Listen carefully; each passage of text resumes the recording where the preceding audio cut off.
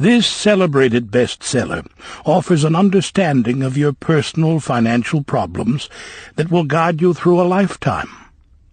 The Richest Man in Babylon uses success secrets of the ancients to lead you onto the road of happiness and prosperity. And now, The Richest Man in Babylon. Forward. Our prosperity as a nation depends upon the personal financial prosperity of each of us as individuals. This book deals with the personal successes of each of us. Success means accomplishments as the result of our own efforts and abilities. Proper preparation is the key to our success. Our acts can be no wiser than our thoughts. Our thinking can be no wiser than our understanding. This book of cures for lean purses has been termed a guide to financial understanding. That indeed is its purpose, to offer those who are ambitious for financial success an insight which will aid them to acquire money, to keep money, and to make their surpluses earn more money. In the pages which follow, we are taken back to Babylon, the cradle in which was nurtured the basic principles of finance now recognized and used the world over. To new readers, the author is happy to extend the wish that its pages may contain for them the same inspiration for growing bank accounts, greater financial successes, and the solution of difficult personal financial problems so enthusiastically reported by readers from coast to coast. To the business executives who have distributed these tales in such generous quantities to friends, relatives, employees, and associates, the author takes this opportunity to express his gratitude. No endorsement could be higher than that of practical men who appreciate its teachings because they themselves have worked up to important successes by applying the very principles it advocates. Babylon became the wealthiest city of the ancient world because its citizens were the richest people of their time. They appreciated the value of money. They practiced sound financial principles in acquiring money, keeping money, and making their money earn more money. They provided for themselves what we all desire: incomes for the future. GSC. Chapter 1. The Man Who Desired Gold. Banseer, the chariot builder of Babylon, was thoroughly discouraged. From his seat upon the low wall surrounding his property, he gazed sadly at his simple home and the open workshop in which stood a partially completed chariot. His wife frequently appeared at the open door. Her furtive glances in his direction reminded him that the meal bag was almost empty and he should be at work finishing the chariot, hammering and hewing, polishing and painting, stretching taut the leather over the wheel rims, preparing it for delivery so he could collect from his wealthy customer. Nevertheless, his fat, muscular body sat stolidly upon the wall. His slow mind was struggling patiently with a problem for which he could find no answer. The hot tropical sun, so typical of this valley of the Euphrates, beat down upon him mercilessly.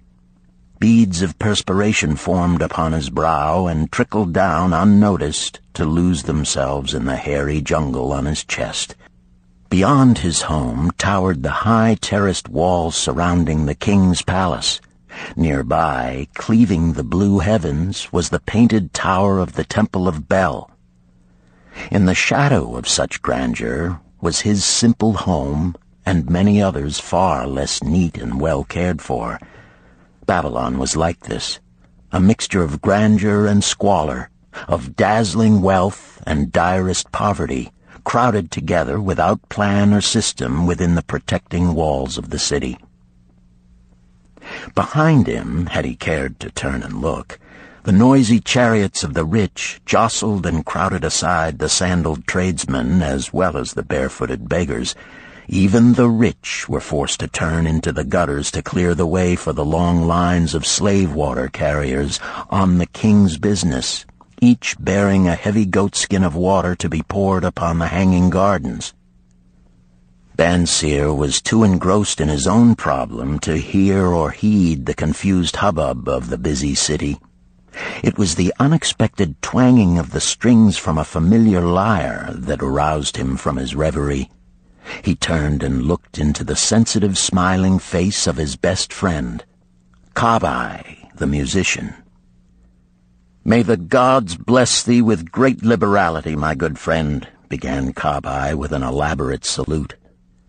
"Yet it does appear they have already been so generous thou needst not to labor. I rejoice with thee in thy good fortune. More, I would even share it with thee. Pray, from thy purse, which must be bulging, else thou wouldst be busy in yon shop, extract but 2 humble shekels and lend them to me until after the nobleman's feast this night. Thou wilt not miss them ere they are returned." "If I did have 2 shekels," Bansir responded gloomily, "to no one could I lend them. Not even to you, my best of friends, for they would be my fortune, my entire fortune." No one lends his entire fortune, not even to his best friend. "What?" exclaimed Kabai with genuine surprise. "Thou hast not 1 shekel in thy purse, yet sit like a statue upon a wall? Why not complete that chariot? How else canst thou provide for thy noble appetite? 'Tis not like thee, my friend. Where is thy endless energy? Doth something distress thee? Have the gods brought to thee troubles?" "A torment from the gods it must be," Bansir agreed. "It began with a dream, a senseless dream in which I thought I was a man of means. From my belt hung a handsome purse, heavy with coins. There were shekels which I cast with careless freedom to the beggars. There were pieces of silver with which I did buy finery for my wife and whatever I did desire for myself. There were pieces of gold which made me feel assured of the future and unafraid to spend the silver. A glorious feeling of contentment was within me. You would not have known me for thy hard-working friend, nor wouldst have known my wife, so free from wrinkles was her face and shining with happiness. She was again the smiling maiden of our early married days." "A pleasant dream indeed," commented Kabai. "But why should such pleasant feelings as it aroused turn thee into a glum statue upon the wall?" "Why, indeed?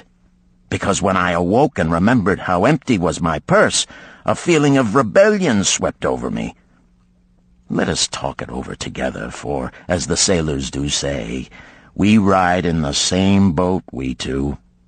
As youngsters we went together to the priests to learn wisdom. As young men we shared each other's pleasures. As grown men we have always been close friends.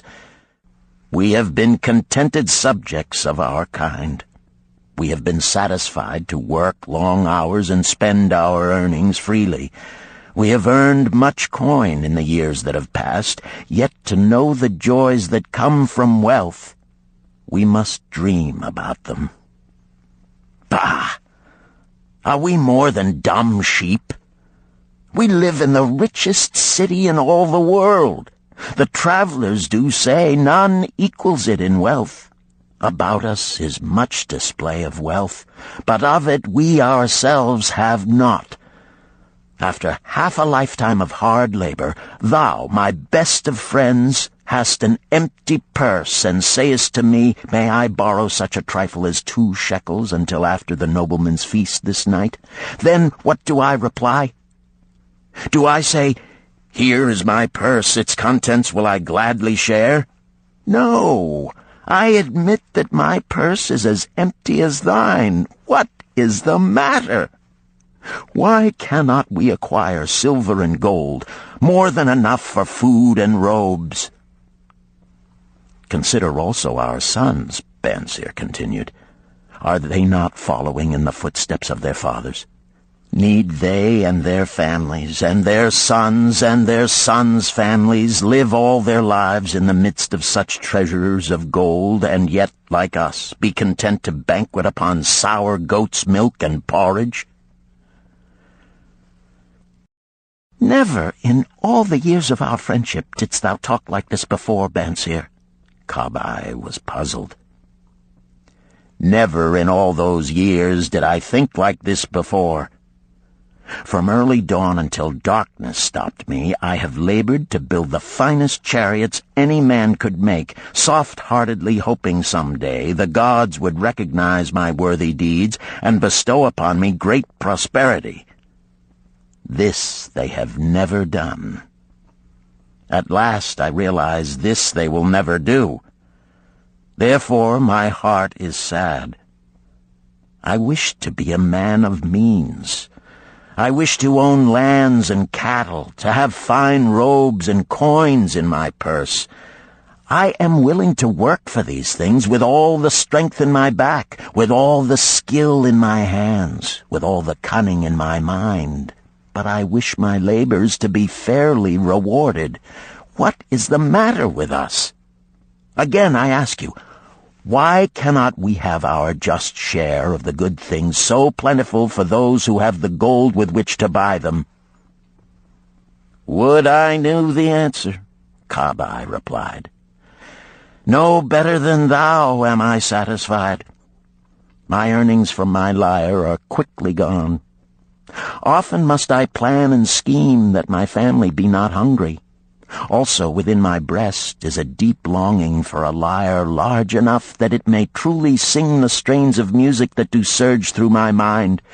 With such an instrument could I make music finer than even the king has ever heard before. Such a lyre thou shouldst have. No man in all Babylon could make it sing more sweetly. Could make it sing so sweetly not only the king, but the gods themselves would be delighted. But how mayest thou secure it while we both of us are as poor as the king's slaves? Listen to the bell. Here they come. He pointed to the long column of half-naked, sweating water-bearers plodding laboriously up the narrow street from the river. 5 abreast they marched, each bent under a heavy goatskin of water. A fine figure of a man he who doth lead them, Kabai indicated the wearer of the bell who marched in front without a load. A prominent man in his own country, 'tis easy to see. There are many good figures in the line, Bansir agreed, as good men as we. Tall, blond men from the north, laughing black men from the south, little brown men from the nearer countries, all marching together from the river to the gardens, back and forth, day after day, year after year, naught of happiness to look forward to, beds of straw upon which to sleep, hard grain porridge to eat. Pity the poor brutes, Kabai. Pity them I do, yet thou dost make me see how little better off are we, free men though we call ourselves. That is truth, Kabai. Unpleasant thought though it may be. We do not wish to go on year after year living slavish lives, working, getting nowhere. Might we not find out how others acquire gold and do as they do? Kabai inquired. Perhaps there is some secret we might learn if we but sought from those who knew, replied Bansir thoughtfully. This very day, suggested Kabai, I did pass our old friend Arkad, riding in his golden chariot. This I will say, he did not look over my humble head as many in his station might consider his right. Instead, he did wave his hand that all onlookers might see him pay greetings and bestow his smile of friendship upon Kabai, the musician. He is claimed to be the richest man in all Babylon, Bansir mused. So rich, the king is said to seek his golden aid in affairs of the treasury, Kabai replied. So rich, Bansir interrupted. I fear if I should meet him in the darkness of the night, I should lay my hands upon his fat wallet. Nonsense, reproved Kabai.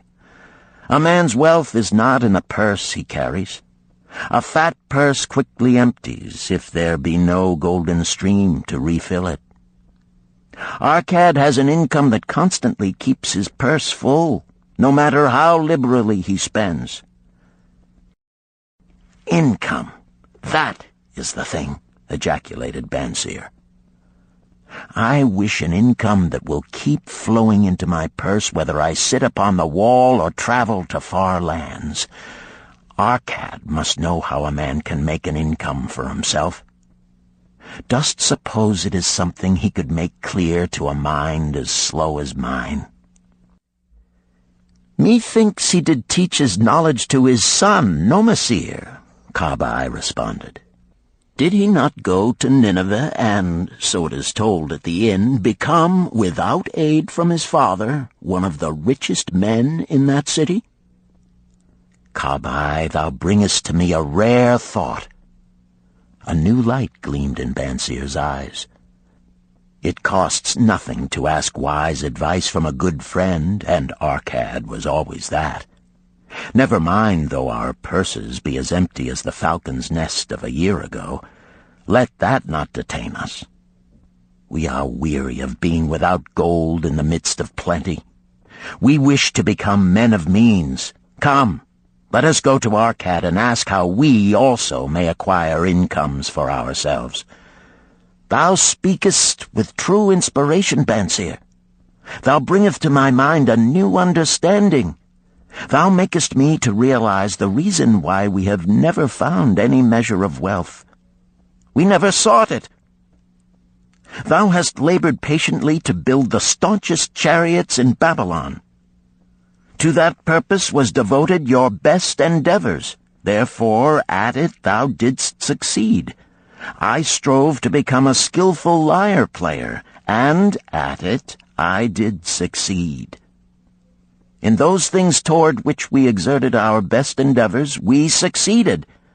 The gods were content to let us continue thus.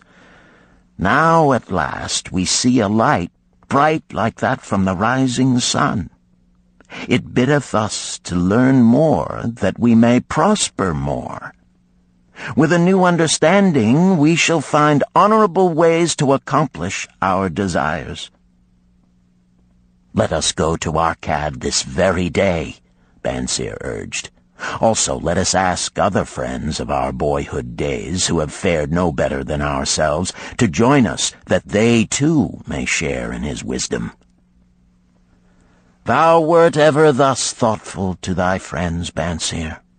Therefore hast thou many friends. It shall be as thou sayest.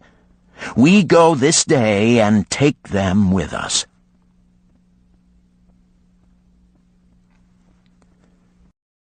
Chapter 2. The Richest Man in Babylon.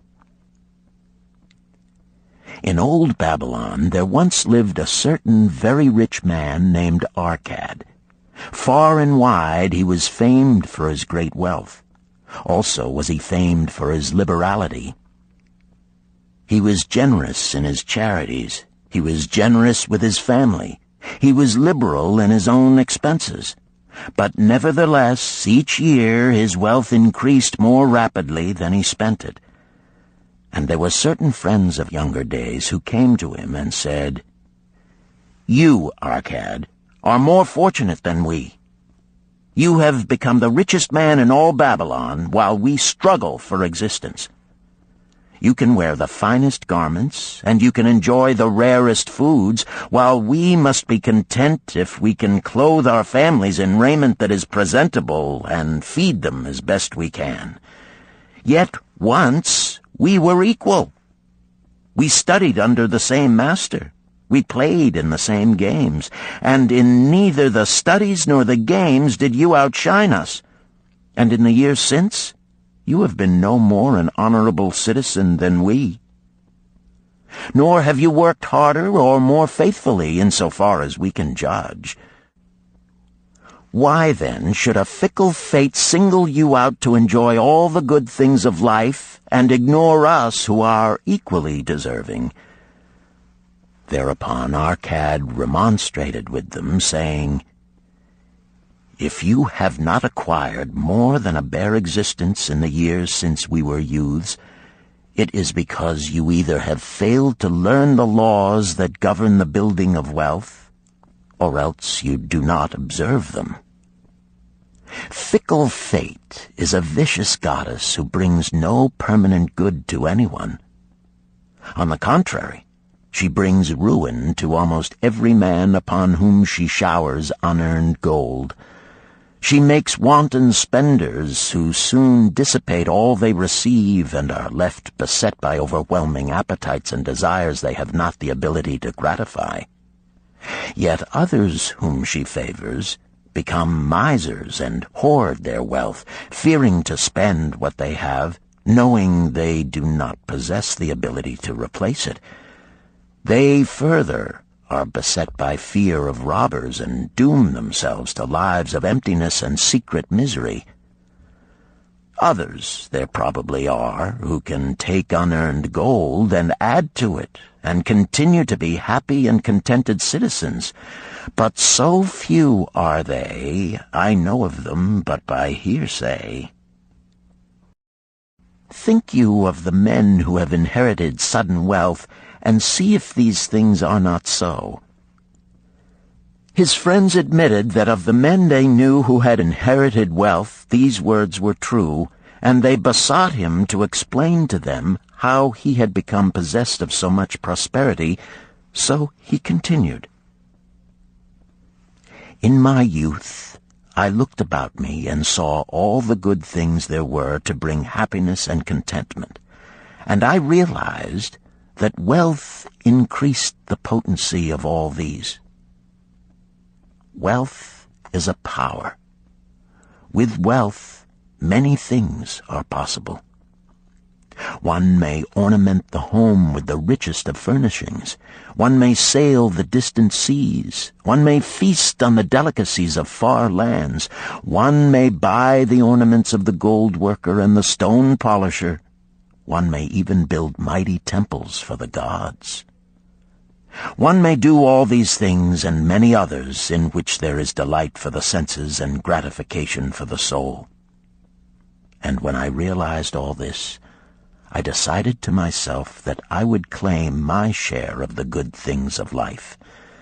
I would not be one of those who stand afar off, enviously watching others enjoy.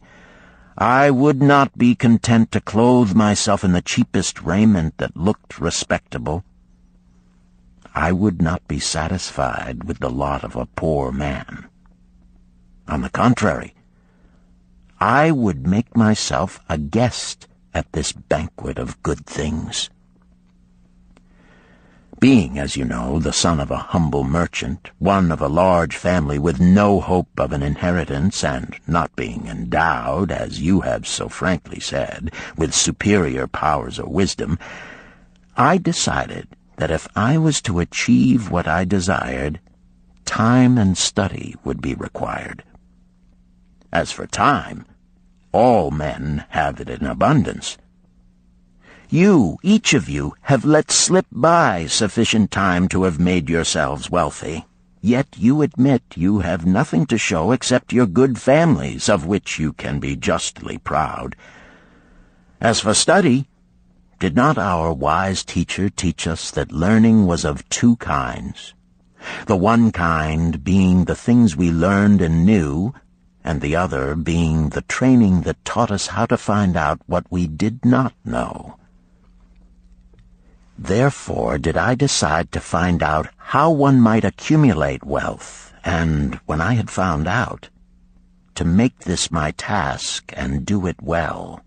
For is it not wise that we should enjoy while we dwell in the brightness of the sunshine? For sorrows enough shall descend upon us when we depart for the darkness of the world of spirit. I found employment as a scribe in the hall of records, and long hours each day I labored upon the clay tablets. Week after week, and month after month I labored, yet for my earnings I had naught to show. Food and clothing and penance to the gods, and other things of which I could remember not what, absorbed all my earnings, but my determination did not leave me. And one day Algamish, the moneylender, came to the house of the city master and ordered a copy of the 9th law, and he said to me, I must have this in 2 days, and if the task is done by that time, 2 coppers will I give to thee. So I labored hard, but the law was long, and when Algamish returned, the task was unfinished. He was angry, and had I been his slave, he would have beaten me. But knowing the city master would not permit him to injure me, I was unafraid. So I said to him, Algamish, you are a very rich man. Tell me how I may also become rich, and all night I will carve upon the clay, and when the sun rises, it shall be completed. He smiled at me and replied, You are a forward knave, but we will call it a bargain. All that night I carved, though my back pained and the smell of the wick made my head ache until my eyes could hardly see. But when he returned at sunup, the tablets were complete. Now, I said, tell me what you promised. You have fulfilled your part of our bargain, my son, he said to me kindly, and I am ready to fulfill mine. I will tell you these things you wish to know, because I am becoming an old man, and an old tongue loves to wag. And when youth comes to age for advice, he receives the wisdom of years. But too often does youth think that age knows only the wisdom of days that are gone, and therefore profits not. But remember this, the sun that shines today is the sun that shone when thy father was born, and will still be shining when thy last grandchild shall pass into the darkness. The thoughts of youth, he continued, are bright lights that shine forth like the meteors that oft make brilliant the sky. But the wisdom of age is like the fixed stars that shine so unchanged that the sailor may depend upon them to steer his course. Mark you well my words, for if you do not, you will fail to grasp the truth that I will tell you, and you will think that your night's work has been in vain. Then he looked at me shrewdly from under his shaggy brows and said in a low, forceful tone, I've found the road to wealth when I decided that a part of all I earned was mine to keep. And so will you. Then he continued to look at me with a glance that I could feel pierce me, but said no more. Is that all? I asked. That was sufficient to change the heart of a sheep-herder into the heart of a money-lender, he replied. But all I earn is mine to keep, is it not? I demanded. Far from it, he replied. Do you not pay the garment maker? Do you not pay the sandal maker? Do you not pay for the things you eat? Can you live in Babylon without spending? What have you to show for your earnings of the past month? What for the past year? Fool! You pay to everyone but yourself. Dullard! You labor for others. As well be a slave and work for what your master gives you to eat and wear. If you did keep for yourself 1/10 of all you earn, how much would you have in 10 years? My knowledge of the numbers did not forsake me, and I answered, "As much as I earn in 1 year." "You speak but half the truth," he retorted. "Every gold piece you save is a slave to work for you. Every copper it earns is its child that also can earn for you. If you would become wealthy, then what you save must earn, and its children must earn, that all may help to give to you the abundance you crave. You think I cheat you for your long night's work," he continued. "But I am paying you 1,000 times over if you have the intelligence to grasp the truth I offer you.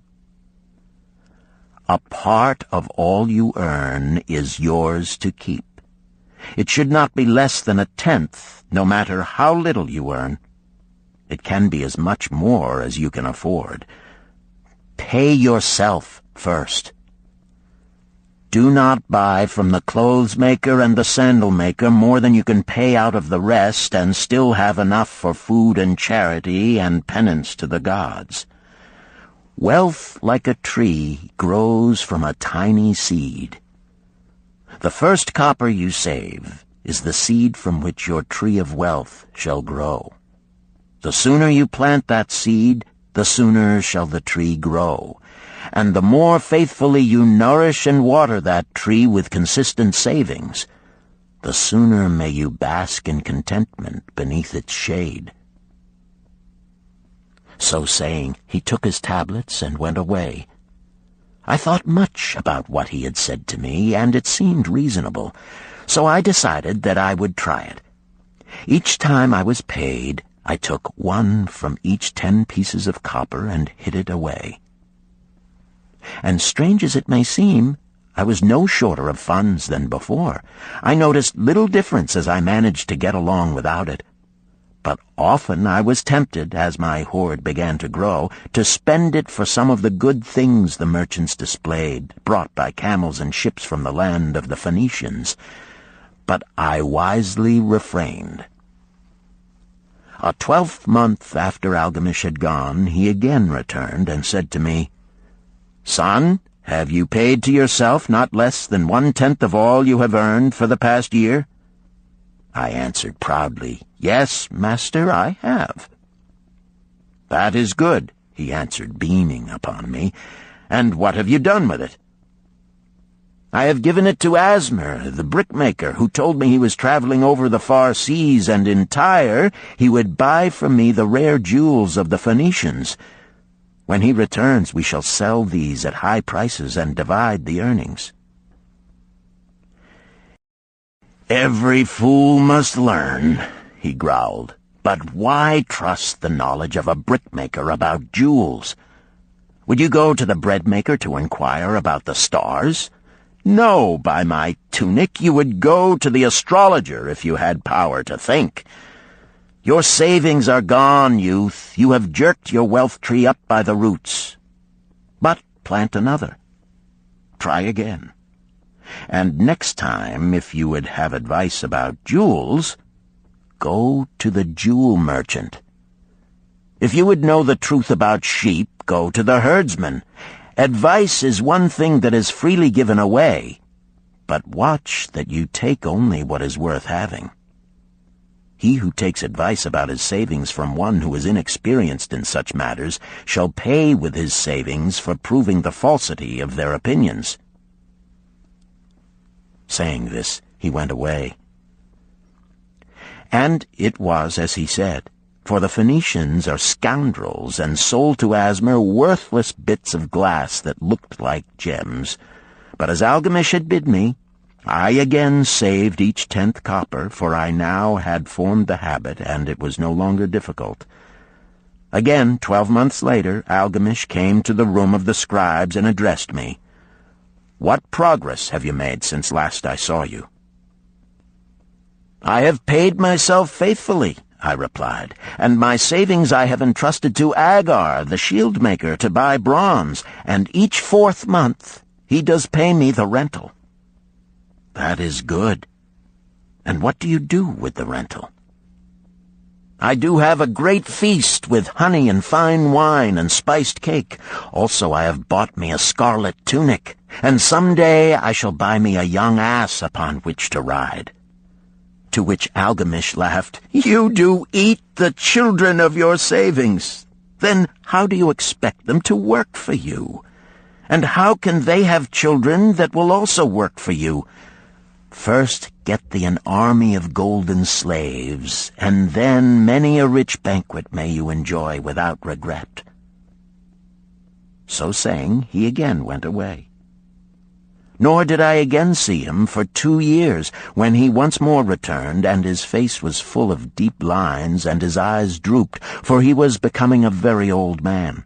And he said to me, "Arcad, hast thou yet achieved the wealth thou dreamed of?" And I answered, "Not yet all that I desire, but some I have, and it earns more, and its earnings earn more." "And do you still take the advice of brickmakers?" "About brickmaking they give me good advice," I retorted. "Arcad," he continued, "you have learned your lessons well. You first learned to live upon less than you could earn. Next, you learned to seek advice from those who were competent through their own experiences to give it. And lastly, you have learned to make gold work for you. You have taught yourself how to acquire money, how to keep it, and how to use it. Therefore, you are competent for a responsible position. I am becoming an old man. My sons think only of spending and give no thought to earning. My interests are great, and I fear too much for me to look after. If you will go to Nippur and look after my lands there, I shall make you my partner, and you shall share in my estate." So I went to Nippur and took charge of his holdings, which were large, and because I was full of ambition and because I had mastered the 3 laws of successfully handling wealth, I was enabled to increase greatly the value of his properties. So I prospered much, and when the spirit of Algamish departed for the sphere of darkness, I did share in his estate as he had arranged under the law. So spake Arcad, and when he had finished his tale, one of his friends said, "You were indeed fortunate that Algamish made you an heir." "Fortunate only in that I had the desire to prosper before I first met him. For 4 years did I not prove my definiteness of purpose by keeping 1/10 of all I earned? Would you call a fisherman lucky who for years so studied the habits of the fish that with each changing wind he could cast his nets about them? Opportunity is a haughty goddess who wastes no time with those who are unprepared. You had strong willpower to keep on after you lost your first year's savings. You are unusual in that way," spoke up another. "Willpower," retorted Arcad. "What nonsense! Do you think willpower gives a man the strength to lift a burden the camel cannot carry, or to draw a load the oxen cannot budge? Willpower is but the unflinching purpose to carry a task you set for yourself to fulfillment. If I set for myself a task, be it ever so trifling, I shall see it through. How else shall I have confidence in myself to do important things? Should I say to myself, for 100 days as I walk across the bridge into the city, I will pick from the road a pebble and cast it into the stream? I would do it. If on the 7th day I passed by without remembering, I would not say to myself, tomorrow I will cast 2 pebbles which will do as well. Instead, I would retrace my steps and cast the pebble. Nor on the 20th day would I say to myself, Arcad, this is useless. What does it avail you to cast a pebble every day? Throw in a handful and be done with it. No, I would not say that, nor do it. When I set a task for myself, I complete it.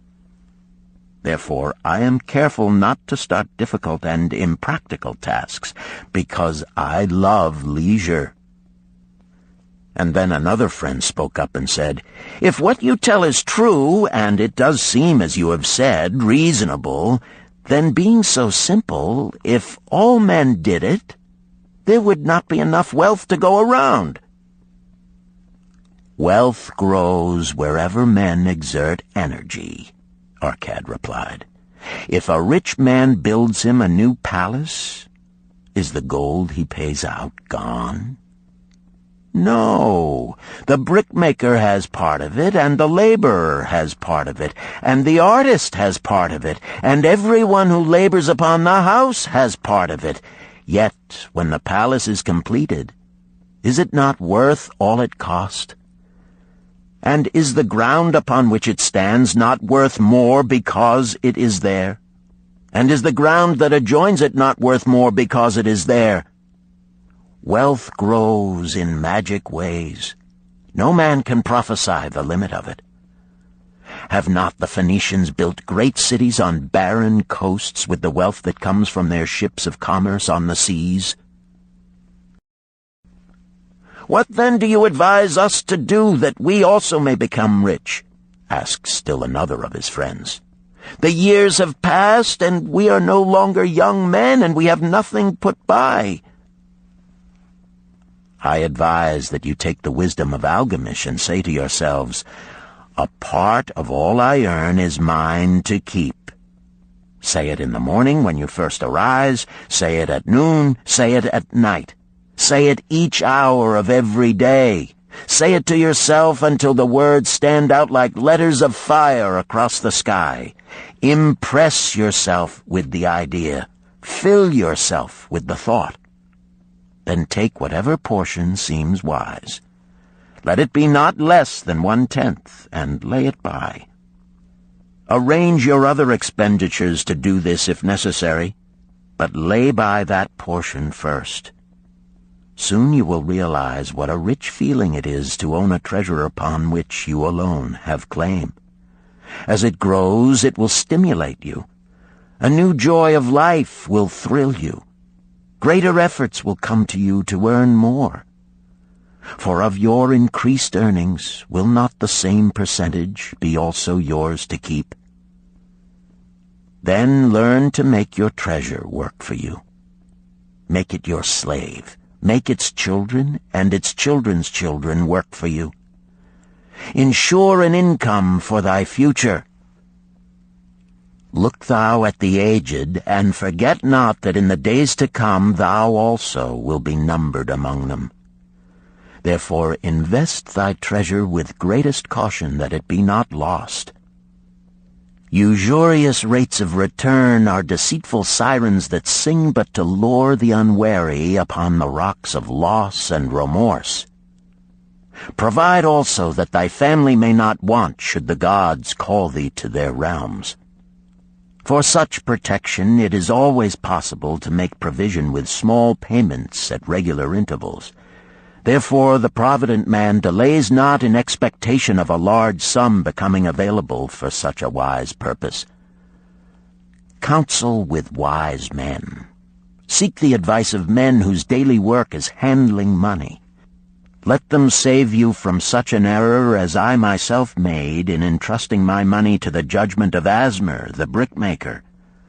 A small return and a safe one is far more desirable than risk.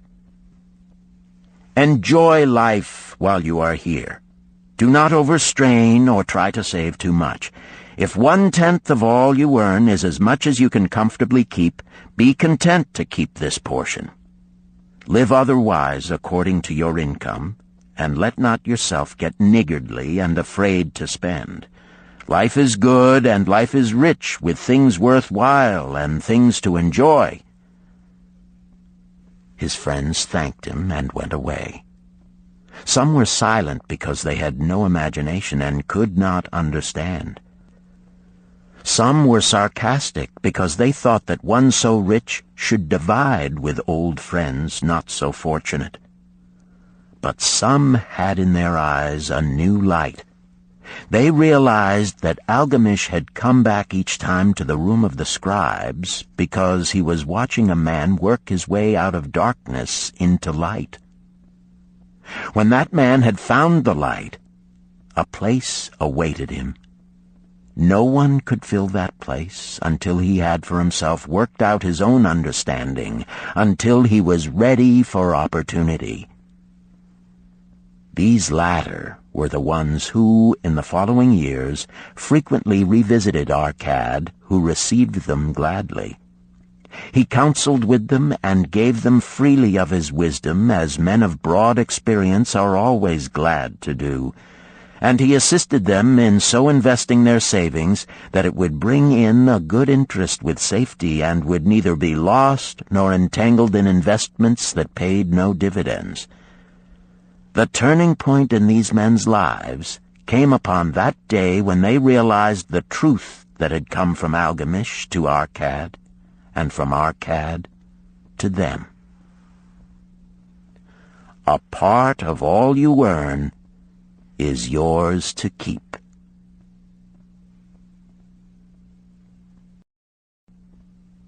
Chapter 3. 7 Cures for a Lean Purse. The glory of Babylon endures. Down through the ages, its reputation comes to us as the richest of cities, its treasures as fabulous. Yet it was not always so. The riches of Babylon were the results of the wisdom of its people. They first had to learn how to become wealthy. When the good King Sargon returned to Babylon after defeating his enemies, the Elamites, he was confronted with a serious situation.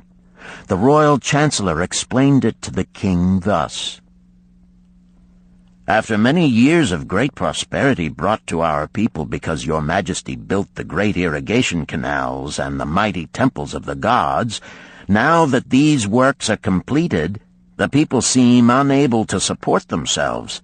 The laborers are without employment. The merchants have few customers. The farmers are unable to sell their produce. The people have not enough gold to buy food." "But where has all the gold gone that we spent for these great improvements?" demanded the king. "It has found its way, I fear," responded the chancellor, "into the possession of a few very rich men of our city. It filtered through the fingers of most of our people as quickly as the goat's milk goes through the strainer. Now that the stream of gold has ceased to flow, most of our people have nothing to show for their earnings." The king was thoughtful for some time. Then he asked, "Why should so few men be able to acquire all the gold?" "Because they know how," replied the chancellor. "One may not condemn a man for succeeding because he knows how. Neither may one with justice take away from a man what he has fairly earned to give to men of less ability." "But why," demanded the king, "should not all the people learn how to accumulate gold and therefore become themselves rich and prosperous?" "Quite possible, Your Excellency. But who can teach them? Certainly not the priests, because they know naught of money-making." "Who knows best in all our city how to become wealthy, Chancellor?"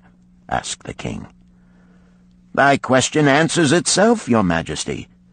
Who has amassed the greatest wealth in Babylon?" "Well said, my able Chancellor. It is Arcad. He is the richest man in Babylon.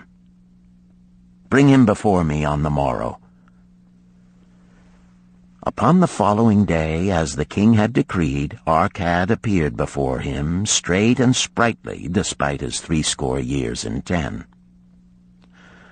"Arcad," spoke the king, "is it true thou art the richest man in Babylon?" "So it is reported, Your Majesty, and no man disputes it." "How becamest thou so wealthy?" "By taking advantage of opportunities available to all citizens of our good city." thou hadst nothing to start with? Only a great desire for wealth. Besides this, nothing. Arcad, continued the king, our city is in a very unhappy state because a few men know how to acquire wealth and therefore monopolize it, while the mass of our citizens lack the knowledge of how to keep any part of the gold they receive. It is my desire that Babylon be the wealthiest city in the world. Therefore, it must be a city of many wealthy men. Therefore, we must teach all the people how to acquire riches. Tell me, Arcad, is there any secret to acquiring wealth? Can it be taught? It is practical, Your Majesty. That which one man knows can be taught to others. The king's eyes glowed. Arcad, thou speakest the words I wish to hear. Wilt thou lend thyself to this great cause?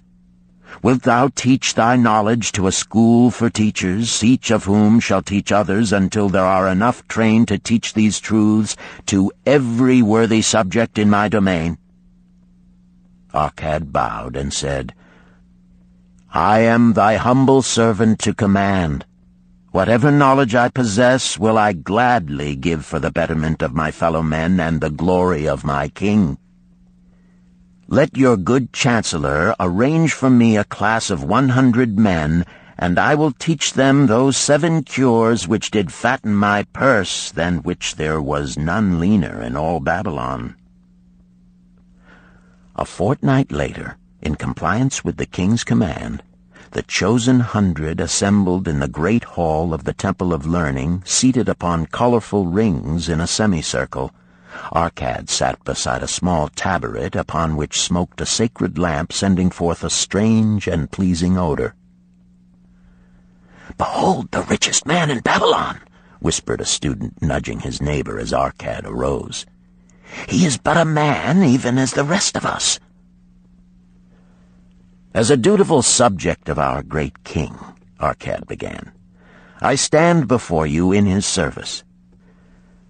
Because once I was a poor youth who did greatly desire gold, and because I found knowledge that enabled me to acquire it, he asks that I impart unto you my knowledge. I started my fortune in the humblest way. I had no advantage not enjoyed as fully by you and every citizen in Babylon. The first storehouse of my treasure was a well-worn purse. I loathed its useless emptiness. I desired that it be round and full, clinking with the sound of gold. Therefore I sought every remedy for a lean purse. I found 7. To you who are assembled before me shall I explain the 7 cures for a lean purse which I do recommend to all men who desire much gold. Each day for 7 days will I explain to you one of the 7 remedies. Listen attentively to the knowledge that I will impart. Debate it with me. Discuss it among yourselves. Learn these lessons thoroughly, that ye may also plant in your own purse the seed of wealth. First must each of you start wisely to build a fortune of his own. Then wilt thou be competent, and only then, to teach these truths to others. I shall teach to you in simple ways how to fatten your purses. This is the first step leading to the Temple of Wealth, and no man may climb who cannot plant his feet firmly upon the first step. We shall now consider the first cure. The first cure. Start thy purse to fattening. Arcad addressed the thoughtful man in the second row. My good friend, at what craft workest thou? I, replied the man, am a scribe and carve records upon the clay tablets. Even at such labor did I myself earn my first coppers. Therefore thou hast the same opportunity to build a fortune. He spoke to a florid-faced man farther back. pray, tell also what dost thou to earn thy bread?" "I," responded this man, "am a meat butcher. I do buy the goats the farmers raise, and kill them, and sell the meat to the housewives, and the hides to the sandal makers. Because thou dost also labor and earn, thou hast every advantage to succeed that I did possess." In this way did Arcad proceed to find out how each man labored to earn his living. When he had done questioning them, he said, "Now, my students, ye can see that there are many trades and labors at which men may earn coins. Each of the ways of earning is a stream of gold from which the worker doth divert by his labors a portion to his own purse. Therefore into the purse of each of you flows a stream of coins, large or small, according to his ability. Is it not so?" Thereupon they agreed that it was so. "Then," continued Arcad, "if each of you desireth to build for himself a fortune, is it not wise to start by utilizing that source of wealth which he already has established?" To this they agreed. Then Arcad turned to a humble man who had declared himself an egg merchant. "If thou select one of thy baskets, and put into it each morning 10 eggs, and take out from it each evening 9 eggs, what will eventually happen?" "It will become in time overflowing." "Why?"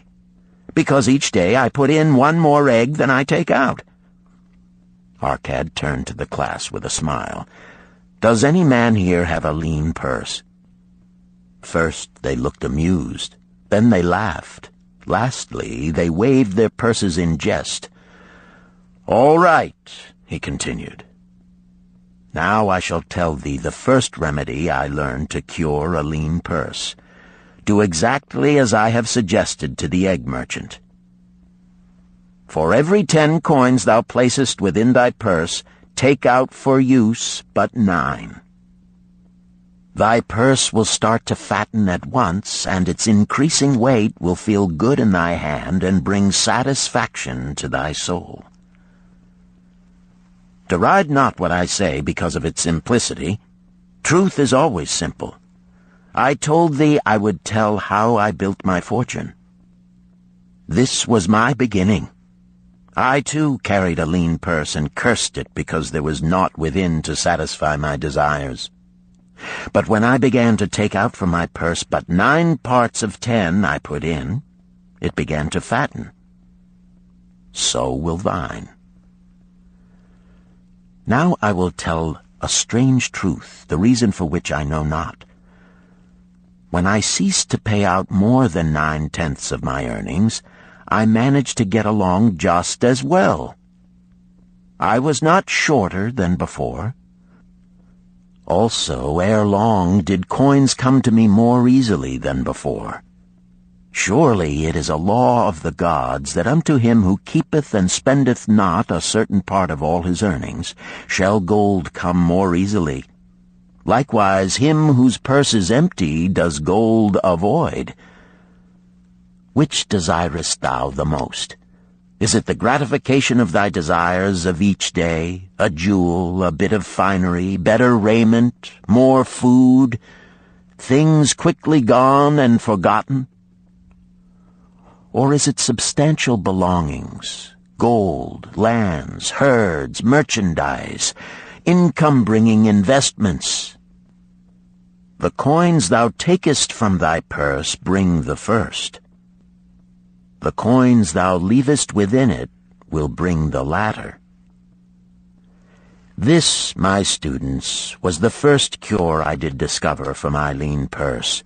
For each 10 coins I put in, to spend but 9. Debate this among yourselves. If any man proves it untrue, tell me upon the morrow when we shall meet again. The second cure. Control thy expenditures. Some of your members, my students, have asked me this. How can a man keep 1/10 of all he earns in his purse when all the coins he earns are not enough for his necessary expenses? So did Arcad address his students upon the second day. "Yesterday, how many of thee carried lean purses?"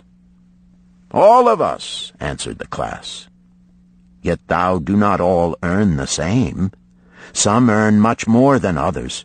Some have much larger families to support.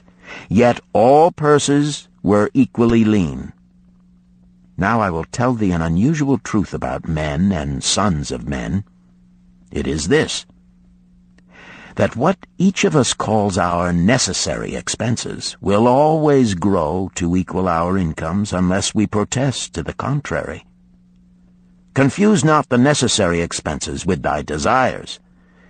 Each of you, together with your good families, have more desires than your earnings can gratify. Therefore are thy earnings spent to gratify these desires in so far as they will go. Still thou retainest many ungratified desires. All men are burdened with more desires than they can gratify. Because of my wealth, thinkest thou I may gratify every desire? 'Tis a false idea.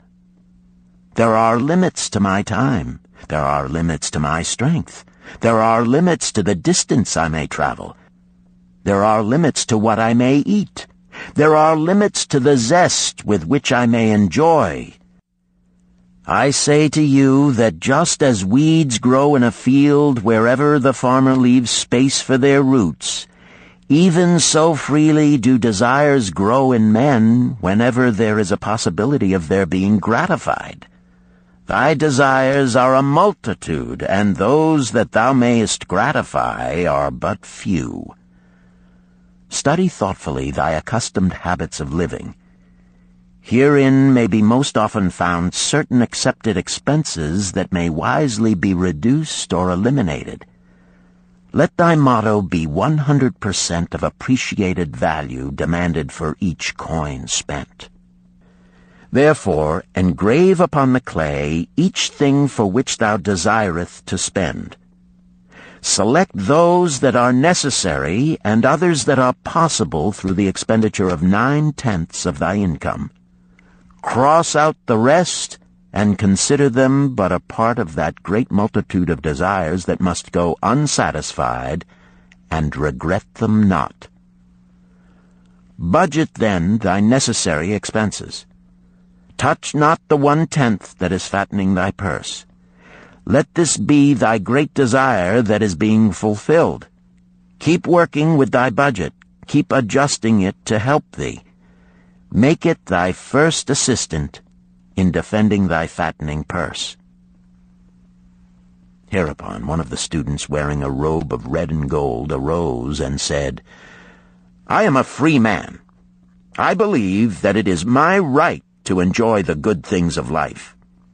Therefore do I rebel against the slavery of a budget which determines just how much I may spend and for what. I feel it would take much pleasure from my life and make me little more than a pack-ass to carry a burden." To him Arcad replied, "Who, my friend, would determine thy budget?" "I would make it for myself," responded the protesting one. In that case, were a pack-ass to budget his burden, would he include therein jewels and rugs and heavy bars of gold? Not so. He would include hay and grain and a bag of water for the desert trail. The purpose of a budget is to help thy purse to fatten. It is to assist thee to have thy necessities and, insofar as attainable, thy other desires. It is to enable thee to realize thy most cherished desires by defending them from thy casual wishes. Like a bright light in a dark cave, thy budget shows up the leaks from thy purse and enables thee to stop them and control thy expenditures for definite and gratifying purposes. This, then, is the second cure for a lean purse.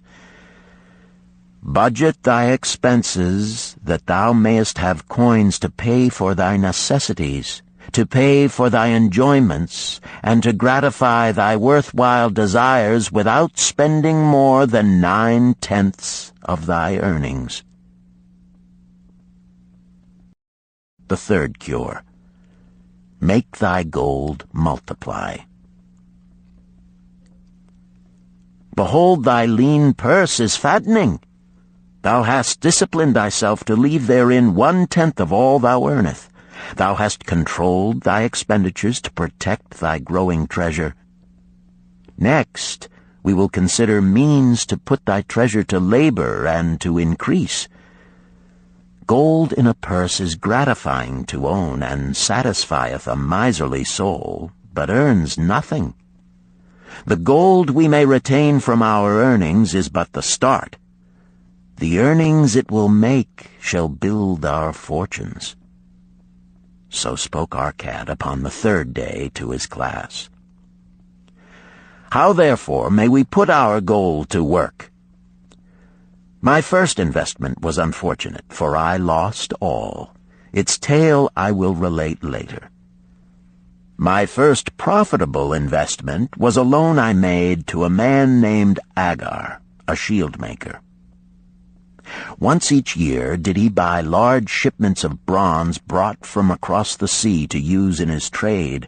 Lacking sufficient capital to pay the merchants, he would borrow from those who had extra coins. He was an honorable man.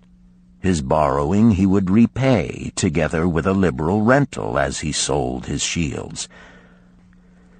Each time I loaned to him, I loaned back also the rental he had paid to me. Therefore not only did my capital increase, but its earnings likewise increased. Most gratifying was it to have these sums returned to my purse. I tell you, my students, a man's wealth is not in the coins he carries in his purse. It is the income he buildeth, the golden stream that continually floweth into his purse and keepeth it always bulging. That is what every man desireth. That is what thou, each one of thee, desireth. An income that continueth to come whether thou work or travel. Great income I have acquired, so great that I am called a very rich man. My loans to Agar were my first training in profitable investment. Gaining wisdom from this experience, I extended my loans and investments as my capital increased. From a few sources at first, from many sources later, flowed into my purse a golden stream of wealth available for such wise uses as I should decide. Behold, from my humble earnings, I had begotten a horde of golden slaves, each laboring and earning more gold.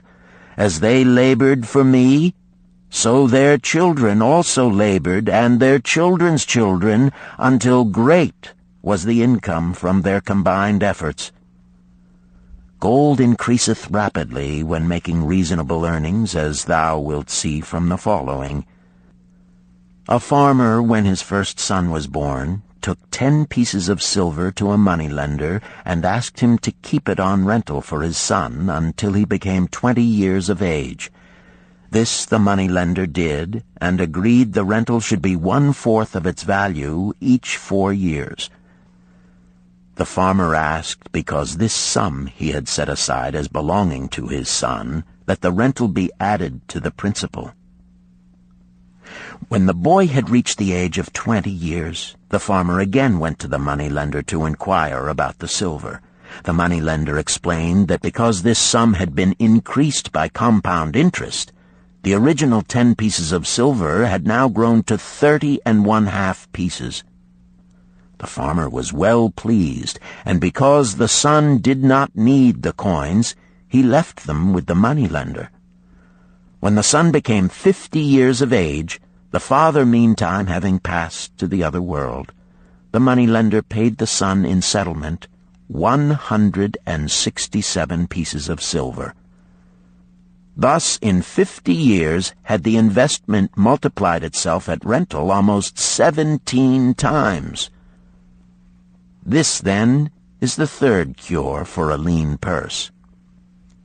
to put each coin to laboring, that it may reproduce its kind, even as the flocks of the field, and help bring to thee income, a stream of wealth that shall flow constantly into thy purse. The fourth cure. Guard thy treasures from loss. Misfortune loves a shining mark. Gold in a man's purse must be guarded with firmness, else it be lost. Thus it is wise that we must first secure small amounts and learn to protect them before the gods entrust us with larger. So spoke our cad upon the fourth day to his class. Every owner of gold is tempted by opportunities whereby it would seem that he could make large sums by its investment in most plausible projects. Often friends and relatives are eagerly entering such investment and urge him to follow. The first sound principle of investment is security for thy principal. Is it wise to be intrigued by larger earnings when thy principal may be lost? I say not. The penalty of risk is probable loss. Study carefully, before parting with thy treasure, each assurance that it may be safely reclaimed. Be not misled by thine own romantic desires to make wealth rapidly. Before thou loan it to any man, assure thyself of his ability to repay and his reputation for doing so, that thou mayest not unwittingly be making him a present of thy hard-earned treasure. Before thou entrust it as an investment in any field, acquaint thyself with the dangers which may beset it. My own first investment was a tragedy to me at the time.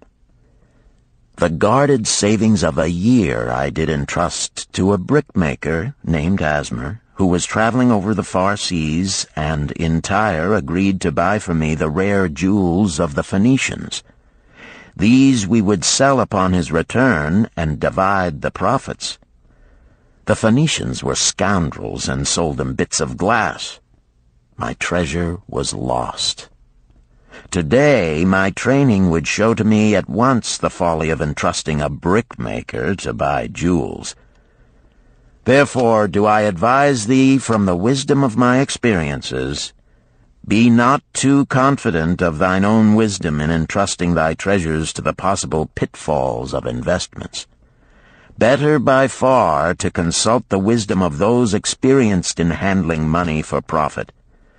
Such advice is freely given for the asking, and may readily possess a value equal in gold to the sum thou considerest investing. In truth, such is its actual value if it save thee from loss. This, then, is the fourth cure for a lean purse, and of great importance if it prevent thy purse from being emptied once it has become well filled. Guard thy treasure from loss by investing only where thy principal is safe, where it may be reclaimed if desirable, and where thou wilt not fail to collect a fair rental. Consult with wise men. Secure the advice of those experienced in the profitable handling of gold. Let their wisdom protect thy treasure from unsafe investments. This ends Disc 1. The Richest Man in Babylon, Disc 2. The fifth cure. Make of thy dwelling a profitable investment. If a man setteth aside 9 parts of his earnings upon which to live and enjoy life, and if any part of this 9 parts he can turn into a profitable investment without detriment to his well-being, then so much faster will his treasures grow. So spake our cad to his class at their 5th lesson. All too many of our men of Babylon do raise their families in unseemly quarters. They do pay to exacting landlords liberal rentals for rooms where their wives have not a spot to raise the blooms that gladden a woman's heart, and their children have no place to play their games except in the unclean alleys.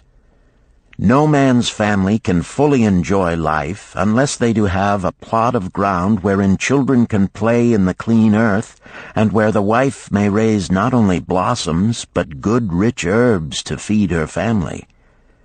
To a man's heart it brings gladness to eat the figs from his own trees and the grapes of his own vines, to own his own domicile and to have it a place he is proud to care for, putteth confidence in his heart and greater effort behind all his endeavors. Therefore do I recommend that every man own the roof that sheltereth him and his. Nor is it beyond the ability of any well-intentioned man to own his home. Hath not our great king so widely extended the walls of Babylon that within them much land is now unused, and may be purchased at sums most reasonable? Also I say to you, my students, that the money-lenders gladly consider the desires of men who seek homes and land for their families. Readily may thou borrow to pay the brickmaker and the builder for such commendable purposes, if thou can show a reasonable portion of the necessary sum which thou thyself hast provided for the purpose. Then when the house be built, thou canst pay the money-lender with the same regularity as thou didst pay the landlord, because each payment will reduce thy indebtedness to the money-lender. A few years will satisfy his loan. Then will thy heart be glad, because thou wilt own in thy own right a valuable property, and thy only cost will be the king's taxes. Also wilt thy good wife go more often to the river to wash thy robes, that each time returning she may bring a goatskin of water to pour upon the growing things. Thus come many blessings to the man who owneth his own house, and greatly will it reduce his cost of living, making available more of his earnings for pleasures and the gratification of his desires. This, then, is the fifth cure for a lean purse. Own thy own home. The sixth cure. Ensure a future income. The life of every man proceedeth from his childhood to his old age. This is the path of life, and no man may deviate from it, unless the gods call him prematurely to the world beyond. Therefore do I say that it behooves a man to make preparation for a suitable income in the days to come, when he is no longer young, and to make preparations for his family, should he be no longer with them to comfort and support them. This lesson shall instruct thee in providing a full purse when time has made thee less able to earn. So Arcad addressed his class upon the sixth day. The man who, because of his understanding of the laws of wealth, acquireth a growing surplus, should give thought to those future days. He should plan certain investments or provisions that may endure safely for many years, yet will be available when the time arrives which he has so wisely anticipated. There are diverse ways by which a man may provide with safety for his future. He may provide a hiding place and there bury a secret treasure. Yet no matter with what skill it be hidden, it may nevertheless become the loot of thieves.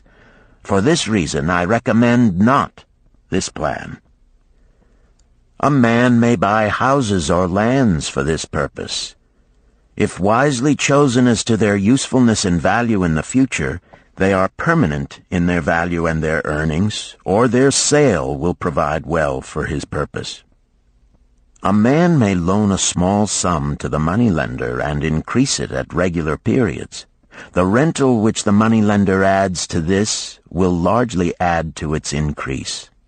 I do know a sandal-maker named Ansan, who explained to me not long ago that each week for 8 years he had deposited with his moneylender 2 pieces of silver. The moneylender had but recently given him an accounting over which he greatly rejoiced. The total of his small deposits with their rental at the customary rate of 1/4 their value for each 4 years had now become 1,040 pieces of silver. I did gladly encourage him further by demonstrating to him with my knowledge of the numbers that in 12 years more, if he would keep his regular deposits of but 2 pieces of silver each week, the moneylender would then owe him 4,000 pieces of silver, a worthy competence for the rest of his life. Surely when such a small payment made with regularity doth produce such profitable results, no man can afford not to insure a treasure for his old age and the protection of his family, no matter how prosperous his business and his investments may be. I would that I might say more about this. In my mind rests a belief that someday wise-thinking men will devise a plan to insure against death, whereby many men pay in but a trifling sum regularly, the aggregate making a handsome sum for the family of each member who passeth to the beyond. This do I see as something desirable and which I could highly recommend. But today it is not possible, because it must reach beyond the life of any man or any partnership to operate. It must be as stable as the king's throne. Some day do I feel that such a plan shall come to pass, and be a great blessing to many men, because even the first small payment will make available a snug fortune for the family of a member, should he pass on. But because we live in our own day, and not in the days which are to come, must we take advantage of those means and ways of accomplishing our purposes. Therefore do I recommend to all men that they, by wise and well-thought-out methods, do provide against a lean purse in their mature years. For a lean purse to a man no longer able to earn, or to a family without its head, is a sore tragedy. This, then, is the 6th cure for a lean purse. Provide in advance for the needs of thy growing age and the protection of thy family. The 7th cure. Increase thy ability to earn. This day do I speak to thee, my students, of one of the most vital remedies for a lean purse. Yet I will not talk of gold, but of yourselves, of the men beneath the robes of many colors who do sit before me. I will talk to you of those things within the minds and lives of men which do work for or against their success. So did Arcad address his class upon the 7th day. Not long ago came to me a young man seeking to borrow. When I questioned him the cause of his necessity, he complained that his earnings were insufficient to pay his expenses. Thereupon I explained to him, this being the case, he was a poor customer for the moneylender, as he possessed no surplus earning capacity to repay the loan. What you need, young man, I told him, is to earn more coins. What dost thou to increase thy capacity to earn? All that I can do, he replied. 6 times within 2 moons have I approached my master to request my pay be increased, but without success. No man can go oftener than that. We may smile at his simplicity, yet he did possess one of the vital requirements to increase his earnings. Within him was a strong desire to earn more, a proper and commendable desire. Preceding accomplishment must be desire. Thy desires must be strong and definite. General desires are but weak longings. For a man to wish to be rich is of little purpose. For a man to desire 5 pieces of gold is a tangible desire which he can press to fulfillment. After he has backed his desire for 5 pieces of gold with strength of purpose to secure it, next he can find similar ways to obtain 10 pieces, and then 20 pieces, and later 1,000 pieces, and, behold, he has become wealthy. In learning to secure his one definite small desire, he hath trained himself to secure a larger one.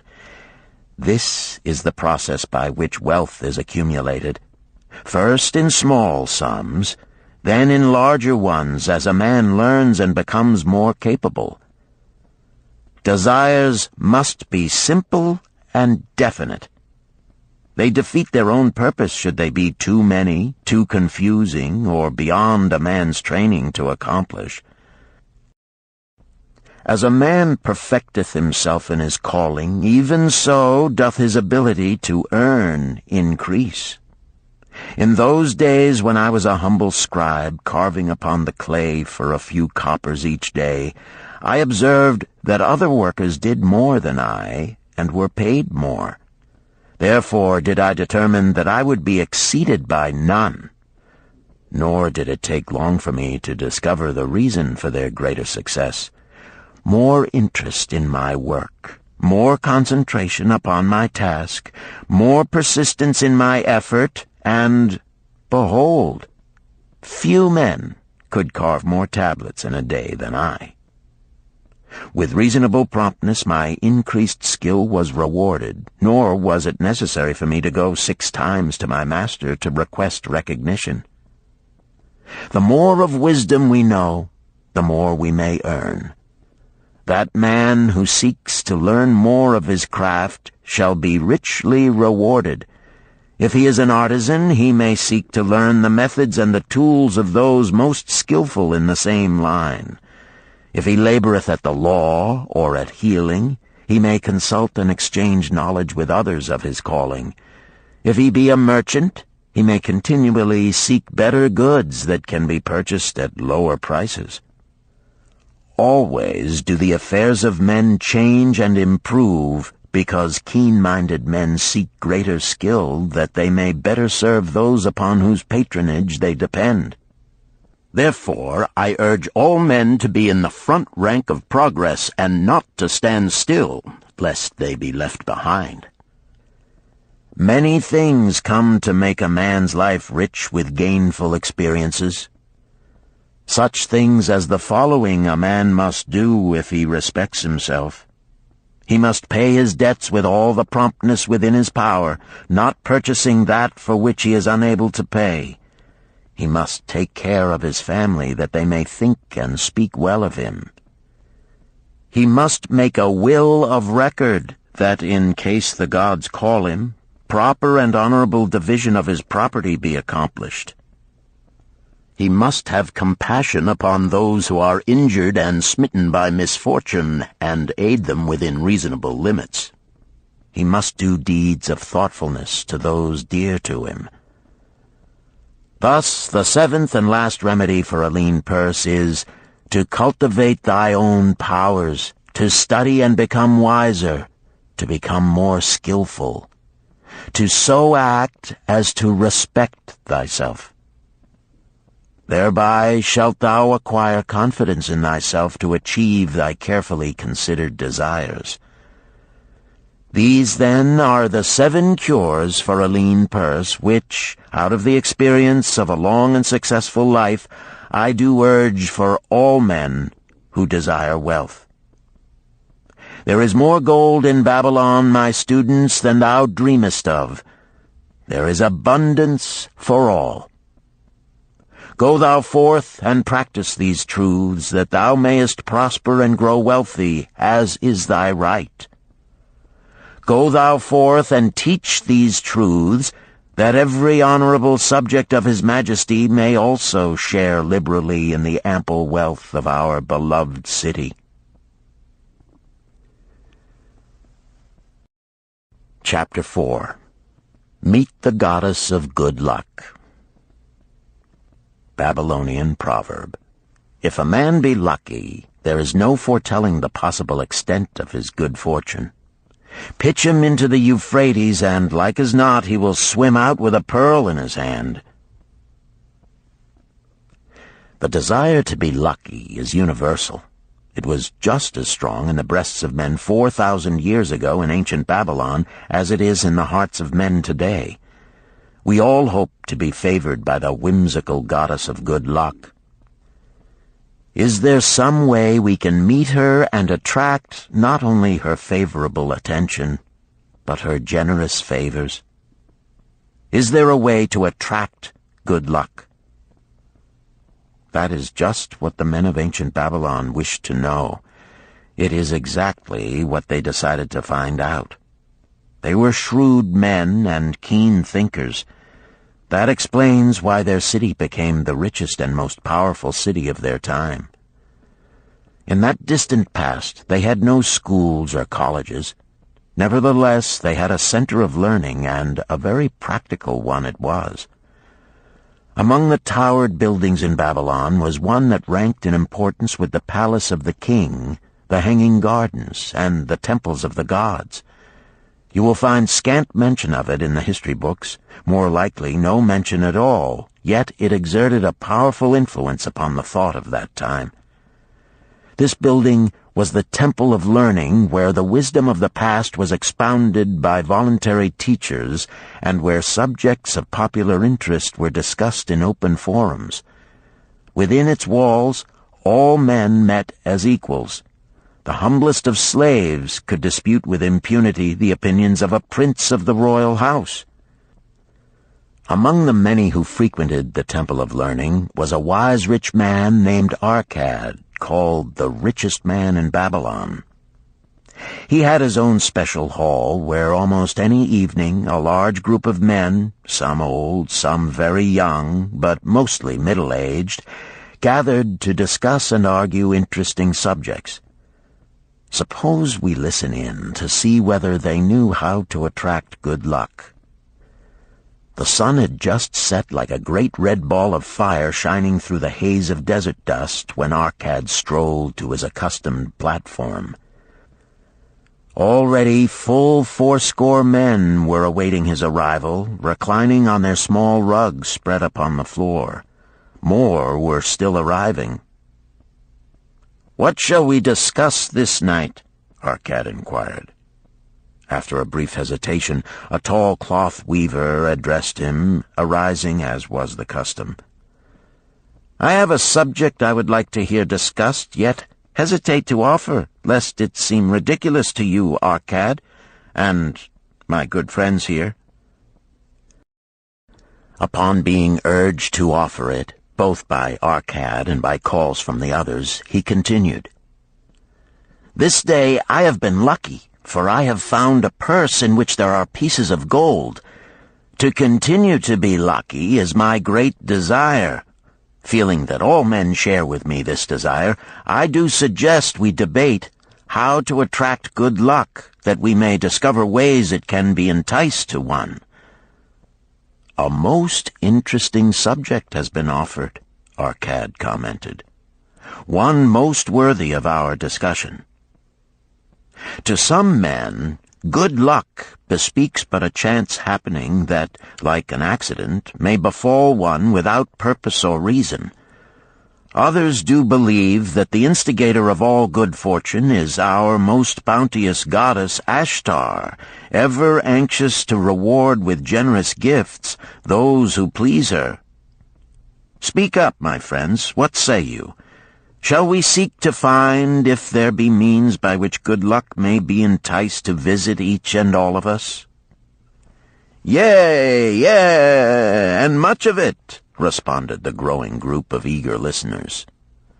Thereupon Arcad continued, "To start our discussion, let us first hear from those among us who have enjoyed experiences similar to that of the cloth weaver in finding or receiving, without effort upon their part, valuable treasures or jewels." There was a pause in which all looked about, expecting someone to reply, but no one did. "What? No one?" Arcad asked. Then rare indeed must be this kind of good luck. Who now will offer a suggestion as to where we shall continue our search?" "That I will do," spoke a well-robed young man, arising. "When a man speaketh of luck, is it not natural that his thoughts turn to the gaming tables? Is it not there we find many men courting the favor of the goddess in hope she will bless them with rich winnings?" As he resumed his seat, a voice called, "Do not stop! Continue thy story. Tell us, didst thou find favor with the goddess at the gaming tables? Did she turn the cubes with red side up so thou filled thy purse at the dealer's expense? Or did she permit the blue sides to come up so the dealer raked in thy hard-earned pieces of silver?" The young man joined the good-natured laughter, then replied, "I am not averse to admitting she seemed not to know I was even there. But how about the rest of you? Have you found her waiting about such places to roll the cubes in your favor? We are eager to hear as well as to learn." "A wise start," broke in Arcad. "We meet here to consider all sides of each question. To ignore the gaming table would be to overlook an instinct common to most men, the love of taking a chance with a small amount of silver in the hope of winning much gold." "That doth remind me of the races but yesterday," called out another listener. "If the goddess frequents the gaming tables, certainly she does not overlook the races where the gilded chariots and the foaming horses offer far more excitement. Tell us honestly, Arcad, didst she whisper to you to place your bet upon those gray horses from Nineveh yesterday? I was standing just behind thee, and could scarce believe my ears when I heard thee place thy bet upon the grays. Thou knowest as well as any of us that no team in all Assyria can beat our beloved bays in a fair race. Didst the goddess whisper in thy ear to bet upon the grays because at the last turn the inside black would stumble and so interfere with our bays that the grays would win the race and score an unearned victory?" Arcad smiled indulgently at the banter. "What reason have we to feel the good goddess would take that much interest in any man's bet upon a horse race? To me, she is a goddess of love and dignity whose pleasure it is to aid those who are in need and to reward those who are deserving. I look to find her, not at the gaming tables or the races where men lose more gold than they win, but in other places where the doings of men are more worthwhile and more worthy of reward. In tilling the soil, in honest trading, in all of man's occupations, there is opportunity to make a profit upon his efforts and his transactions. Perhaps not all the time will he be rewarded, because sometimes his judgment may be faulty, and other times the winds and the weather may defeat his efforts. Yet, if he persists, he may usually expect to realize his profit. This is so because the chances of profit are always in his favor. But when a man playeth the games, the situation is reversed, for the chances of profit are always against him, and always in favor of the gamekeeper. The game is so arranged that it will always favor the keeper. It is his business at which he plans to make a liberal profit for himself from the coins bet by the players. Few players realize how certain are the gamekeeper's profits and how uncertain are their own chances to win. For example, let us consider wagers placed upon the cube. Each time it is cast, we bet which side will be uppermost. If it be the red side, the game master pays to us 4 times our bet. But if any other of the 5 sides come uppermost, we lose our bet. Thus, the figures show that for each cast we have 5 chances to lose, but because the red pays 4 for 1, we have 4 chances to win.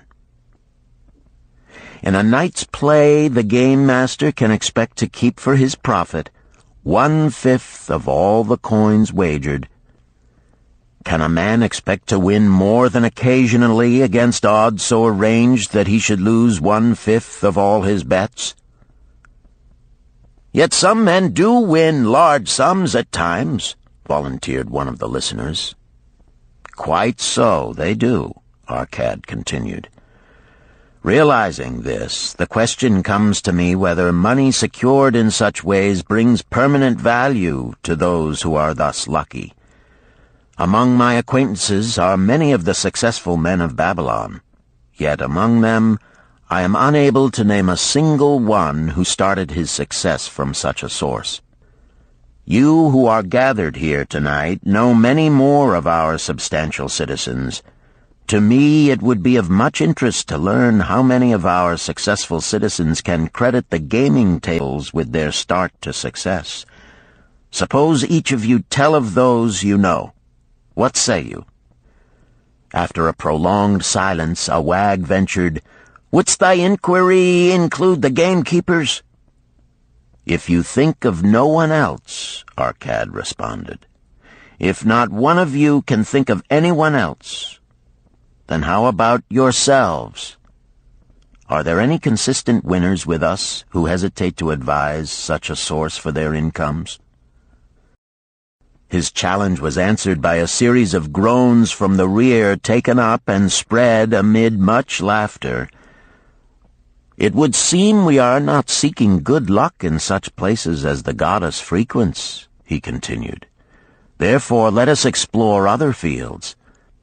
We have not found it in picking up lost wallets, neither have we found it haunting the gaming tables. As to the races, I must confess to have lost far more coins there than I have ever won. Now suppose we consider our trades and businesses. Is it not natural, if we conclude a profitable transaction, to consider it not good luck, but a just reward for our efforts?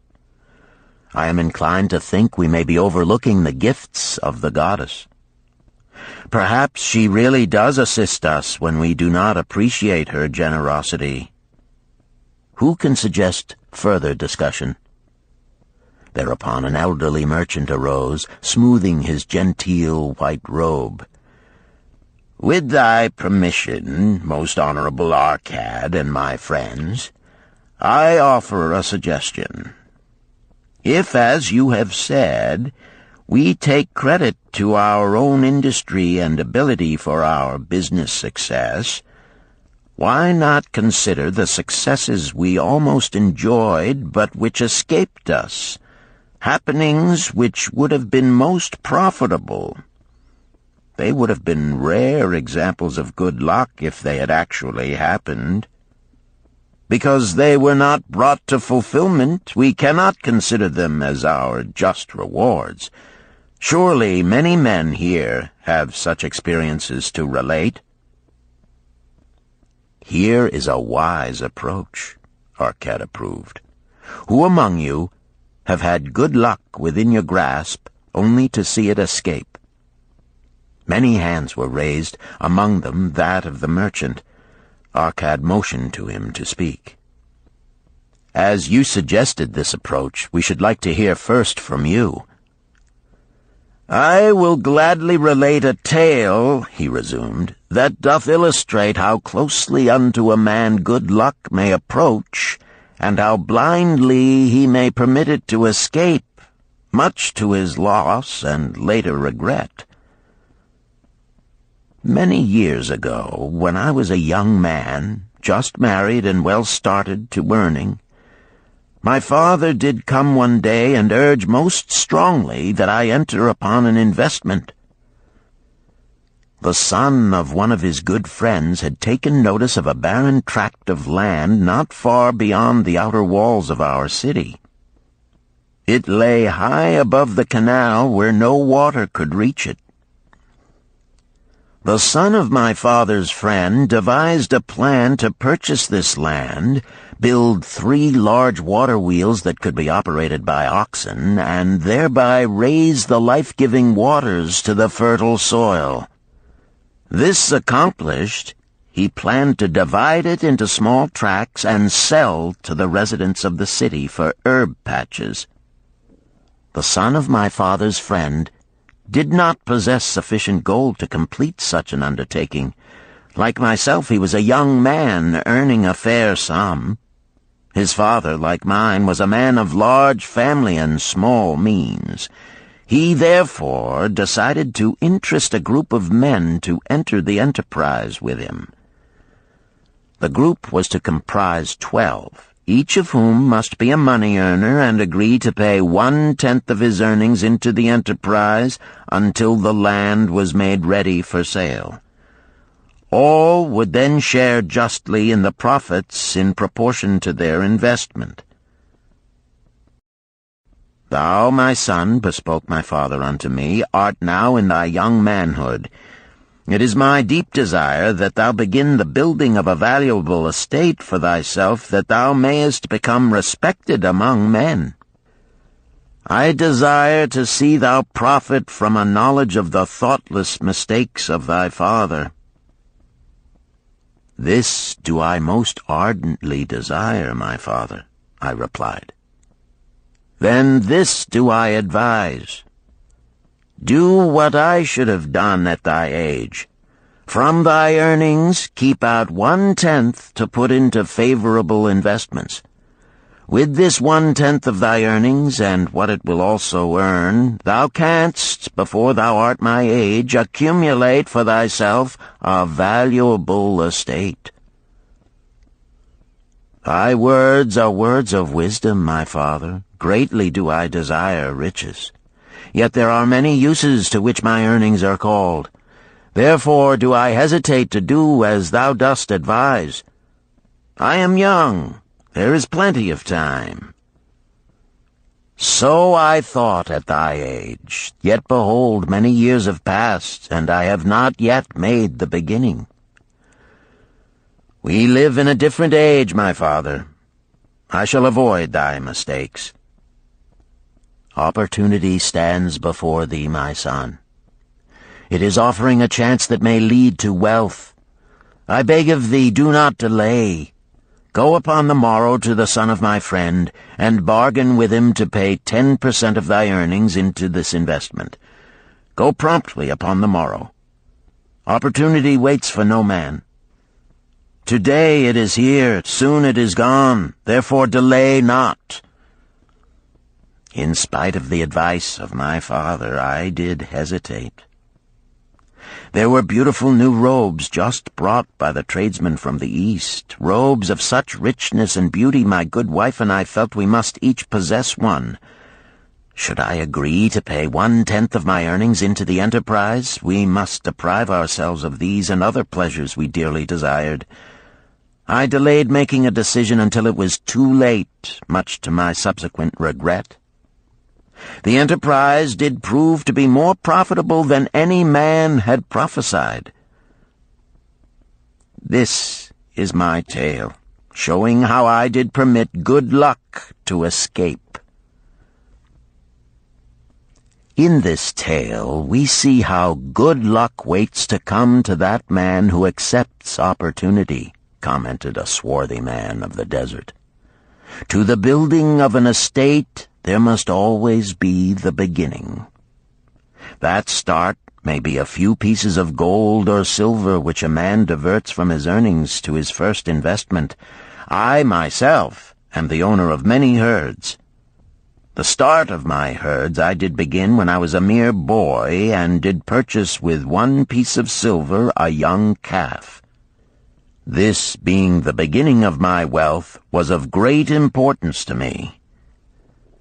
To take his first start to building an estate is as good luck as can come to any man. With all men, that first step, which changes them from men who earn from their own labor to men who draw dividends from the earnings of their gold, is important.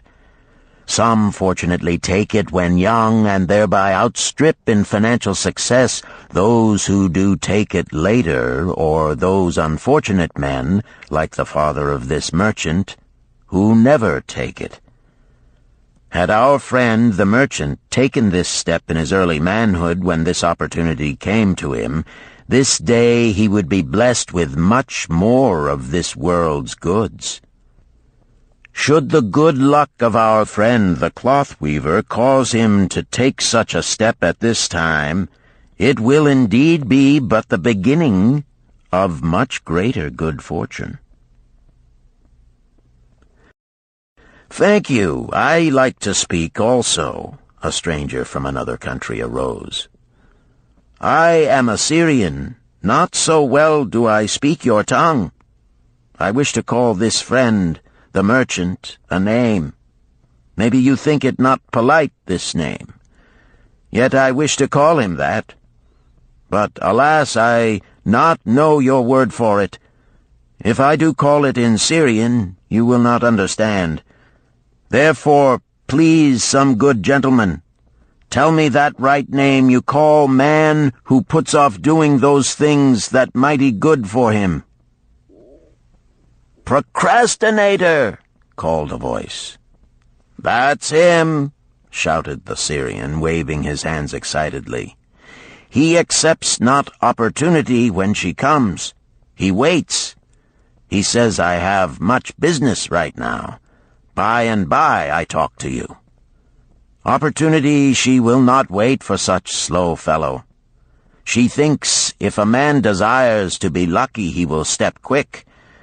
Any man who not step quick when opportunity comes. He, big procrastinator like our friend, this merchant." The merchant arose and bowed good-naturedly in response to the laughter. "My admiration to the stranger within our gates who hesitates not to speak the truth." And now let us hear another tale of opportunity. "Who has for us another experience?" demanded Arcad. "I have," responded a red-robed man of middle age. "I am a buyer of animals, mostly camels and horses. Sometimes I do also buy the sheep and goats. The tale I am about to relate will tell truthfully how opportunity came one night when I did least expect it. Perhaps for this reason I did let it escape. Of this you shall be the judge. Returning to the city one evening after a disheartening 10 days' journey in search of camels, I was much angered to find the gates of the city closed and locked. While my slaves spread our tent for the night, which we looked to spend with little food and no water, I was approached by an elderly farmer who, like ourselves, found himself locked outside.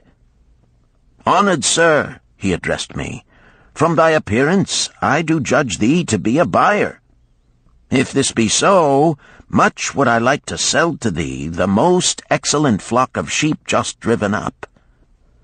Alas, my good wife lies very sick with the fever. I must return with all haste. Buy thou my sheep, that I and my slaves may mount our camels and travel back without delay." So dark it was that I could not see his flock, but from the bleating I did know it must be large. Having wasted 10 days searching for camels I could not find, I was glad to bargain with him. In his anxiety he did set a most reasonable price. I accepted, well knowing my slaves could drive the flock through the city gates in the morning and sell at a substantial profit. The bargain concluded, I called my slaves to bring torches that we might count the flock which the farmer declared to contain 900. I shall not burden you, my friends, with a description of our difficulty in attempting to count so many thirsty, restless, milling sheep. It proved to be an impossible task. Therefore, I bluntly informed the farmer I would count them at daylight and pay him then. "Please, most honorable sir," he pleaded, Pay me but 2/3 of the price tonight, that I may be on my way.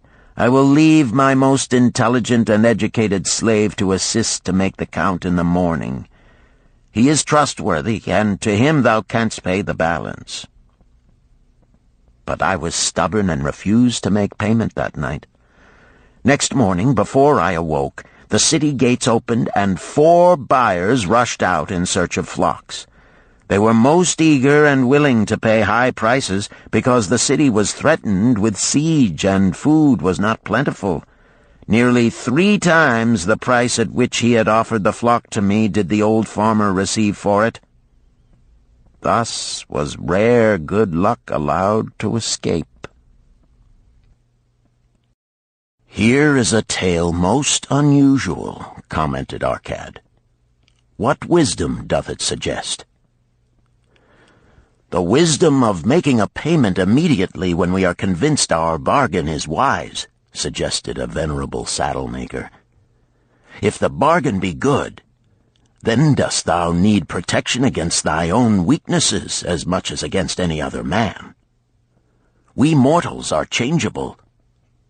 Alas, I must say more apt to change our minds when right than wrong. Wrong, we are stubborn indeed. Right, we are prone to vacillate and let opportunity escape. My first judgment is my best. Yet always have I found it difficult to compel myself to proceed with a good bargain when made. Therefore, as a protection against my own weaknesses, I do make a prompt deposit thereon. This doth save me from later regrets for the good luck that should have been mine." "Thank you. Again I like to speak." The Syrian was upon his feet once more. "These tales much alike. Each time opportunity fly away for same reason. Each time she come to procrastinator, bringing good plan. Each time they hesitate, not say, right now, best time, I do it quick. How can men succeed that way?" "Wise are thy words, my friend," responded the buyer. "Good luck fled from procrastination in both these tales. Yet this is not unusual. The spirit of procrastination is within all men. We desire riches, yet how often, when opportunity doth appear before us, that spirit of procrastination from within doth urge various delays in our acceptance. In listening to it, we do become our own worst enemies. In my younger days, I did not know it by this long word our friend from Syria doth enjoy. I did think at first it was my own poor judgment that did cause me loss at many profitable trades. Later I did credit it to my stubborn disposition. At last I did recognize it for what it was, a habit of needless delaying where action was required, action prompt and decisive. How I did hate it when its true character stood revealed. With the bitterness of a wild ass hitched to a chariot, I did break loose from this enemy to my success. "Thank you. I like ask question from Mr. Merchant," the Syrian was speaking. "You wear fine robes, not like those of poor man. You speak like successful man. Tell us, do you listen now when procrastination whispers in your ear?" "Like our friend the buyer, I also had to recognize and conquer procrastination," responded the merchant. "To me, it proved to be an enemy ever watching and waiting to thwart my accomplishments. The tale I did relate is but one of many similar instances I could tell to show how it drove away my opportunities. 'Tis not difficult to conquer once understood. No man willingly permits the thief to rob his bins of grain, nor does any man willingly permit an enemy to drive away his customers and rob him of his profits. When once I did recognize that such acts as these my enemy was committing, with determination I conquered him. So must every man master his own spirit of procrastination before he can expect to share in the rich treasures of Babylon. What sayest, Arcad? Because thou art the richest man in Babylon, many do proclaim thee to be the luckiest. Dost agree with me that no man can arrive at a full measure of success until he hath completely crushed the spirit of procrastination within him? It is even as thou sayest, Arcad admitted. During my long life, I have watched generation following generation, marching forward along those avenues of trade, science, and learning that lead to success in life. Opportunities came to all these men. Some grasped theirs and moved steadily to the gratification of their deepest desires, but the majority hesitated, faltered, and fell behind. Arcad turned to the cloth weaver. Thou didst suggest that we debate good luck. Let us hear what thou now thinkest upon the subject. I do see good luck in a different light. I had thought of it as something most desirable that might happen to a man without effort upon his part. Now I do realize such happenings are not the sort of thing one may attract to himself.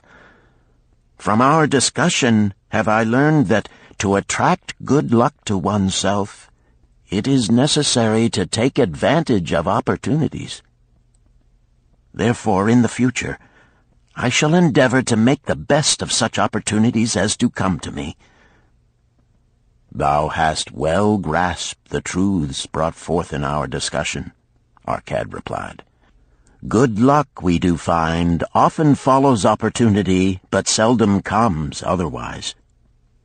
Our merchant friend would have found great good luck had he accepted the opportunity the good goddess did present to him.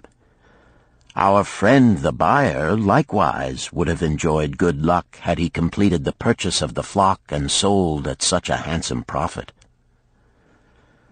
We did pursue this discussion to find a means by which good luck could be enticed to us. I feel that we have found the way.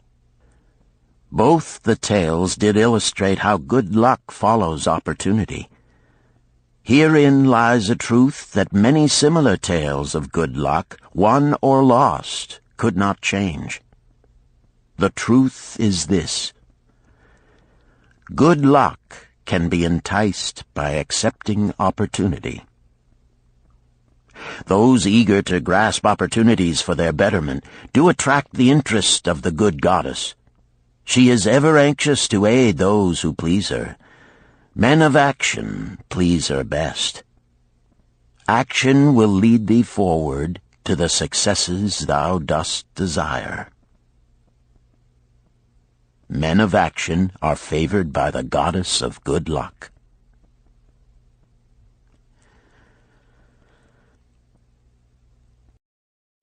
Chapter 5. The 5 Laws of Gold. A bag heavy with gold, or a clay tablet carved with words of wisdom.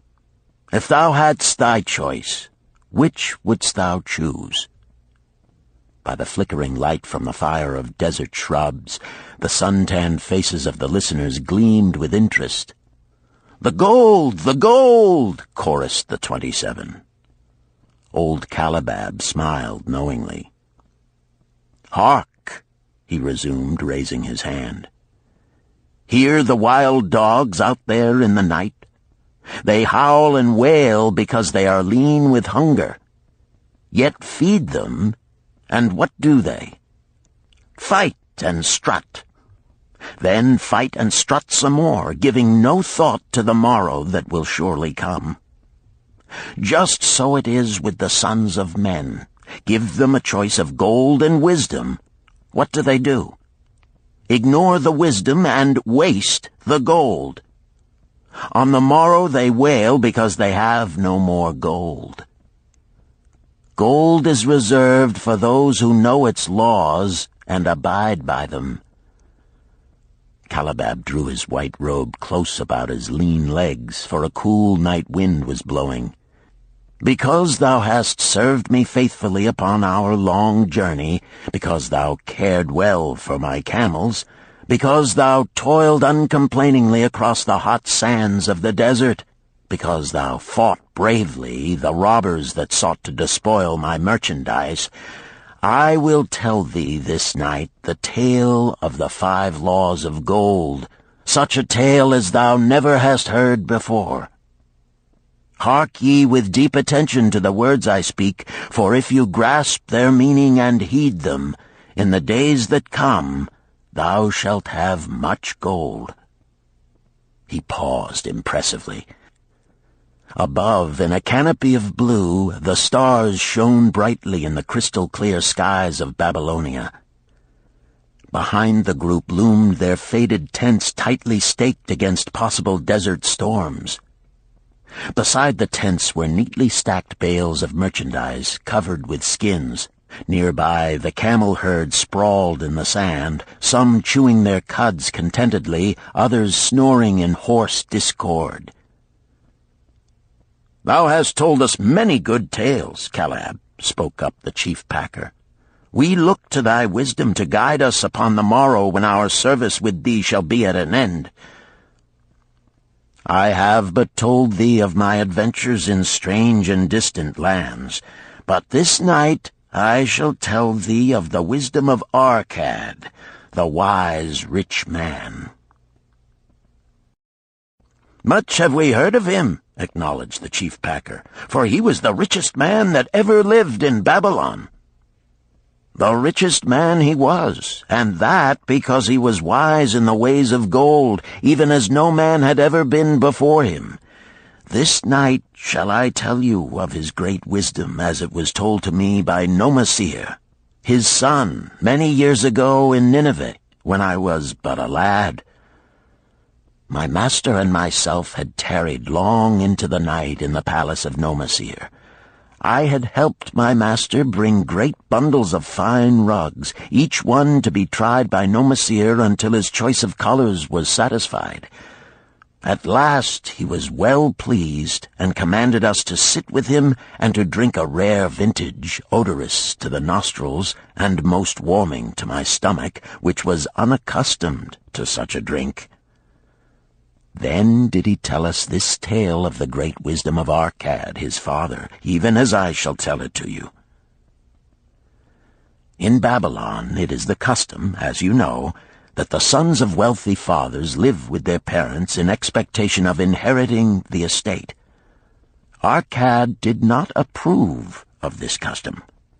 Therefore, when Nomasir reached the man's estate, he sent for the young man and addressed him. "My son, it is my desire that thou succeed to my estate. Thou must, however, first prove that thou art capable of wisely handling it. Therefore, I wish that thou go out into the world and show thy ability both to acquire gold and to make thyself respected among men.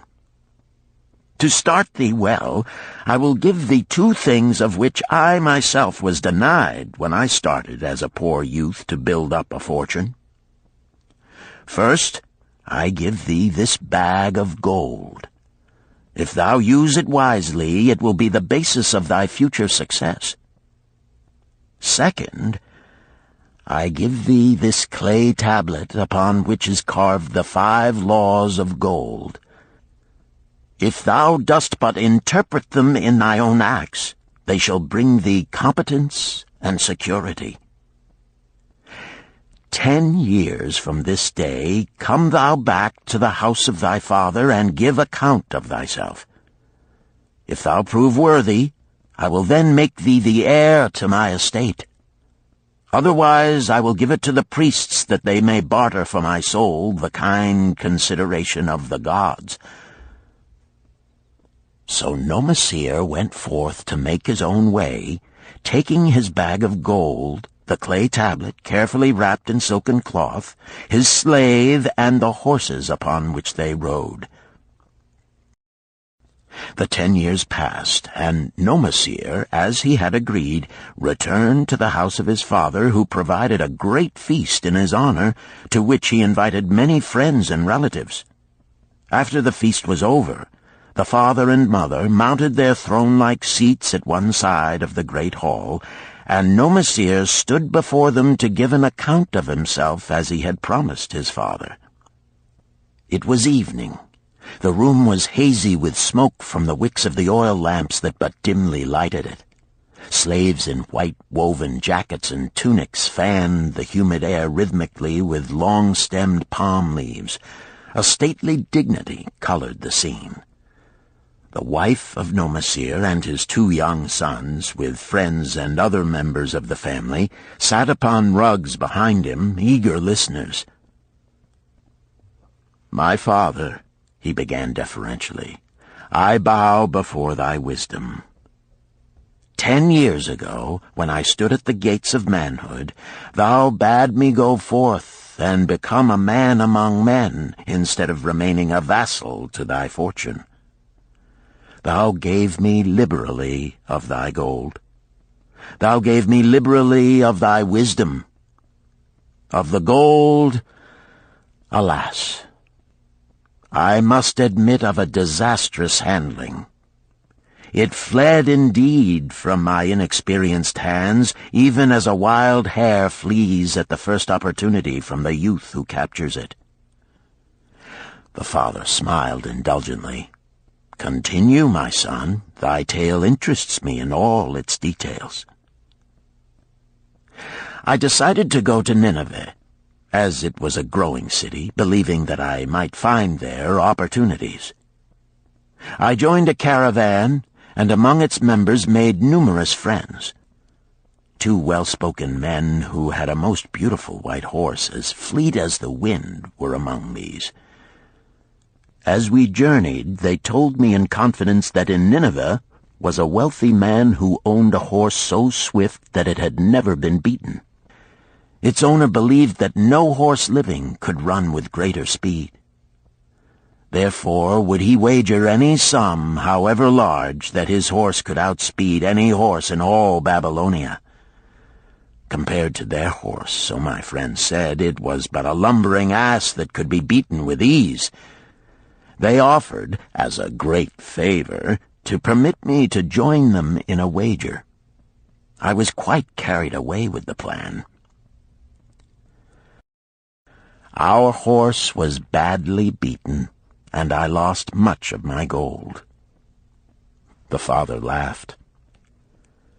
Later, I discovered that this was a deceitful plan of these men, and they constantly journeyed with caravans seeking victims.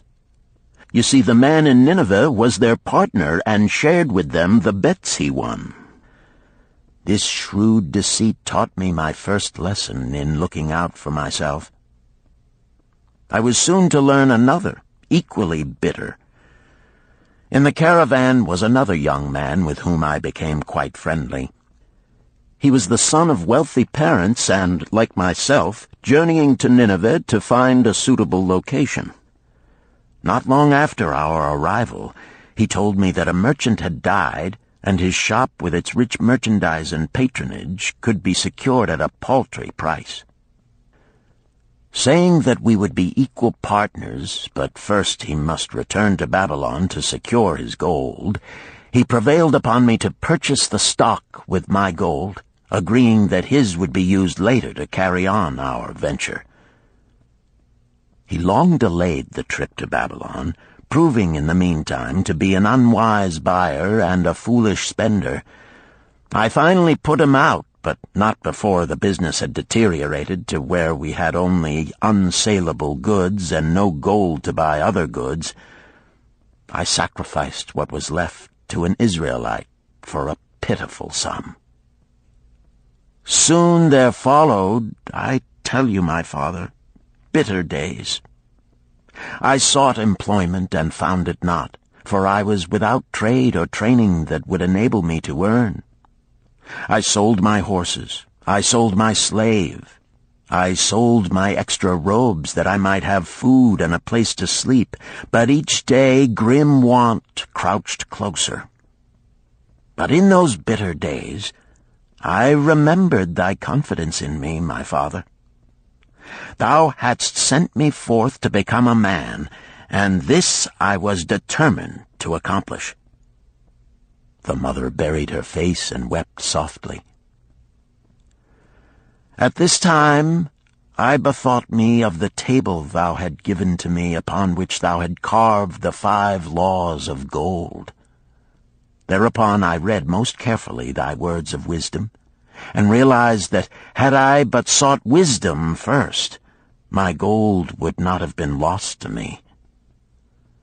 I learned by heart each law, and determined that when once more the goddess of good fortune smiled upon me, I would be guided by the wisdom of age, and not by the inexperience of youth. For the benefit of you who are seated here this night, I will read the wisdom of my father as engraved upon the clay tablet which he gave to me 10 years ago.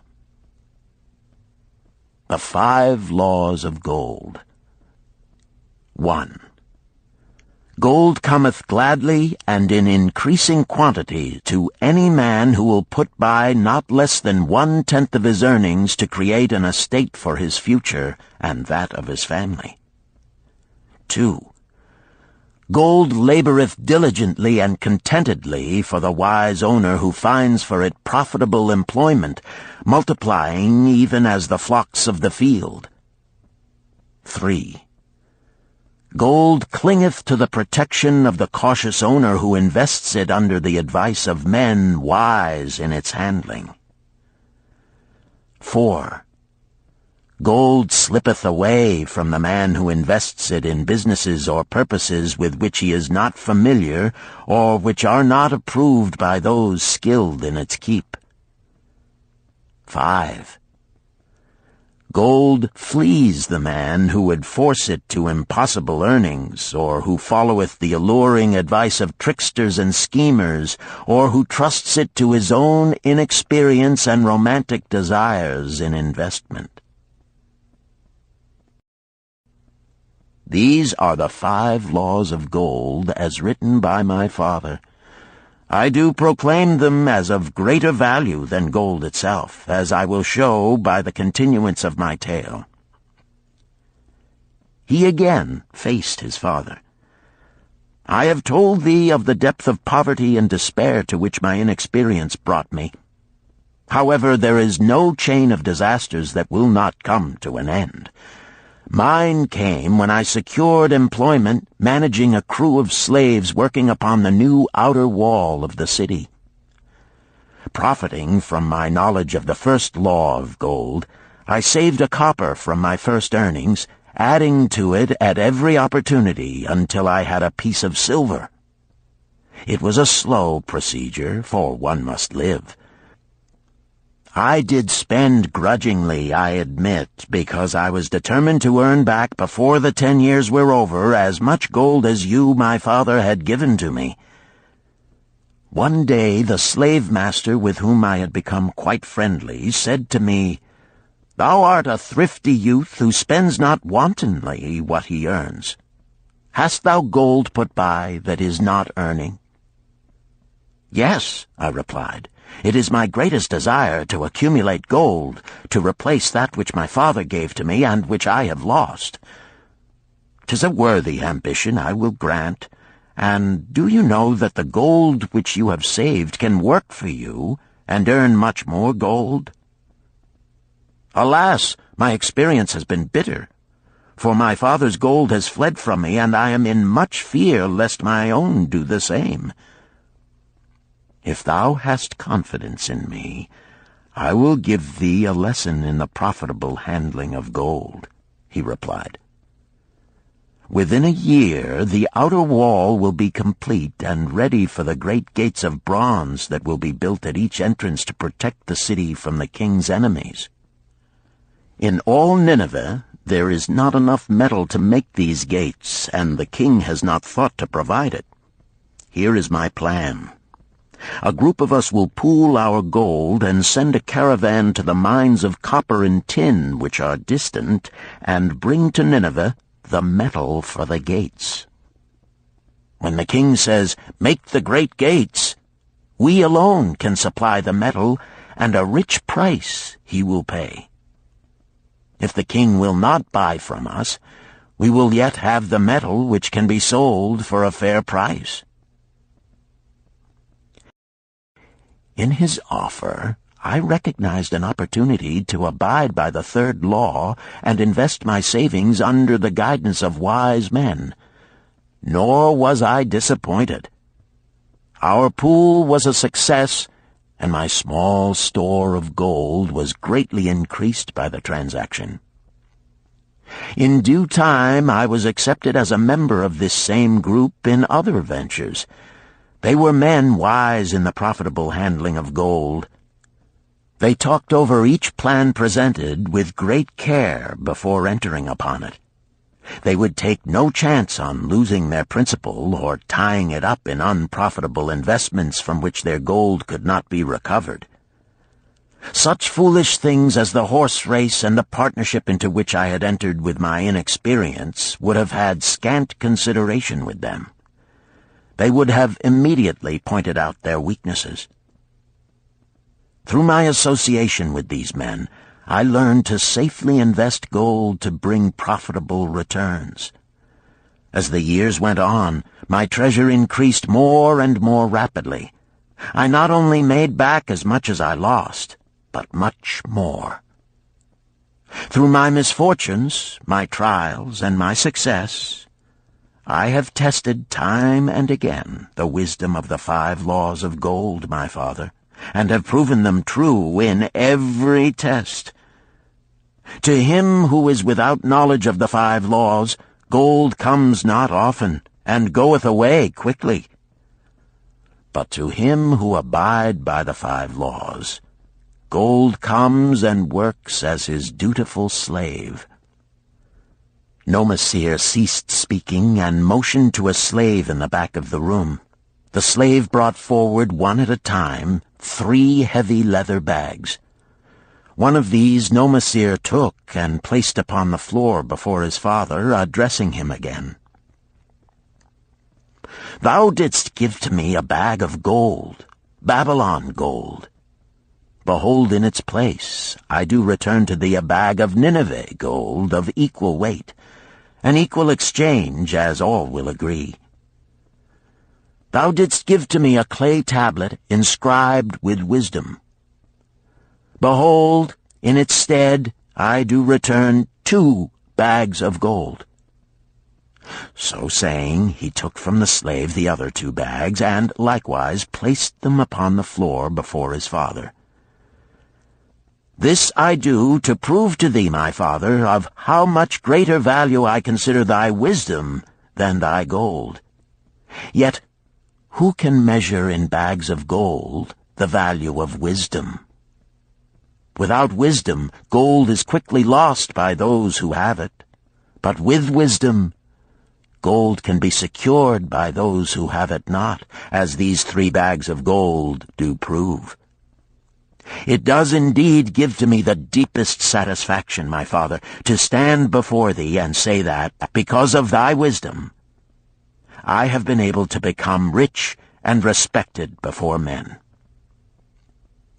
The father placed his hand fondly upon the head of Nomasir.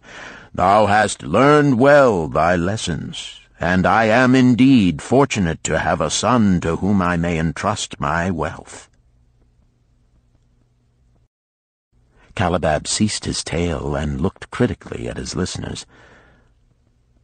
"What means this to thee, this tale of Nomasir?" he continued. "Who among thee can go to thy father or to the father of thy wife and give an account of wise handling of his earnings? What would these venerable men think were you to say, 'I have traveled much and learned much and labored much and earned much, yet alas, of gold I have little. Some I spent wisely, some I spent foolishly, and much I lost in unwise ways'?" Dost still think it but an inconsistency of fate that some men have much gold and others have naught? Then you err. Men have much gold when they know the 5 laws of gold and abide thereby. Because I learned these 5 laws in my youth and abided by them, I have become a wealthy merchant. Not by some strange magic did I accumulate my wealth. Wealth that comes quickly goeth the same way. Wealth that stayeth to give enjoyment and satisfaction to its owner comes gradually, because it is a child born of knowledge and persistent purpose. To earn wealth is but a slight burden upon the thoughtful man. Bearing the burden consistently from year to year accomplishes the final purpose. The 5 laws of gold offer to thee a rich reward for their observance.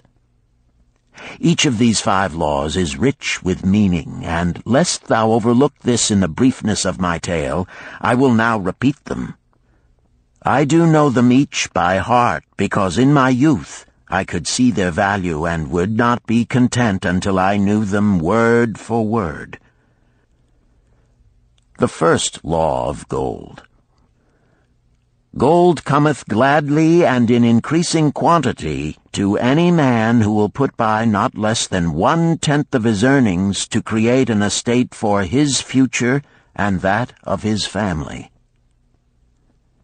Any man who will put by 1/10 of his earnings consistently and invest it wisely will surely create a valuable estate that will provide an income for him in the future and further guarantee safety for his family in case the gods call him to the world of darkness.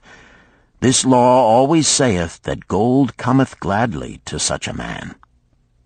I can truly certify this in my own life. The more gold I accumulate, the more readily it comes to me, and in increased quantities. The gold which I save earns more, even as yours will, and its earnings earn more, and this is the working out of the first law. The second law of gold. Gold laboreth diligently and contentedly for the wise owner who finds for it profitable employment, multiplying even as the flocks of the field. Gold indeed is a willing worker. It is ever eager to multiply when opportunity presents itself. To every man who hath a store of gold set by, opportunity comes for its most profitable use. As the years pass, it multiplies itself in surprising fashion. The third law of gold. Gold clingeth to the protection of the cautious owner who invests it under the advice of men wise in its handling. Gold indeed clingeth to the cautious owner, even as it flees the careless owner. The man who seeks the advice of men wise in handling gold soon learneth not to jeopardize his treasure, but to preserve in safety and to enjoy in contentment its consistent increase. This ends Disc 2. The Richest Man in Babylon, Disc 3. The fourth law of gold. Gold slippeth away from the man who invests it in businesses or purposes with which he is not familiar or which are not approved by those skilled in its keep. To the man who hath gold yet is not skilled in its handling, many uses for it appear most profitable.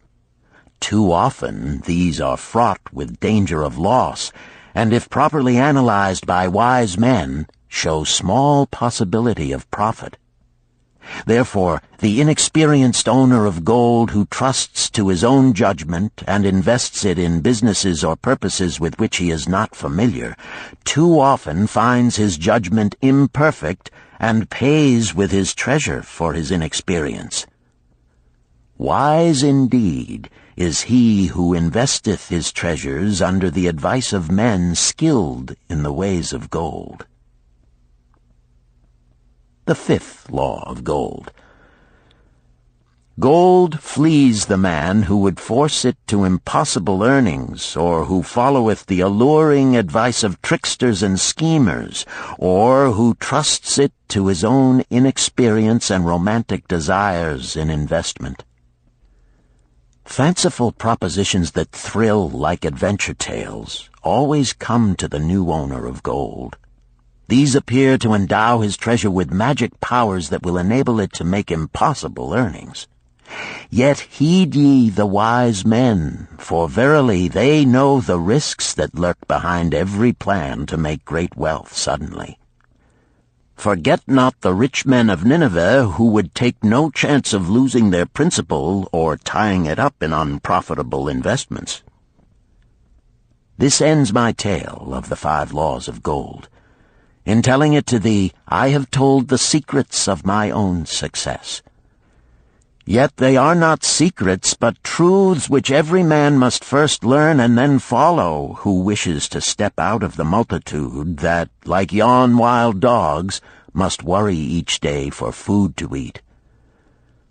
Tomorrow we enter Babylon. Look, see the fire that burns eternal above the temple of Bel? We are already in sight of the golden city. Tomorrow each of thee shall have gold, the gold thou hast so well earned by thy faithful services. 10 years from this night, what can you tell about this gold?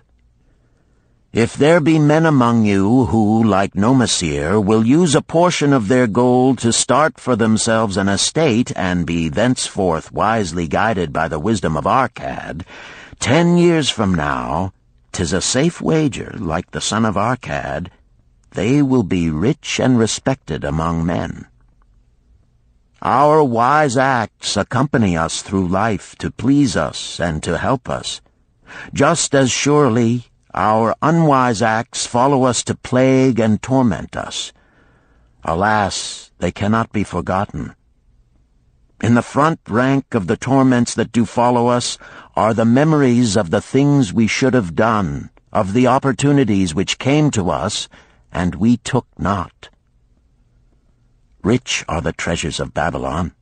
So rich no man can count their value in pieces of gold. Each year they grow richer and more valuable. Like the treasures of every land, they are a reward, a rich reward awaiting those men of purpose who determine to secure their just share.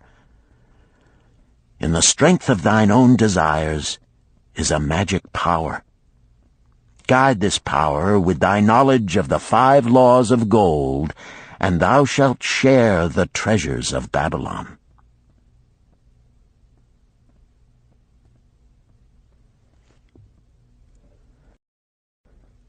Chapter 6.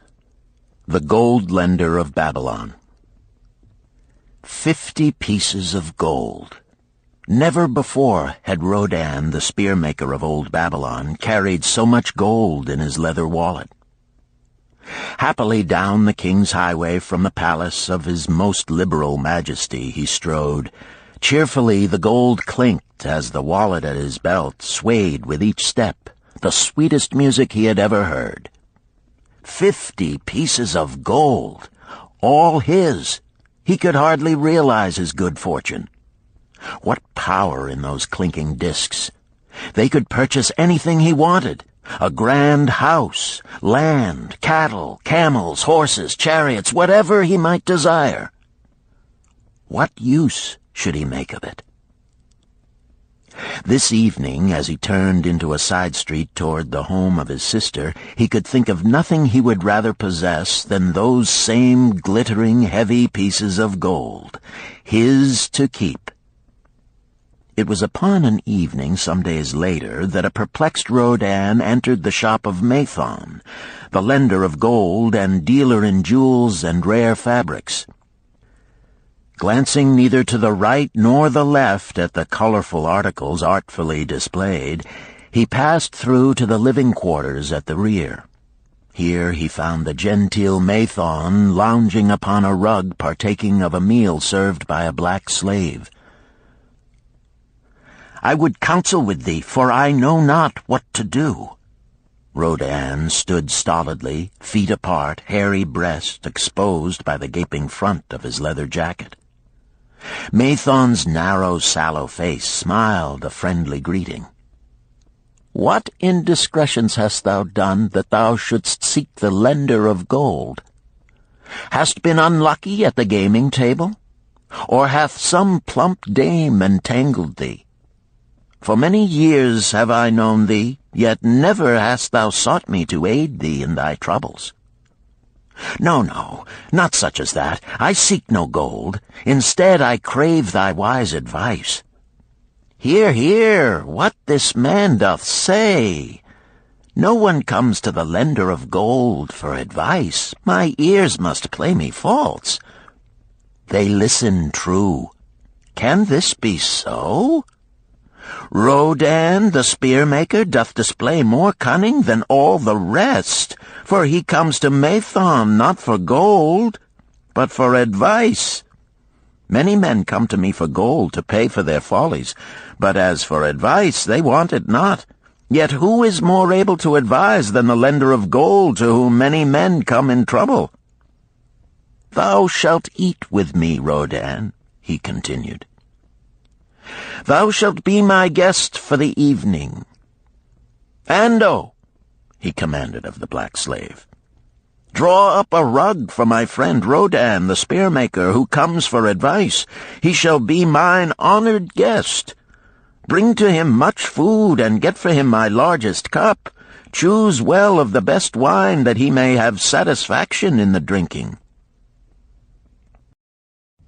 Now tell me, what troubles thee?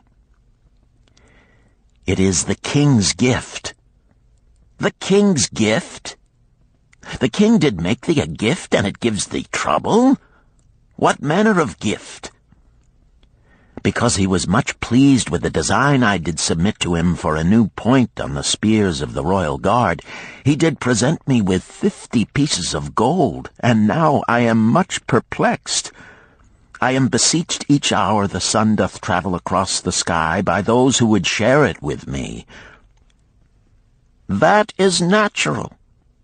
More men want gold than have it, and would wish one who comes by it easily to divide. But can you not say no? Is thy will not as strong as thy fist? To many I can say no, yet sometimes it would be easier to say yes. Can one refuse to share with one's sister to whom he is deeply devoted? Surely thy own sister would not wish to deprive thee of enjoying thy reward? But it is for the sake of Araman, her husband, whom she wishes to see a rich merchant. She does feel that he has never had a chance, and she beseeches me to loan to him this gold, that he may become a prosperous merchant and repay me from his profits. My friend, resumed Mathon, 'tis a worthy subject thou bringest to discuss. Gold bringeth unto its possessor responsibility and a changed position with his fellow men. It bringeth fear lest he lose it, or it be tricked away from him. It bringeth a feeling of power and ability to do good. Likewise, it bringeth opportunities whereby his very good intentions may bring him into difficulties. Didst ever hear of the farmer of Nineveh who could understand the language of animals? I wot not, for 'tis not the kind of tale men like to tell over the bronze-caster's forge. I will tell it to thee, for thou shouldst know that to borrowing and lending there is more than the passing of gold from the hands of one to the hands of another.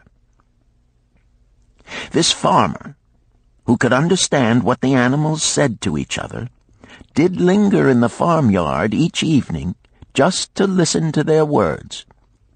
One evening he did hear the ox bemoaning to the ass the hardness of his lot. I do labor pulling the plow from morning until night, no matter how hot the day, or how tired my legs, or how the bow doth chafe my neck, still must I work. But you are a creature of leisure.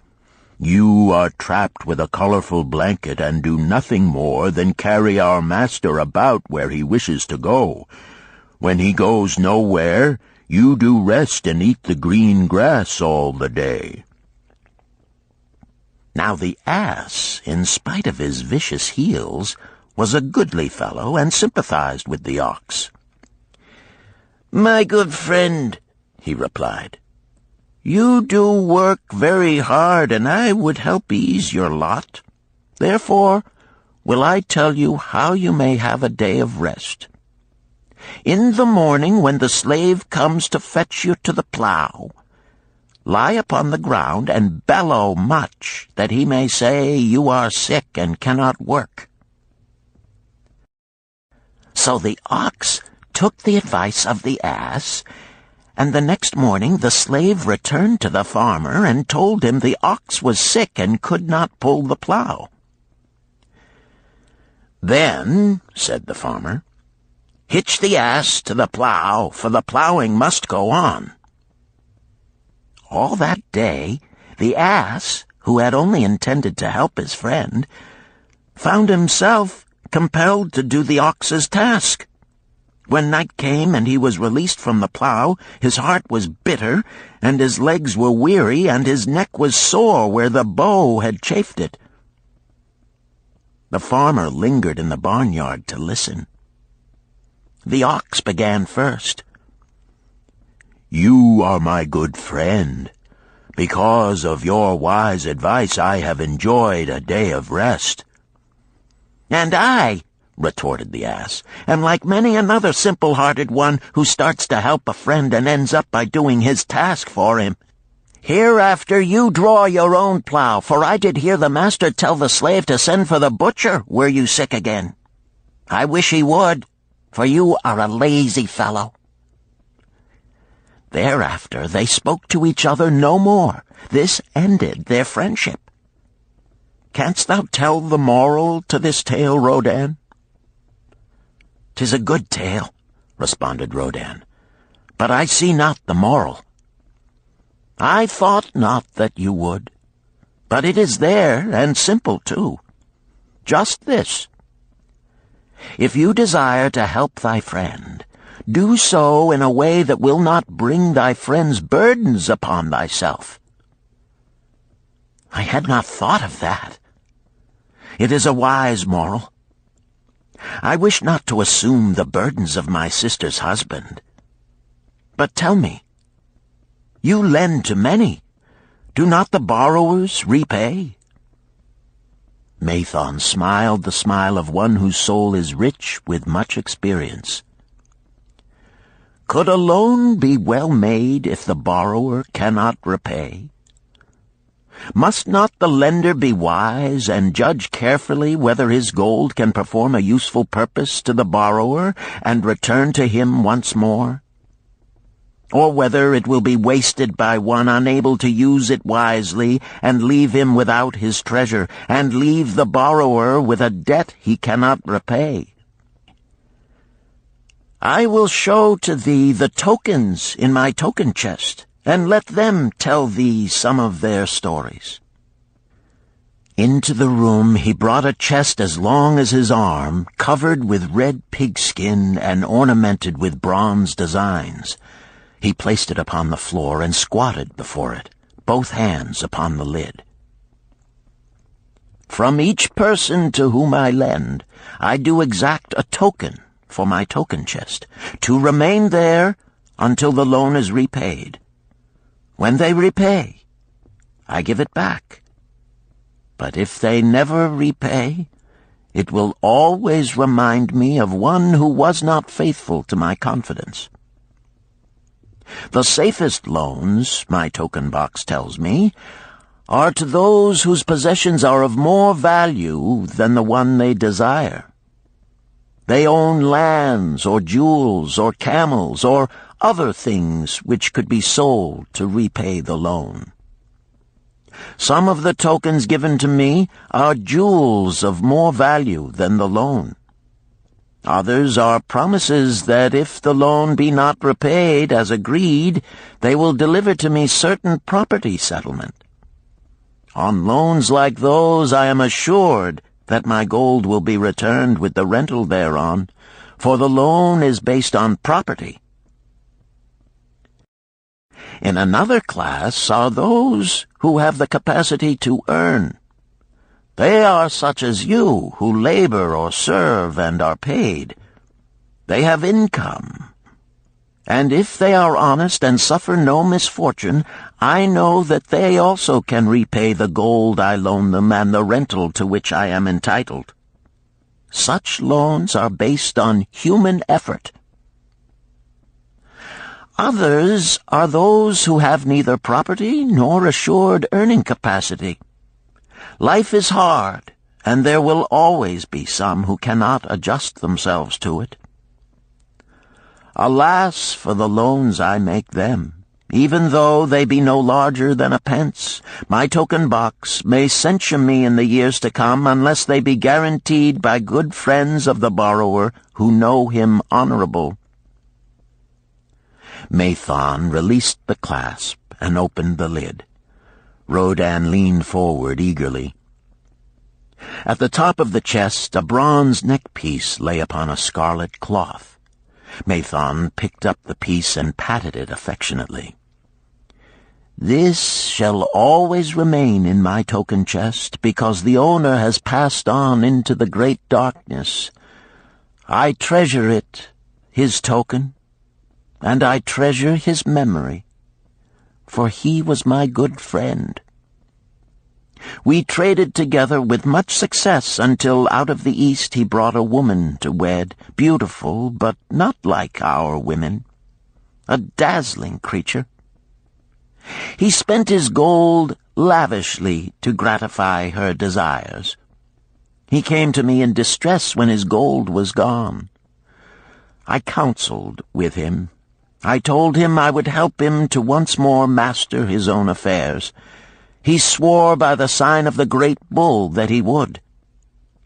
But it was not to be. In a quarrel, she thrust a knife into the heart he dared her to pierce." "And she?" questioned Rodan. "Yes, of course. This was hers." He picked up the scarlet cloth. "In bitter remorse, she threw herself into the Euphrates. These 2 loans will never be repaid. The chest tells you, Rodan, that humans in the throes of great emotions are not safe risks for the gold lender. Here, now, this is different." He reached for a ring carved of oxbone. "This belongs to a farmer. I buy the rugs of his women. The locusts came, and they had not food. I helped him, and when the new crop came, he repaid me. Later he came again and told of strange goats in a distant land, as described by a traveler. They had long hair so fine and soft it would weave into rugs more beautiful than any ever seen in Babylon. He wanted a herd, but he had no money. So I did lend him gold to make the journey and bring back goats. Now his herd is begun, and next year I shall surprise the lords of Babylon with the most expensive rugs it has been their good fortune to buy. Soon I must return his ring. He doth insist on repaying promptly." "Some borrowers do that?" queried Rodan. "If they borrow for purposes that bring money back to them, I find it so. But if they borrow because of their indiscretions, I warn thee to be cautious if thou wouldst ever have thy gold back in hand again." "Tell me about this," requested Rodan, picking up a heavy gold bracelet inset with jewels in rare designs. "The women do appeal to my good friend," bantered Mathon. "I am still much younger than you," retorted Rodin. "I grant that, but this time thou doth suspicion romance where it is not. The owner of this is fat and wrinkled, and doth talk so much and say so little, she drives me mad. Once they had much money and were good customers, but ill times came upon them. She has a son of whom she would make a merchant. So she came to me and borrowed gold that he might become a partner of a caravan owner who travels with his camels, bartering in one city what he buys in another. This man proved a rascal, for he left the poor boy in a distant city without money and without friends, pulling out early while the youth slept. Perhaps when this youth has grown to manhood he will repay. Until then I get no rental for the loan, only much talk. But I do admit the jewels are worthy of the loan." "Did this lady ask thy advice as to the wisdom of the loan?" "Quite otherwise. She had pictured to herself this son of hers as a wealthy and powerful man of Babylon. To suggest the contrary was to infuriate her. A fair rebuke I had. I knew the risk for this inexperienced boy, but as she offered security, I could not refuse her." "This," continued Mathon, waving a bit of pack rope tied into a knot, "belongs to Nebator, the camel trader. When he would buy a herd larger than his funds, he brings to me this knot, and I lend to him according to his needs. He is a wise trader. I have confidence in his good judgment and can lend him freely. Many other merchants of Babylon have my confidence because of their honorable behavior. Their tokens come and go frequently in my token box. Good merchants are an asset to our city, and it profits me to aid them to keep trade moving that Babylon be prosperous." Mathon picked out a beetle carved in turquoise and tossed it contemptuously on the floor. "A bug from Egypt. The lad who owns this does not care whether I ever receive back my gold. When I reproach him, he replies, 'How can I repay when ill fate pursues me? You have plenty more. What can I do?' The token is his father's, a worthy man of small means who did pledge his land and herd to back his son's enterprises. The youth found success at first, and then was overzealous to gain great wealth. His knowledge was immature. His enterprises collapsed. Youth is ambitious. Youth would take shortcuts to wealth and the desirable things for which it stands. To secure wealth quickly, youth often borrows unwisely. Youth, never having had experience, cannot realize that hopeless debt is like a deep pit into which one may descend quickly, and where one may struggle vainly for many days. It is a pit of sorrow and regrets, where the brightness of the sun is overcast, and night is made unhappy by restless sleeping. Yet I do not discourage borrowing gold. I encourage it. I recommend it if it be for a wise purpose. I myself made my first real success as a merchant with borrowed gold. Yet what should the lender do in such a case?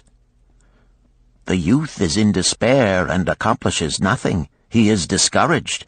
He makes no effort to repay. My heart turns against depriving the father of his land and cattle." "You tell me much that I am interested to hear," ventured Rodin, "but I hear no answer to my question. Should I lend my 50 pieces of gold to my sister's husband? They mean much to me." "Thy sister is a sterling woman whom I do much esteem. Should her husband come to me and ask to borrow 50 pieces of gold, I should ask him for what purpose he would use it. If he answered that he desired to become a merchant like myself and deal in jewels and rich furnishings, I would say, 'What knowledge have you of the ways of trade? Do you know where you can buy at lowest cost? Do you know where you can sell at a fair price? Could he say yes to these questions? No, he could not, Rodin admitted. He has helped me much in making spears, and he has helped some in the shops. Then would I say to him that his purpose was not wise? Merchants must learn their trade. His ambition, though worthy, is not practical, and I would not lend him any gold. But supposing he could say, yes, I have helped merchants much. I know how to travel to Smyrna and to buy at low cost the rugs the housewives weave. I also know many of the rich people of Babylon to whom I can sell these at a large profit. Then I would say, your purpose is wise and your ambition honorable. I shall be glad to lend you the 50 pieces of gold if you can give me security that they will be returned. But would he say, I have no security other than that I am an honored man and will pay you well for the loan? Then would I reply, I treasure much each piece of gold. Were the robbers to take it from you as you journeyed to Smyrna, or take the rugs from you as you returned, then you would have no means of repaying me, and my gold would be gone. Gold, you see, Rodin, is the merchandise of the lender of money. It is easy to lend. If it is lent unwisely, then it is difficult to get back. The wise lender wishes not the risk of the undertaking, but the guarantee of safe repayment. "'Tis well," he continued, "to assist those that are in trouble. 'Tis well to help those upon whom fate has laid a heavy hand. 'Tis well to help those who are starting, that they may progress and become valuable citizens. But help must be given wisely, lest, like the farmer's ass, in our desire to help, we but take upon ourselves the burden that belongs to another." Again I wandered from thy question, Rodin, but hear my answer. Keep thy 50 pieces of gold. What thy labor earns for thee and what is given thee for reward is thine own, and no man can put an obligation upon thee to part with it unless it do be thy wish. If thee wouldst lend it so that it may earn thee more gold, then lend with caution and in many places.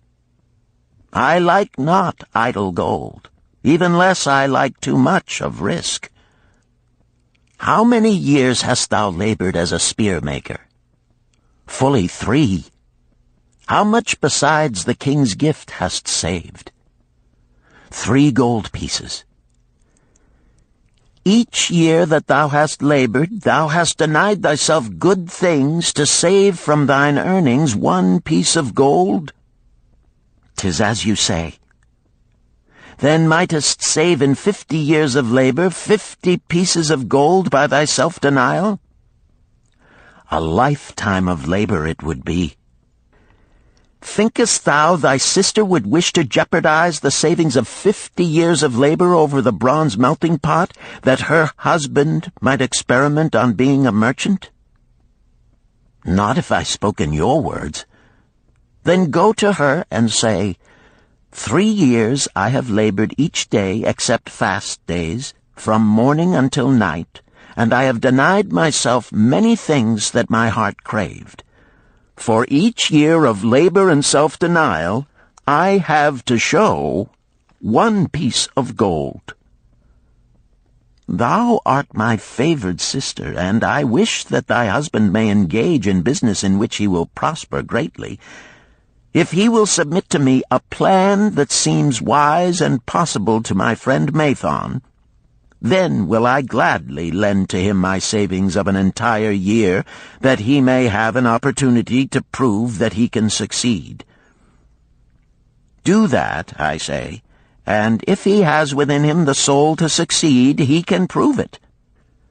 If he fails, he will not owe thee more than he can hope some day to repay.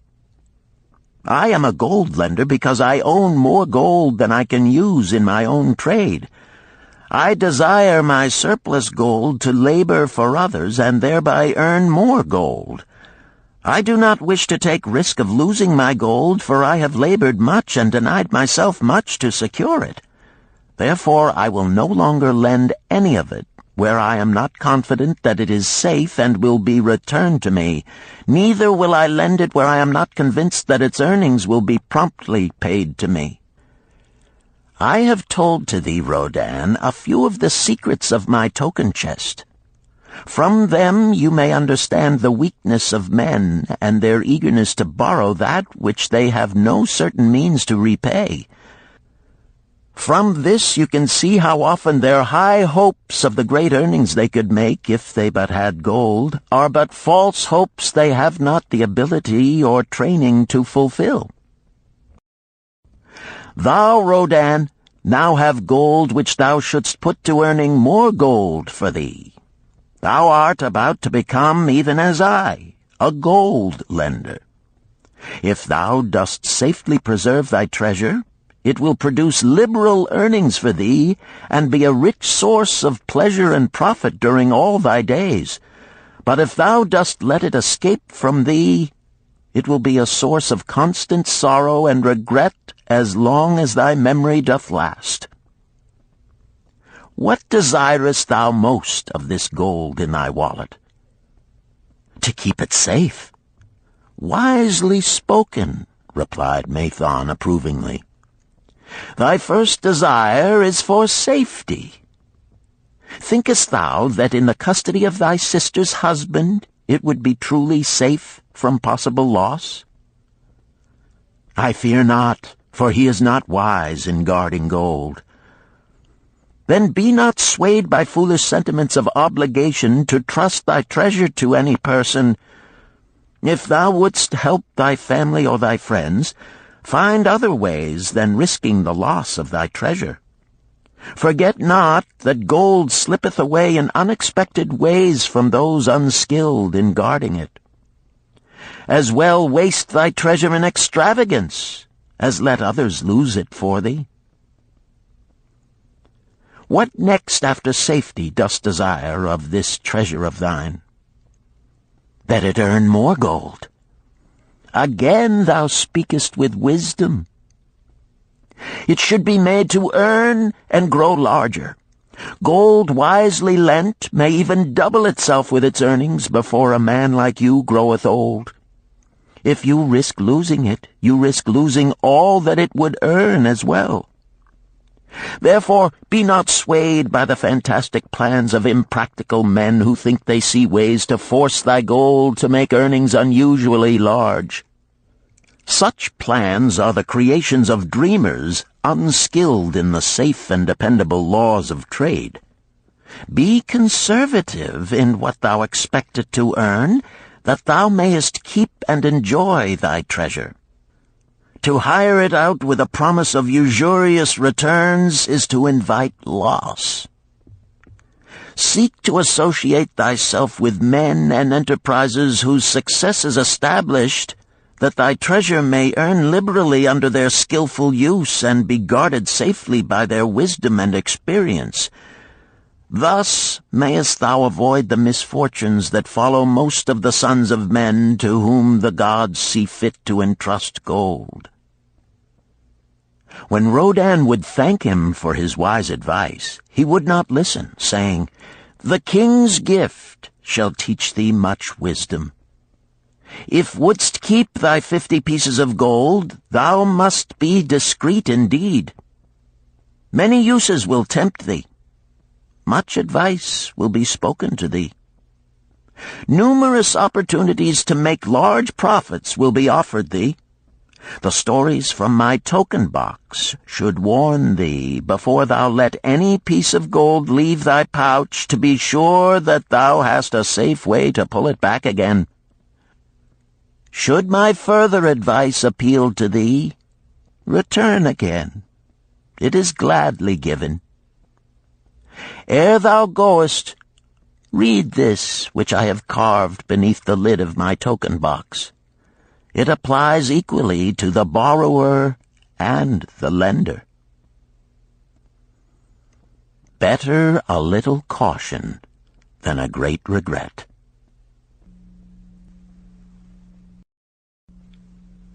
Chapter 7. The Walls of Babylon. Old Banzar, grim warrior of another day, stood guard at the passageway leading to the top of the ancient walls of Babylon. Up above, valiant defenders were battling to hold the walls.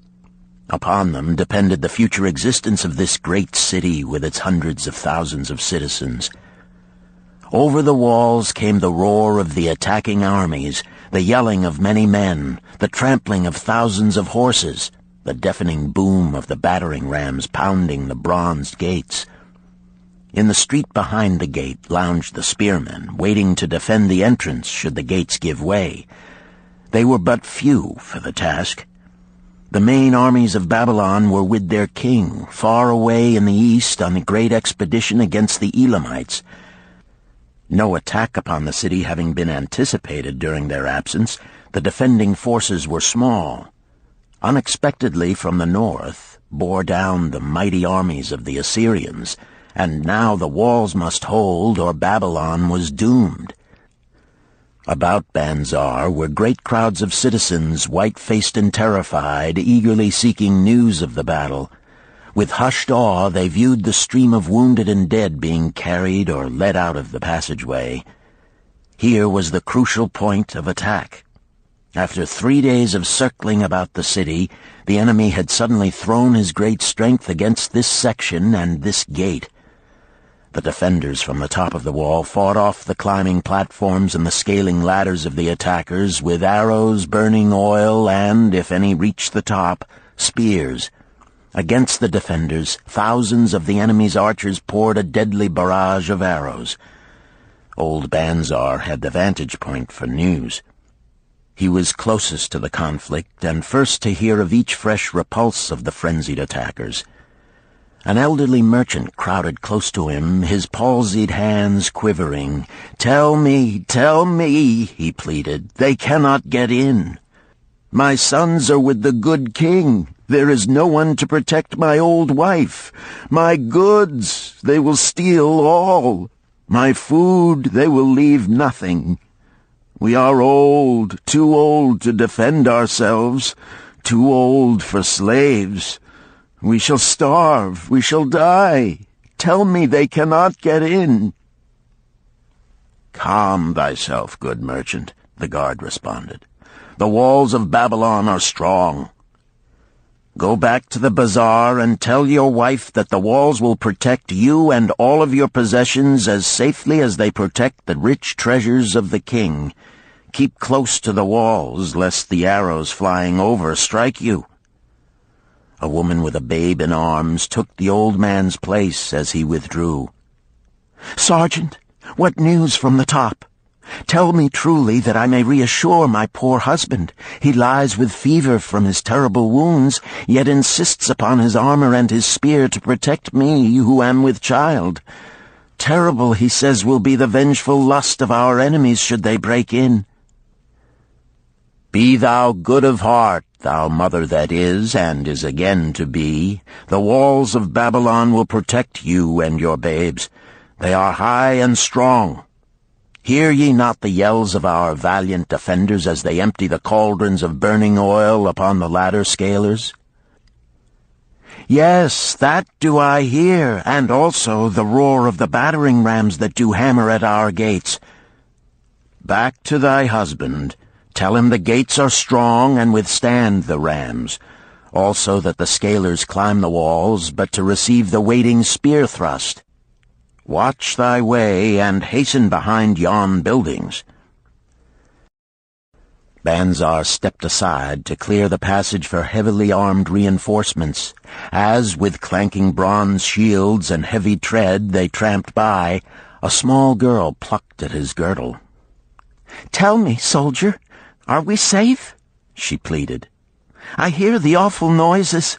I see the men all bleeding. I am so frightened. What will become of our family, of my mother, little brother, and the baby?"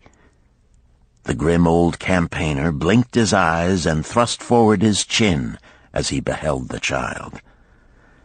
"Be not afraid, little one," he reassured her.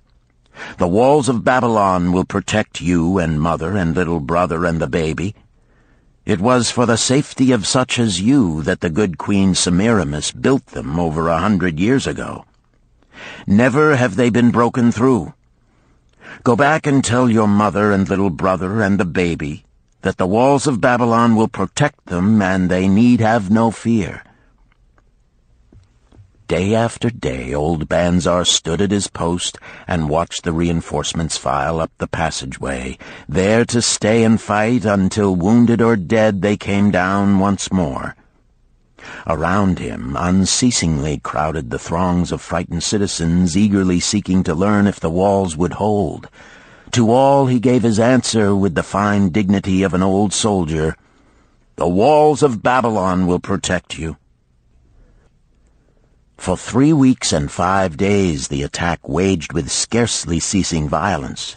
Harder and grimmer set the jaw of Banzar as the passage behind, wet with the blood of the many wounded, was churned into mud by the never-ceasing streams of men passing up and staggering down. Each day the slaughtered attackers piled up in heaps before the wall. Each night they were carried back and buried by their comrades. Upon the 5th night of the 4th week, the clamor without diminished.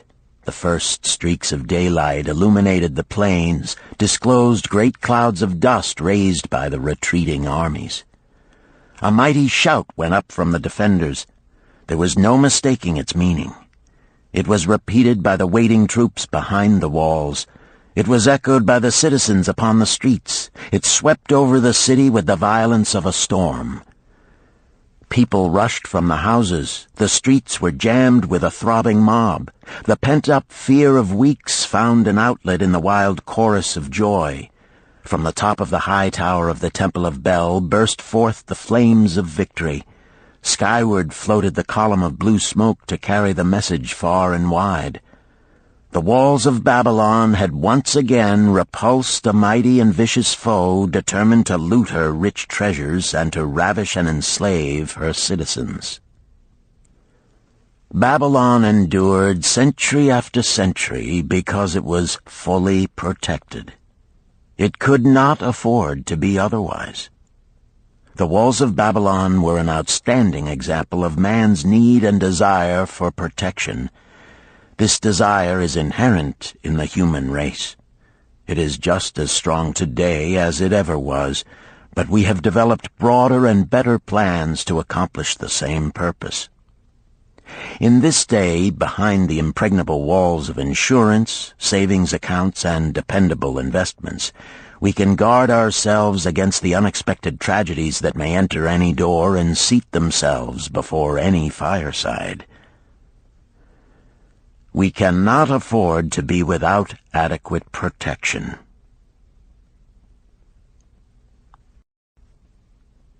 Chapter 8. The Camel Trader of Babylon. The hungrier one becomes, the clearer one's mind works. Also, the more sensitive one becomes to the odors of food. Tarkad, the son of Azure, certainly thought so. For 2 whole days he had tasted no food except 2 small figs purloined from over the wall of a garden. Not another could he grab before the angry woman rushed forth and chased him down the street. Her shrill cries were still ringing in his ears as he walked through the marketplace. They helped him to restrain his restless fingers from snatching the tempting fruits from the baskets of the market women. Never before had he realized how much food was brought to the markets of Babylon and how good it smelled. Leaving the market, he walked across to the inn and paced back and forth in front of the eating house. Perhaps here he might meet someone he knew, someone from whom he could borrow a copper that would gain him a smile from the unfriendly keeper of the inn and, with it, a liberal helping. Without the copper, he knew all too well how unwelcome he would be. In his abstraction, he unexpectedly found himself face to face with the one man he wished most to avoid, the tall, bony figure of Dabasir, the camel trader.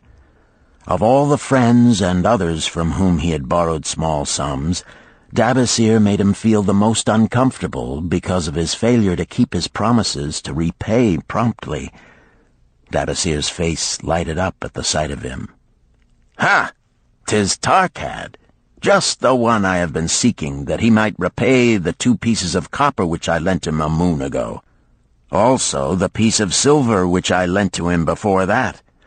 We are well met. I can make good use of the coins this very day. What say, boy, what say?" Tarkad stuttered, and his face flushed. He had naught in his empty stomach to nerve him to argue with the outspoken Dabasir. "I am sorry, very sorry," he mumbled weakly. "But this day I have neither the copper nor the silver with which I could repay." "Then get it," Dabasir insisted. "Surely thou canst get hold of a few coppers and a piece of silver to repay the generosity of an old friend of thy father, who aided thee whence thou wast in need." "'Tis because ill fortune does pursue me that I cannot pay." "Ill fortune? Wouldst blame the gods for thine own weakness? Ill fortune pursues every man who thinks more of borrowing than of repaying. Come with me, boy, while I eat. I am hungry, and I would tell thee a tale." Tarkad flinched from the brutal frankness of Dabasir, but here at least was an invitation to enter the coveted doorway of the eating-house. Dabasir pushed him to a far corner of the room where they seated themselves upon small rugs. When Koskor, the proprietor, appeared smiling, Dabasir addressed him with his usual freedom. "Fat lizard of the desert, bring to me a leg of the goat, very brown, with much juice, and bread and all of the vegetables, for I am hungry and want much food. Do not forget my friend here. Bring to him a jug of water. Have it cooled, for the day is hot." Tarkad's heart sank. Must he sit here and drink water while he watched this man devour an entire goat leg? He said nothing. He thought of nothing he could say.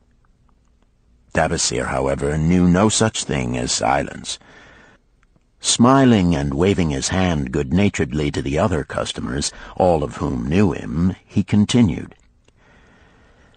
"I did hear from a traveler just returned from Urfa of a certain rich man who has a piece of stone cut so thin that one can look through it.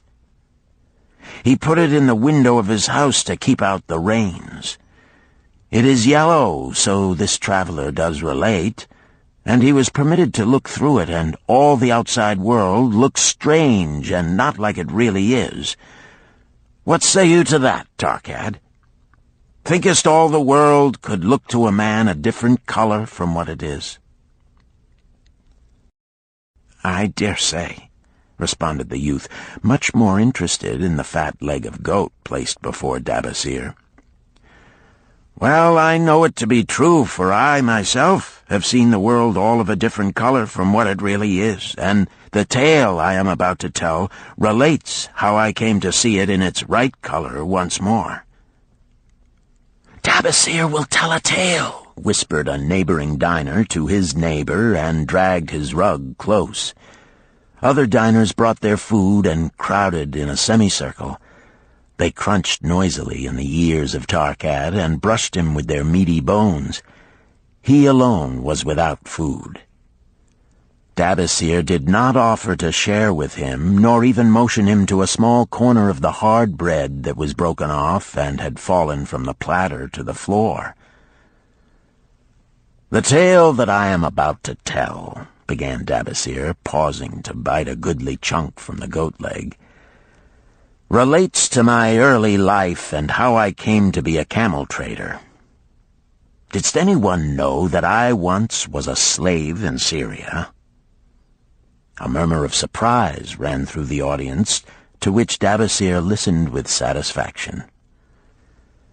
"When I was a young man," continued Dabasir after another vicious onslaught on the goat leg, "I learned the trade of my father, the making of saddles. I worked with him in his shop and took to myself a wife. Being young and not greatly skilled, I could earn but little, just enough to support my excellent wife in a modest way. I craved good things which I could not afford. Soon I found that the shopkeepers would trust me to pay later, even though I could not pay at the time. Being young and without experience, I did not know that he who spends more than he earns is sowing the winds of needless self-indulgence from which he is sure to reap the whirlwinds of trouble and humiliation. So I indulged my whims for fine raiment and bought luxuries for my good wife and our home beyond our means. I paid as I could, and for a while all went well. But in time I discovered I could not use my earnings both to live upon and to pay my debts. Creditors began to pursue me to pay for my extravagant purchases, and my life became miserable. I borrowed from my friends, but could not repay them either. Things went from bad to worse. My wife returned to her father, and I decided to leave Babylon and seek another city where a young man might have better chances. For 2 years I had a restless and unsuccessful life working for caravan traders. From this I fell in with a set of likable robbers who scoured the desert for unarmed caravans. Such deeds were unworthy of the son of my father, but I was seeing the world through a colored stone and did not realize to what degradation I had fallen. We met with success on our first trip, capturing a rich haul of gold and silks and valuable merchandise. This loot we took to Ganir and squandered. The second time we were not so fortunate. Just after we had made our capture, we were attacked by the spearsmen of a native chief to whom the caravans paid for protection. Our 2 leaders were killed, and the rest of us were taken to Damascus, where we were stripped of our clothing and sold as slaves. I was purchased for 2 pieces of silver by a Syrian desert chief. With my hair shorn and but a loincloth to wear, I was not so different from the other slaves. Being a reckless youth, I thought it merely an adventure until my master took me before his 4 wives and told them they could have me for a eunuch. Then, indeed, did I realize the hopelessness of my situation. These men of the desert were fierce and warlike. I was subject to their will without weapons or means of escape. Fearful I stood as those 4 women looked me over. I wondered if I could expect pity from them. Sirah, the first wife, was older than the others. Her face was impassive as she looked upon me. I turned from her with little consolation. The next was a contemptuous beauty who gazed at me as indifferently as if I had been a worm of the earth. The 2 younger ones tittered as though it were all an exciting joke. It seemed an age that I stood waiting sentence. Each woman appeared willing for the others to decide. Finally, Sirah spoke up in a cold voice. "Of eunuchs we have plenty, but of camel-tenders we have few, and they are a worthless lot. Even this day I would visit my mother who is sick with the fever, and there is no slave I would trust to lead my camel. Ask this slave if he can lead a camel." My master thereupon questioned me, "What know you of camels?" Striving to conceal my eagerness, I replied, "I can make them kneel, I can load them, I can lead them on long trips without tiring. If need be, I can repair their trappings." "The slave speaks forward enough," observed my master. "If thou so desire, Sirah, take this man for thy camel-tender." So I was turned over to Sirah, and that day I led her camel upon a long journey to her sick mother. I took the occasion to thank her for her intercession, and also to tell her that I was not a slave by birth, but the son of a freeman, an honorable saddle-maker of Babylon. I also told her much of my story. Her comments were disconcerting to me, and I pondered much afterward on what she said. How can you call yourself a free man when your weakness has brought you to this? If a man has in himself the soul of a slave, will he not become one, no matter what his birth, even as water seeks its level?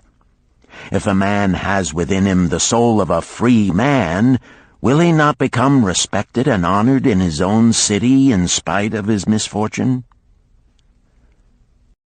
For over a year I was a slave and lived with the slaves, but I could not become as one of them. One day Sira asked me, "In the eventime, when the other slaves can mingle and enjoy the society of each other, why dost thou sit in thy tent alone?" To which I responded, "I am pondering what you have said to me. I wonder if I have the soul of a slave. I cannot join them, so I must sit apart." "I, too, must sit apart," she confided.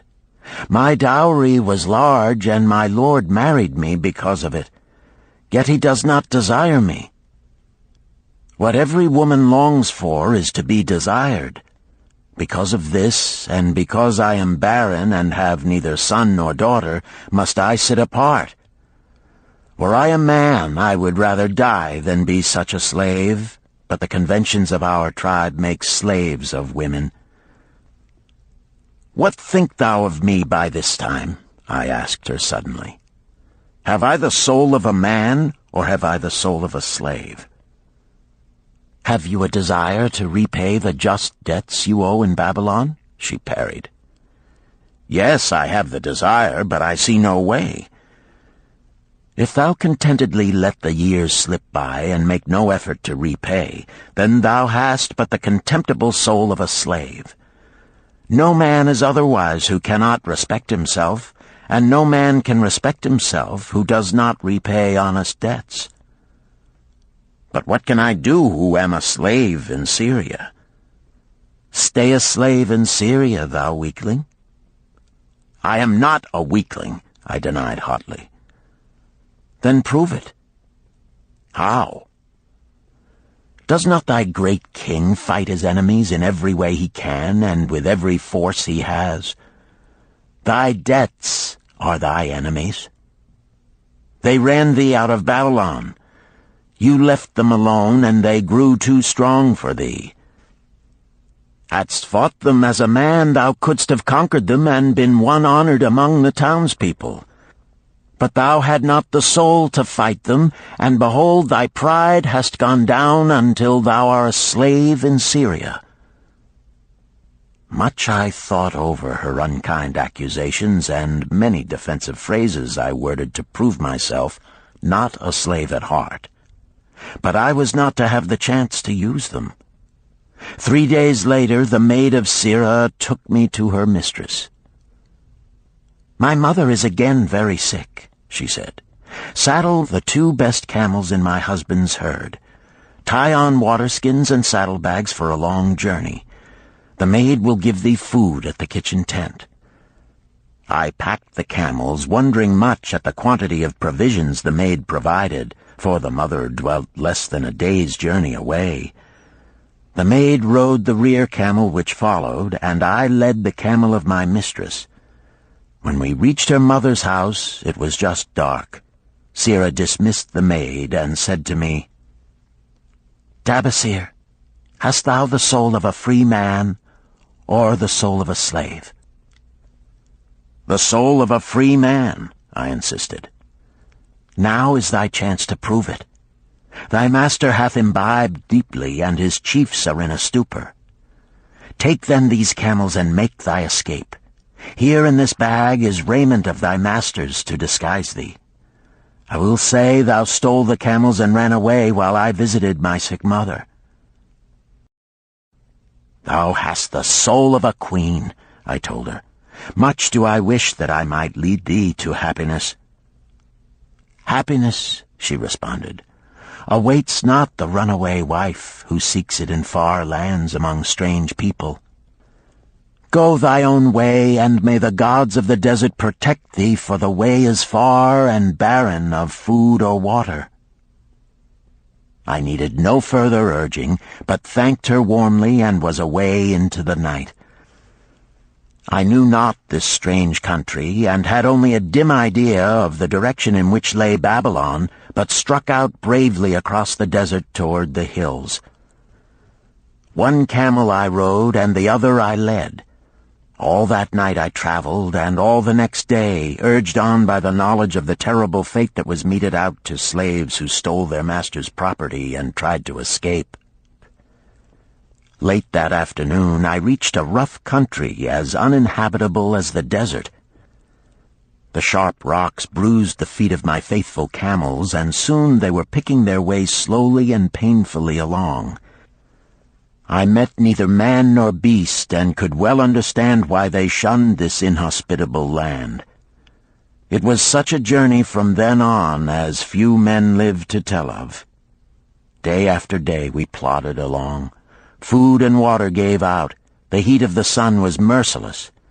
At the end of the 9th day, I slid from the back of my mount with the feeling that I was too weak to ever remount, and I would surely die, lost in this abandoned country. I stretched out upon the ground and slept, not waking until the first gleam of daylight. I sat up and looked about me. There was a coolness in the morning air. My camels lay dejected not far away. About me was a vast waste of broken country covered with rock and sand and thorny things. No sign of water, not to eat for man or camel. Could it be that in this peaceful quiet I faced my end? My mind was clearer than it had ever been before. My body now seemed of little importance. My parched and bleeding lips, my dry and swollen tongue, my empty stomach, all had lost their supreme agonies of the day before. I looked across into the uninviting distance, and once again came to me the question, have I the soul of a slave or the soul of a free man? Then, with clearness, I realized that if I had the soul of a slave, I should give up, lie down in the desert and die, a fitting end for a runaway slave. But if I had the soul of a free man, what then? Surely I would force my way back to Babylon, repay the people who had trusted me, bring happiness to my wife who truly loved me, and bring peace and contentment to my parents. Thy debts are thine enemies who have run thee out of Babylon, Sirrah had said. Yes, it was so. Why had I refused to stand my ground like a man? Why had I permitted my wife to go back to her father? Then a strange thing happened. All the world seemed to be of a different color, as though I had been looking at it through a colored stone which had suddenly been removed. At last I saw the true values in life. Die in the desert, not I. With a new vision I saw the things that I must do. First I would go back to Babylon and face every man to whom I owed an unpaid debt. I should tell them that after years of wandering and misfortune, I had come back to pay my debts as fast as the gods would permit. Next, I should make a home for my wife and become a citizen of whom my parents should be proud. My debts were my enemies, but the men I owed were my friends, for they had trusted me and believed in me. I staggered weakly to my feet. What mattered hunger? What mattered thirst? They were but incidents on the road to Babylon. Within me surged the soul of a free man going back to conquer his enemies and reward his friends. I thrilled with the great resolve. The glazed eyes of my camels brightened at the new note in my husky voice. With great effort, after many attempts, they gained their feet. With pitiful perseverance, they pushed on toward the north, where something within me said we would find Babylon. We found water. We passed into a more fertile country where were grass and fruit. We found the trail to Babylon because the soul of a free man looks at life as a series of problems to be solved, and solves them. while the soul of a slave whines, "What can I do who am but a slave?" How about thee, Tarkad? Does thy empty stomach make thy head exceedingly clear? Art ready to take the road that leads back to self-respect? Canst thou see the world in its true color? Hast thou the desire to pay thy honest debts, however many they may be, and once again be a man respected in Babylon? Moisture came to the eyes of the youth. He rose eagerly to his knees. "Thou hast shown me a vision. Already I feel the soul of a free man surge within me." "But how fared you upon your return?" questioned an interested listener. "Where the determination is, the way can be found," Dabasir replied. "I now had the determination, so I set out to find a way. First I visited every man to whom I was indebted, and begged his indulgence until I could earn that with which to repay. Most of them met me gladly. Several reviled me, but others offered to help me. One indeed did give me the very help I needed. It was Mathon, the gold lender. Learning that I had been a camel tender in Syria, he sent me to old Nebator, the camel trader, just commissioned by our good king to purchase many herds of sound camels for the great expedition. With him, my knowledge of camels I put to good use. Gradually, I was able to repay every copper and every piece of silver. Then at last I could hold up my head and feel that I was an honorable man among men." Again Dabasir turned to his food. "Kaskor, thou snail," he called loudly to be heard in the kitchen. "The food is cold. Bring me more meat fresh from the roasting. Bring thou also a very large portion for Tarkad, the son of my old friend, who is hungry and shall eat with me." So ended the tale of Dabasir, the camel trader of old Babylon. He found his own soul when he realized a great truth, a truth that had been known and used by wise men long before his time. It has led men of all ages out of difficulties and into success, and it will continue to do so for those who have the wisdom to understand its magic power. It is for any man to use who reads these lines. Where the determination is, the way can be found.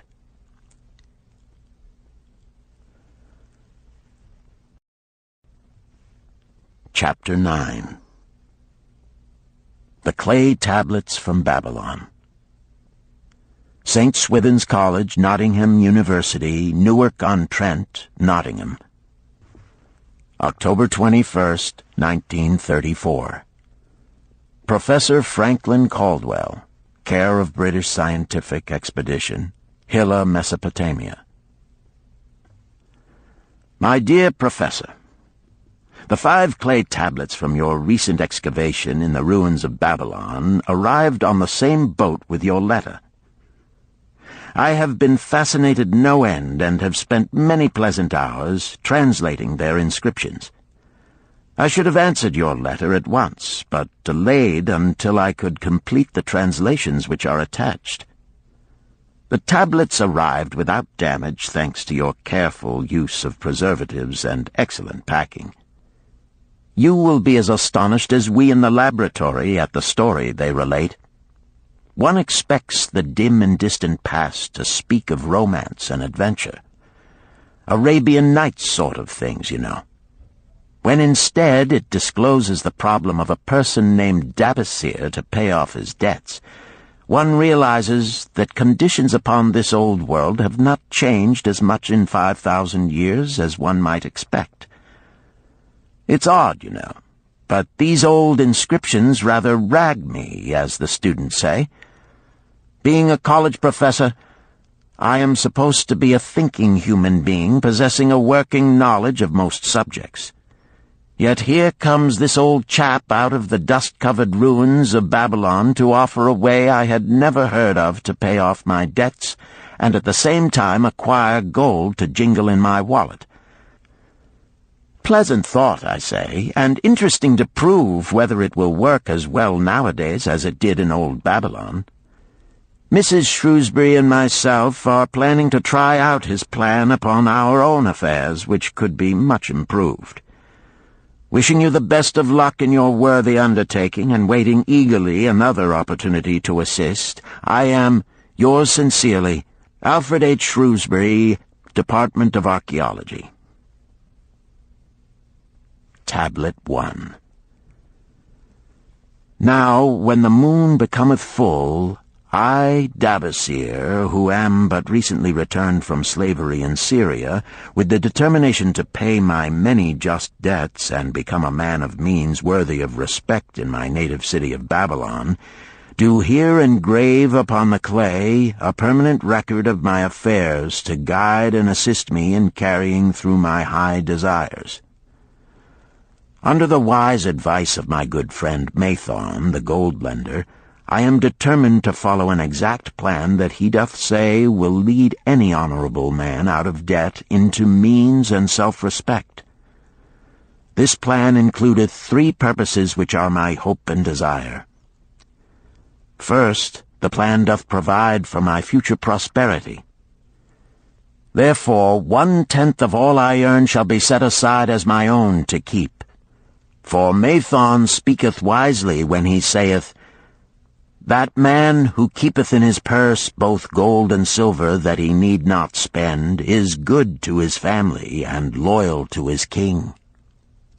The man who hath but a few coppers in his purse is indifferent to his family and indifferent to his king.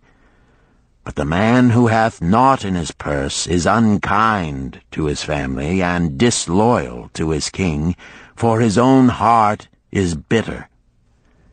Therefore the man who wisheth to achieve must have coin that he may keep to jingle in his purse, that he have in his heart love for his family and loyalty to his king. Second, the plan doth provide that I shall support and clothe my good wife who hath returned to me with loyalty from the house of her father. For Mathon doth say that to take good care of a faithful wife putteth self-respect into the heart of a man, and addeth strength and determination to his purposes. Therefore 7/10 of all I earn shall be used to provide a home, clothes to wear, and food to eat, with a bit extra to spend, that our lives be not lacking in pleasure and enjoyment. But he doth further enjoin the greatest care that we spend not greater than 7/10 of what I earn for these worthy purposes. Herein lieth the success of the plan.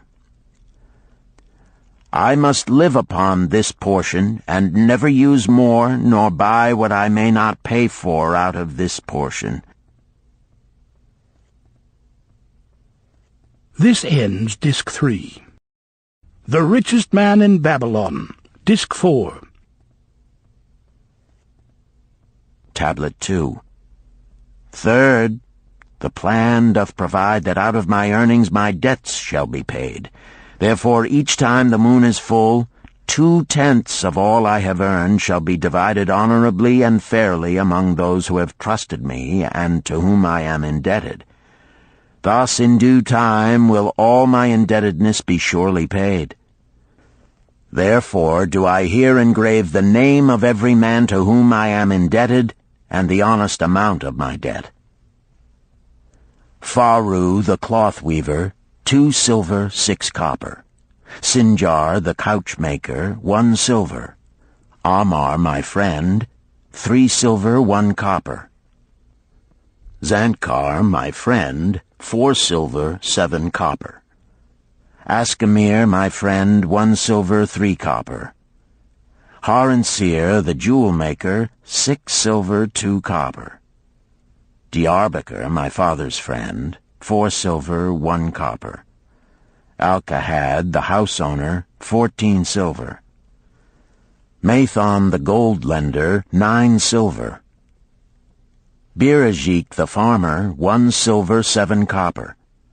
From here on, disintegrated, cannot be deciphered. Tablet 3.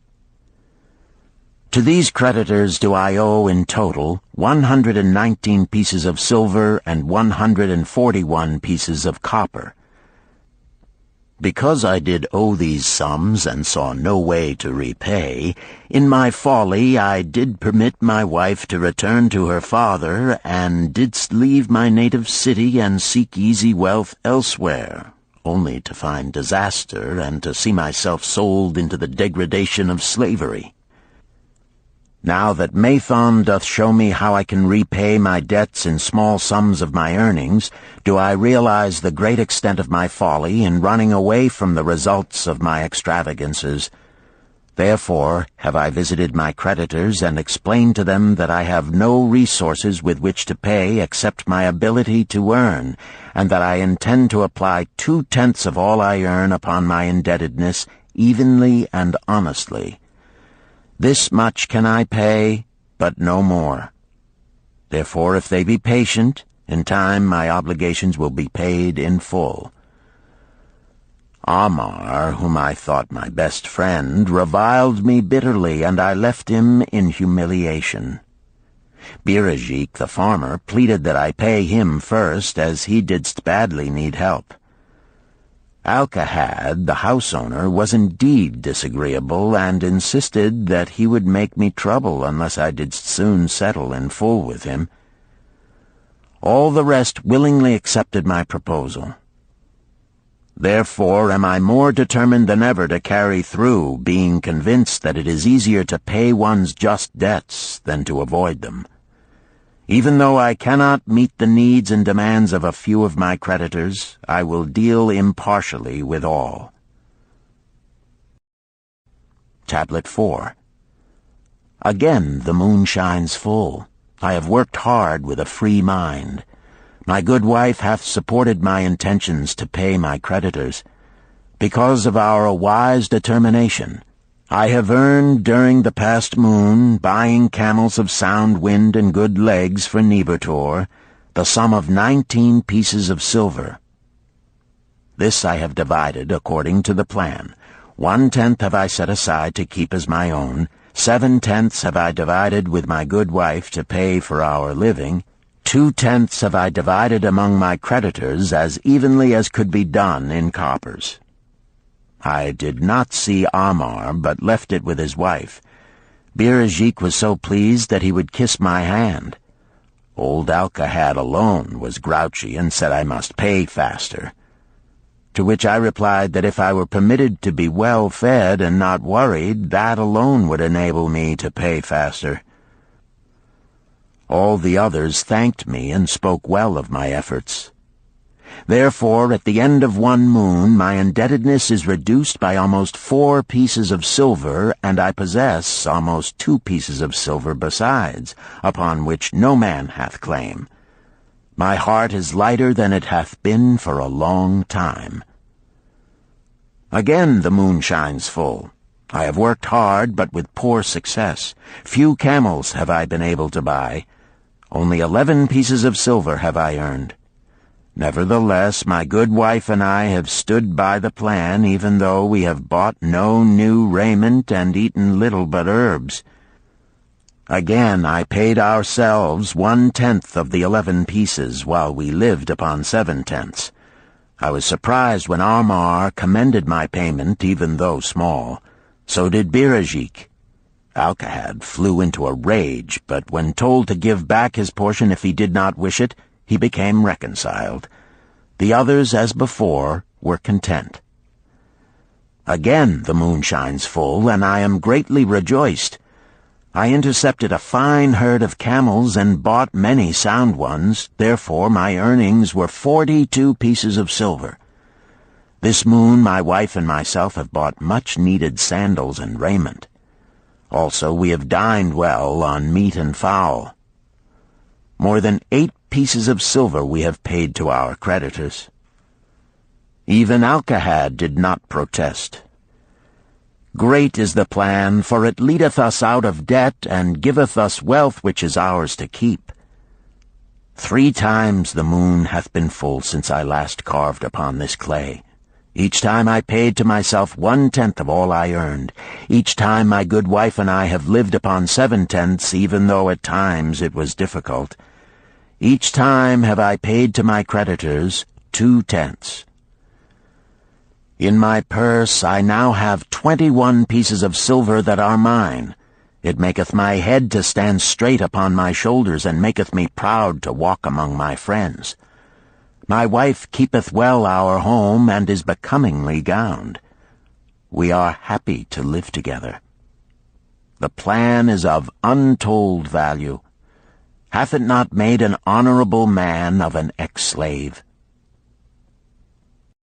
Tablet 5. Again the moon shines full, and I remember that it is long since I carved upon the clay. 12 moons in truth have come and gone. But this day I will not neglect my record, because upon this day I have paid the last of my debts. This is the day upon which my good wife and my thankful self celebrate with great feasting that our determination hath been achieved. Many things occurred upon my final visit to my creditors that I shall long remember. Amar begged my forgiveness for his unkind words, and said that I was one of all others he most desired for a friend. Old Alcahad is not so bad after all, for he said, "Thou wert once a piece of soft clay to be pressed and molded by any hand that touched thee. But now thou art a piece of bronze, capable of holding an edge. If thou needst silver or gold at any time, come to me." Nor is he the only one who holdeth me in high regard.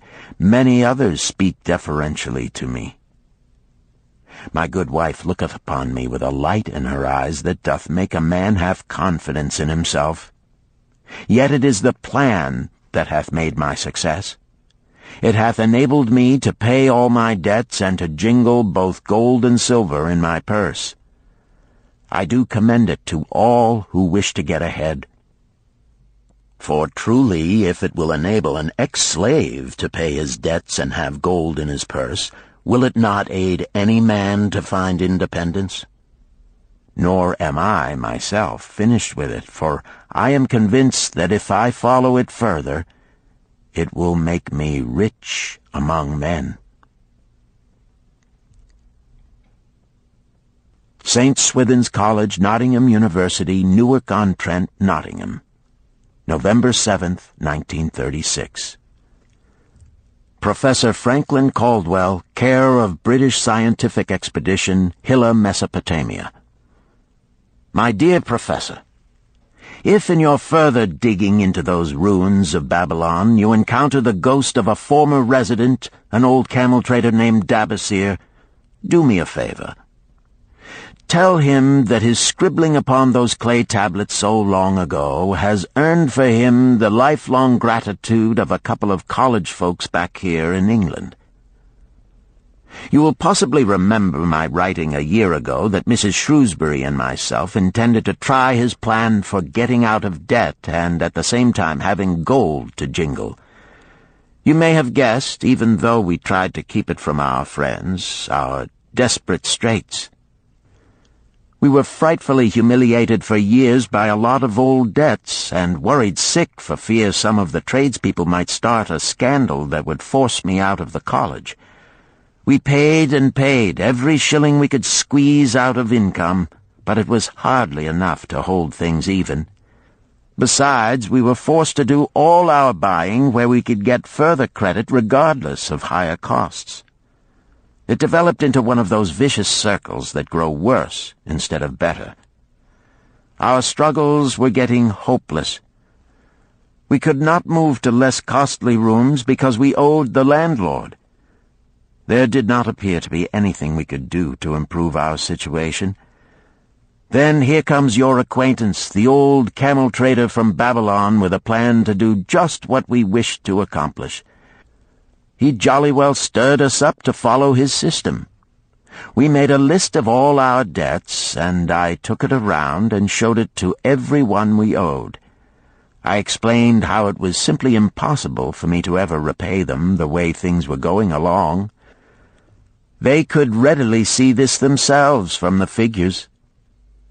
Then I explained that the only way I saw to pay in full was to set aside 20% of my income each month to be divided pro rata, which would pay them in full in a little over 2 years. That in the meantime we would go on a cash basis and give them the further benefit of our cash purchases. They were really quite decent. Our greengrocer, a wise old chap, put it in a way that helped to bring around the rest. If you pay for all you buy and then pay some on what you owe, that is better than you have done, for you ain't paid down the account none in 3 years. Finally, I secured all their names to an agreement binding them not to molest us as long as the 20% of income was paid regularly. Then we began scheming on how to live upon 70%. We were determined to keep that extra 10% to jingle. The thought of silver and possibly gold was most alluring. It was like having an adventure to make the change. We enjoyed figuring this way and that to live comfortably upon that remaining 70%. We started with rent and managed to secure a fair reduction. Next, we put our favorite brands of tea and such under suspicion, and were agreeably surprised how often we could purchase superior qualities at less cost. It is too long a story for a letter, but anyhow it did not prove difficult. We managed, and right cheerfully at that. What a relief it proved to have our affairs in such a shape we were no longer persecuted by past due accounts. I must not neglect, however, to tell you about that extra 10% we were supposed to jingle. Well, we did jingle it for some time. Now, don't laugh too soon. You see, that is the sporty part. It is the real fun to start accumulating money that you do not want to spend. There is more pleasure in running up such a surplus than there could be in spending it. After we had jingled to our heart's content, we found a more profitable use for it. We took up an investment upon which we could pay that 10% each month. This is proving to be the most satisfying part of our regeneration. It is the first thing we pay out of my check. There is a most gratifying sense of security to know our investment is growing steadily. By the time my teaching days are over, it should be a snug sum, large enough so the income will take care of us from then on. All this out of my same old check. Difficult to believe, yet absolutely true. All our debts being gradually paid, and at the same time our investment increasing. Besides, we get along financially even better than before. Who would believe there could be such a difference in results between following a financial plan and just drifting along? At the end of the next year, when all our old bills shall have been paid, we will have more to pay upon our investment besides some extra for travel. We are determined never again to permit our living expenses to exceed 70% of our income. Now you can understand why we would like to extend our personal thanks to that old chap whose plan saved us from our hell on earth. He knew. He had been through it all. He wanted others to benefit from his own bitter experiences. That is why he spent tedious hours carving his message upon the clay. He had a real message for fellow sufferers, a message so important that after 5,000 years it has risen out of the ruins of Babylon just as true and just as vital as the day it was buried. Yours sincerely, Alfred H. Shrewsbury, Department of Archaeology. Chapter 10. The Luckiest Man in Babylon. At the head of his caravan proudly rode Shahrunada, the merchant prince of Babylon. He liked fine cloth and wore rich and becoming robes. He liked fine animals and sat easily upon his spirited Arabian stallion. To look at him, one would hardly have guessed his advanced years. Certainly they would not have suspected that he was inwardly troubled. The journey from Damascus is long, and the hardships of the desert many. These he minded not. The Arab tribes are fierce and eager to loot rich caravans. These he feared not, for his many fleet-mounted guards were a safe protection. About the youth at his side, whom he was bringing from Damascus, was he disturbed.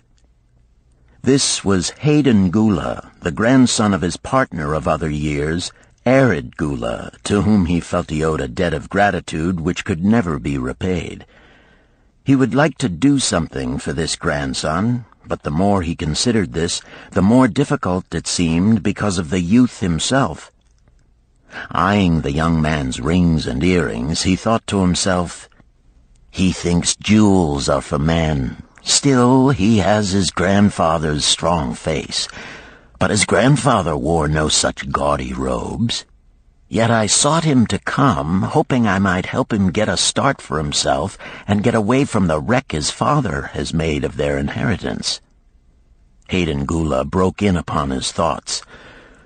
"Why dost thou work so hard, riding always with thy caravan upon its long journeys? Dost thou never take time to enjoy life?" Shahrunada smiled. "To enjoy life?" he repeated. "What wouldst thou do to enjoy life if thou wert Shahrunada?" "If I had wealth equal to thine, I would live like a prince. Never across the hot desert would I ride. I would spend the shekels as fast as they came to my purse. I would wear the richest of robes and the rarest of jewels. That would be a life to my liking, a life worth living." Both men laughed. "Thy grandfather wore no jewels," Shahrunada spoke before he thought, then continued jokingly, "Wouldst thou leave no time for work?" "Work was made for slaves," Hayden Gula responded. Shahrunada bit his lip but made no reply, riding in silence until the trail led them to the slope. Here he reined his mount, and pointing to the green valley far away, "See, there is the valley. Look far down, and thou canst faintly see the walls of Babylon. The tower is the temple of Bel. If thine eyes are sharp, thou mayest even see the smoke from the eternal fire upon its crest." "So that is Babylon? Always have I longed to see the wealthiest city in all the world," Hayden Gula commented. "Babylon, where my grandfather started his fortune. Would he were still alive, we would not be so sorely pressed. Why wish his spirit to linger on earth beyond its allotted time? Thou and thy father can well carry on his good work. Alas, of us neither has his gift. Father and myself know not his secret for attracting the golden shekels." Shahrunada did not reply, but gave rein to his mount and rode thoughtfully down the trail to the valley. Behind them followed the caravan in a cloud of reddish dust. Some time later they reached the King's Highway and turned south through the irrigated farms. 3 old men plowing a field caught Shahrunada's attention. They seemed strangely familiar. How ridiculous! One does not pass a field after 40 years and find the same men plowing there. Yet something within him said they were the same. One, with an uncertain grip, held the plow. The others laboriously plodded beside the oxen, ineffectually beating them with their barrel staves to keep them pulling. 40 years ago, he had envied these men. How gladly he would have exchanged places. But what a difference now! With pride he looked back at his trailing caravan, well-chosen camels and donkeys loaded high with valuable goods from Damascus. All this was but one of his possessions. He pointed to the plowers, saying, "Still plowing the same field where they were 40 years ago. They look it, but why thinkest thou they are the same?" "I saw them there," Shahrunada replied. Recollections were racing rapidly through his mind. Why could he not bury the past and live in the present? Then he saw, as in a picture, the smiling face of Arid Gula. The barrier between himself and the cynical youth beside him dissolved. But how could he help such a superior youth with his spendthrift ideas and bejeweled hands? Work he could offer in plenty to willing workers, but not for men who considered themselves too good for work. Yet he owed it to Arid Gula to do something, not a half-hearted attempt. He and Arid Gula had never done things that way. They were not that sort of men. A plan came almost in a flash. There were objections. He must consider his own family and his own standing. It would be cruel. It would hurt. Being a man of quick decisions, he waived objections and decided to act. "Wouldst thou be interested in hearing how thy worthy grandfather and myself joined in the partnership which proved so profitable?" he questioned. "Why not just tell me how thou madest the golden shekels? That is all I need to know," the young man parried. Sharunada ignored the reply and continued, "We start with those men plowing. I was no older than thou. As the column of men in which I marched approached, good old Megiddo, the farmer, scoffed at the slipshod way in which they plowed. Megiddo was chained next to me. 'Look at the lazy fellows,' he protested. 'The plow holder makes no effort to plow deep, nor do the beaters keep the oxen in the furrow. How can they expect to raise a good crop with poor plowing?' "Didst thou say Megiddo was chained to thee?" Hayden Gula asked in surprise. "Yes, with bronze collars about our necks and a length of heavy chain between us. Next to him was Zabado, the sheep thief. I had known him in Harun. At the end was a man we called Pirate because he told us not his name. We judged him as a sailor as he had entwined serpents tattooed upon his chest in sailor fashion. The column was made up thus so the men could walk in fours." "Thou wert chained as a slave?" Hayden Gula asked incredulously. "Did not thy grandfather tell thee I was once a slave? He often spoke of thee, but never hinted of this. He was a man thou couldst trust with innermost secrets. Thou, too, are a man I may trust, am I not right?" Sharunada looked him squarely in the eye. "Thou mayest rely upon my silence, but I am amazed. Tell me, how didst thou come to be a slave?" Sharunada shrugged his shoulders. "Any man may find himself a slave. It was a gaming house and barley beer that brought me disaster. I was the victim of my brother's indiscretions. In a brawl he killed his friend. I was bonded to the widow by my father, desperate to keep my brother from being prosecuted under the law. When my father could not raise the silver to free me, she in anger sold me to the slave dealer." "What a shame and injustice," Hayden Gula protested. "But tell me, how didst thou regain freedom?" "We shall come to that, but not yet. Let us continue my tale. As we passed, the plowers jeered at us. One did doff his ragged hat and bow low, calling out, 'Welcome to Babylon, guests of the king! He waits for thee on the city walls where the banquet is spread, mud bricks and onion soup.' With that, they laughed uproariously. Pirate flew into a rage and cursed them roundly. "What do those men mean by the king awaiting us on the walls?" I asked him. "To the city walls ye march to carry bricks until the back breaks.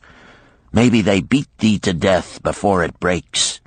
They won't beat me. I'll kill 'em." Then Megiddo spoke up. "It doesn't make sense to me to talk of masters beating willing, hard-working slaves to death. Masters like good slaves and treat them well." "Who wants to work hard?" commented Zabato. "Those plowers are wise fellows. They're not breaking their backs, just letting on as if they be." "Thou can't get ahead by shirking," Megiddo protested.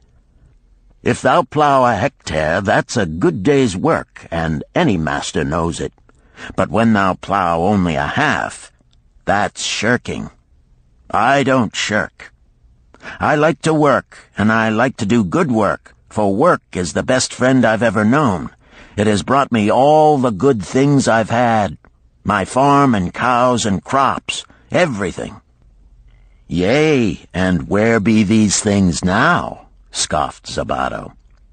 "I figure it pays better to be smart and get by without working.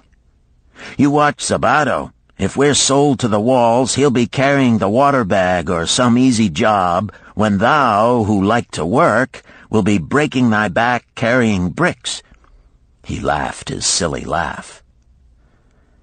Terror gripped me that night. I could not sleep. I crowded close to the guard rope, and when the others slept, I attracted the attention of Godoso, who was doing the first guard watch. He was one of those brigand Arabs, the sort of rogue who, if he robbed thee of thy purse, would think he must also cut thy throat. "Tell me, Godoso," I whispered, "when we get to Babylon, will we be sold to the walls?" "Why want to know?" he questioned cautiously. "Canst thou not understand?" I pleaded.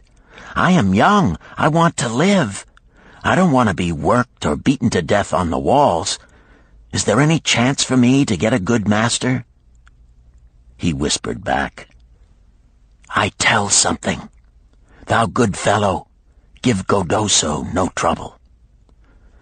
Most times we go first to slave market. Listen now. When buyers come, tell 'em you good worker, like to work hard for good master, make 'em want to buy. You not make 'em buy, next day you carry brick. Mighty hard work." After he walked away, I lay in the warm sand looking up at the stars and thinking about work. What Megiddo had said about it being his best friend made me wonder if it would be my best friend. Certainly it would be if it helped me out of this. When Megiddo awoke, I whispered my good news to him. It was our one ray of hope as we marched toward Babylon. Late in the afternoon, we approached the walls and could see the lines of men, like black ants, climbing up and down the steep diagonal paths. As we drew closer, we were amazed at the thousands of men working. Some were digging in the moat, others mixed the dirt into mud bricks. The greatest number were carrying the bricks in large baskets up those steep trails to the masons. Overseers cursed the laggards and cracked bullock whips over the backs of those who failed to keep in line. Poor, worn-out fellows were seen to stagger and fall beneath their heavy baskets, unable to rise again.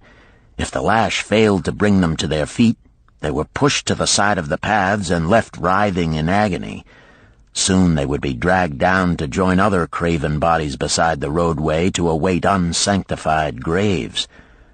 As I beheld the ghastly sight, I shuddered. So this was what awaited my father's son if he failed at the slave market. Godoso had been right. We were taken through the gates of the city to the slave prison, and next morning marched to the pens in the market. Here the rest of the men huddled in fear, and only the whips of our guard could keep them moving so the buyers could examine them. Megiddo and myself eagerly talked to every man who permitted us to address him. The slave dealer brought soldiers from the king's guard who shackled Pirate and brutally beat him when he protested. As they led him away, I felt sorry for him. Megiddo felt that we would soon part. When no buyers were near, he talked to me earnestly to impress upon me how valuable work would be to me in the future. Some men hate it. They make it their enemy. Better to treat it like a friend. Make thyself like it. Don't mind because it is hard. If thou thinkest about what a good house thou build, then who cares if the beams are heavy and it is far from the well to carry the water for the plaster? Promise me, boy, if thou get a master, work for him as hard as thou canst. If he does not appreciate all thou do, never mind.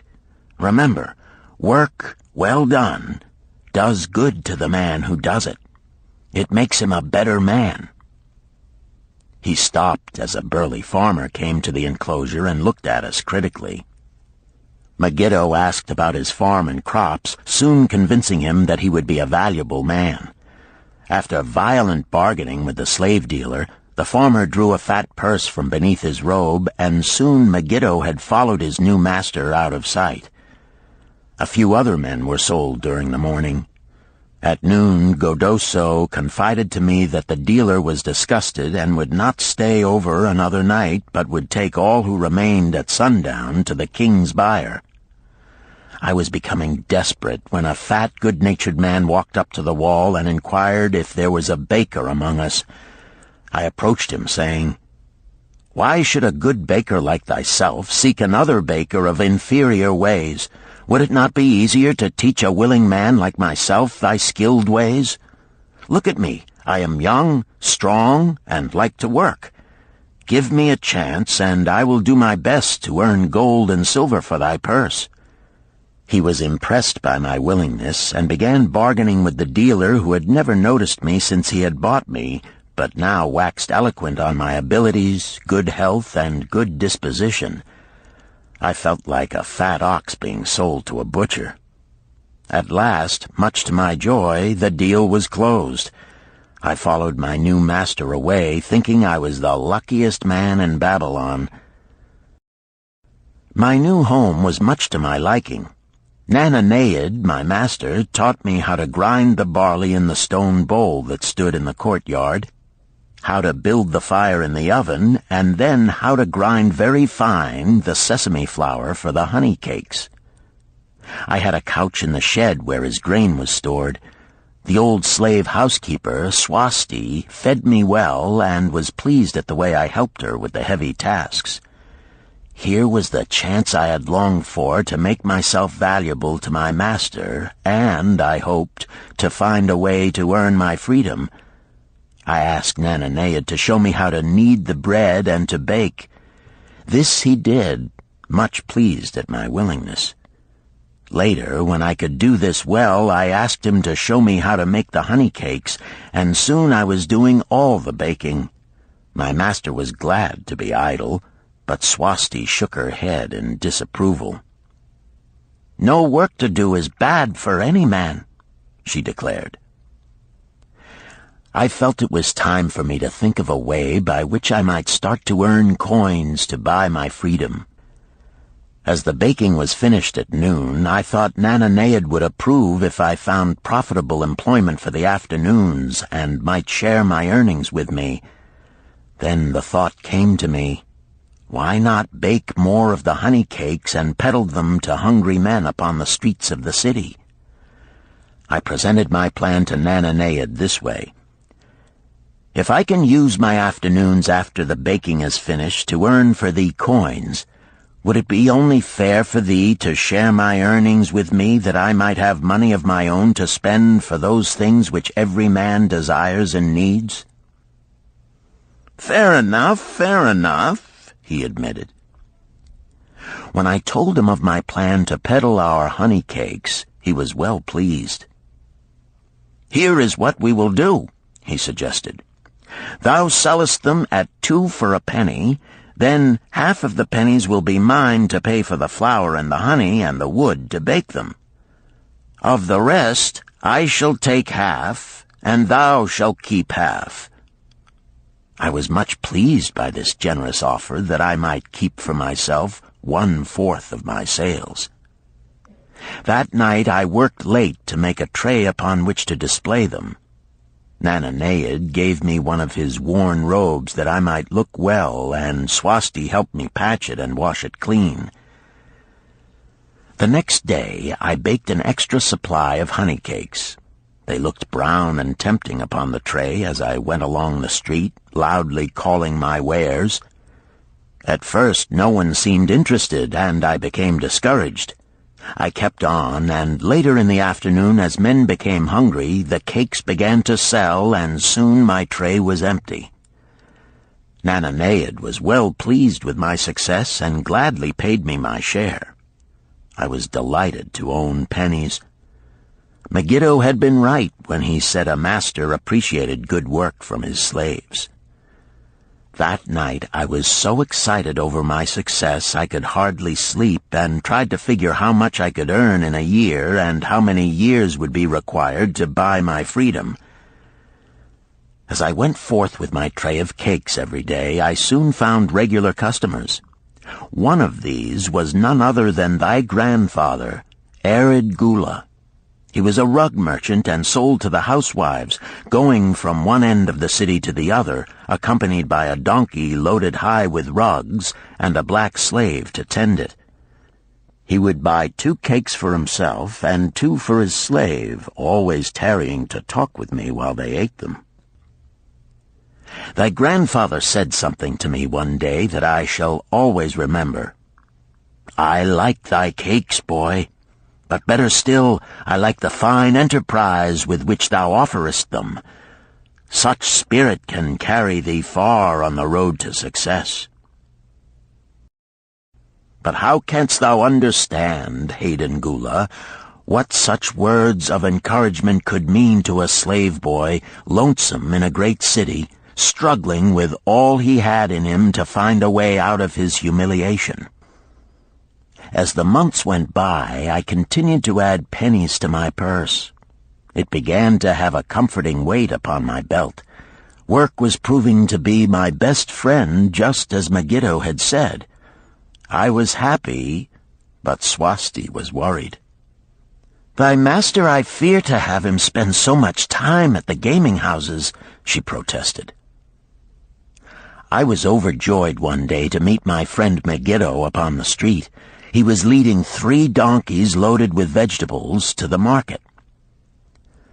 "I am doing mighty well," he said.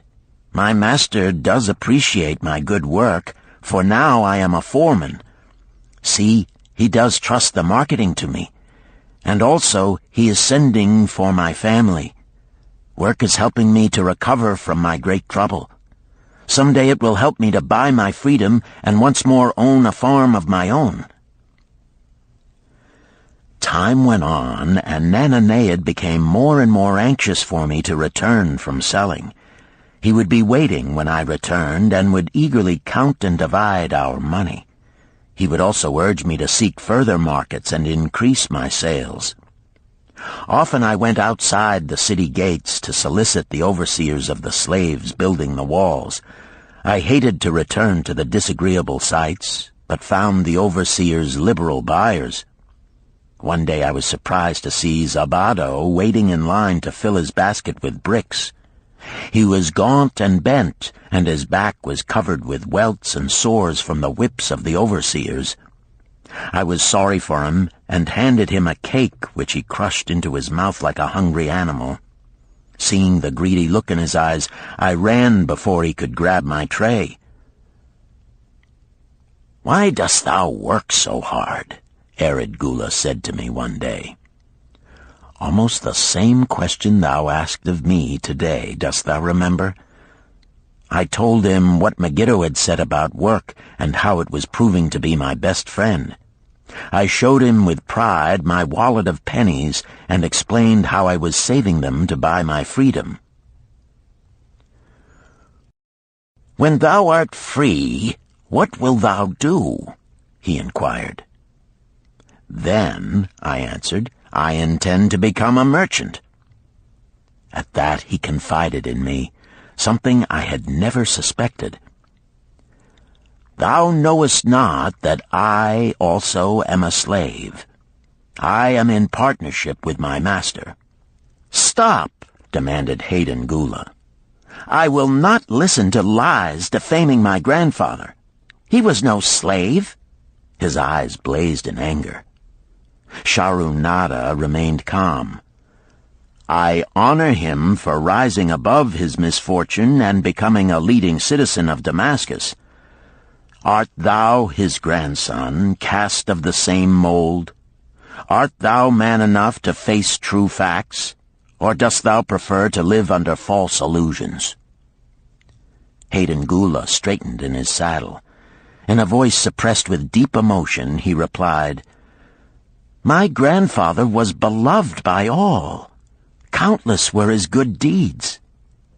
When the famine came, did not his gold buy grain in Egypt, and did not his caravan bring it to Damascus and distribute it to the people so none would starve? Now thou sayest he was but a despised slave in Babylon. Had he remained a slave in Babylon, then he might well have been despised. But when, through his own efforts, he became a great man in Damascus, the gods indeed condoned his misfortunes and honored him with their respect," Sharunada replied. "After telling me that he was a slave," Sharunada continued, "he explained how anxious he had been to earn his freedom. Now that he had enough money to buy this, he was much disturbed as to what he should do. He was no longer making good sales and feared to leave the support of his master." I protested his indecision. "Cling no longer to thy master. Get once again the feeling of being a free man. Act like a free man and succeed like one. Decide what thou desirest to accomplish, and then work will aid thee to achieve it."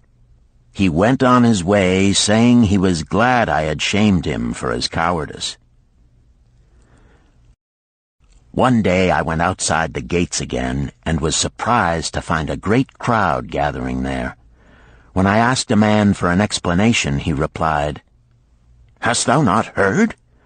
An escaped slave who murdered one of the king's guards has been brought to justice and will this day be flogged to death for his crime. Even the king himself is to be here." So dense was the crowd about the flogging post, I feared to go near lest my tray of honey cakes be upset. Therefore I climbed up the unfinished wall to see over the heads of the people. I was fortunate in having a view of Nebuchadnezzar himself as he rode by in his golden chariot. Never had I beheld such grandeur, such robes and hangings of gold cloth and velvet. I could not see the flogging, though I could hear the shrieks of the poor slave. I wondered how one so noble as our handsome king could endure to see such suffering, yet when I saw he was laughing and joking with his nobles, I knew he was cruel and understood why such inhuman tasks were demanded of the slaves building the walls. After the slave was dead, his body was hung upon a pole by a rope attached to his leg so all might see. As the crowd began to thin, I went close. On the hairy chest, I saw tattooed 2 entwined serpents. It was Pirate. The next time I met Arid Gula, he was a changed man. Full of enthusiasm, he greeted me. "Behold, the slave thou knewest is now a free man. There was magic in thy words.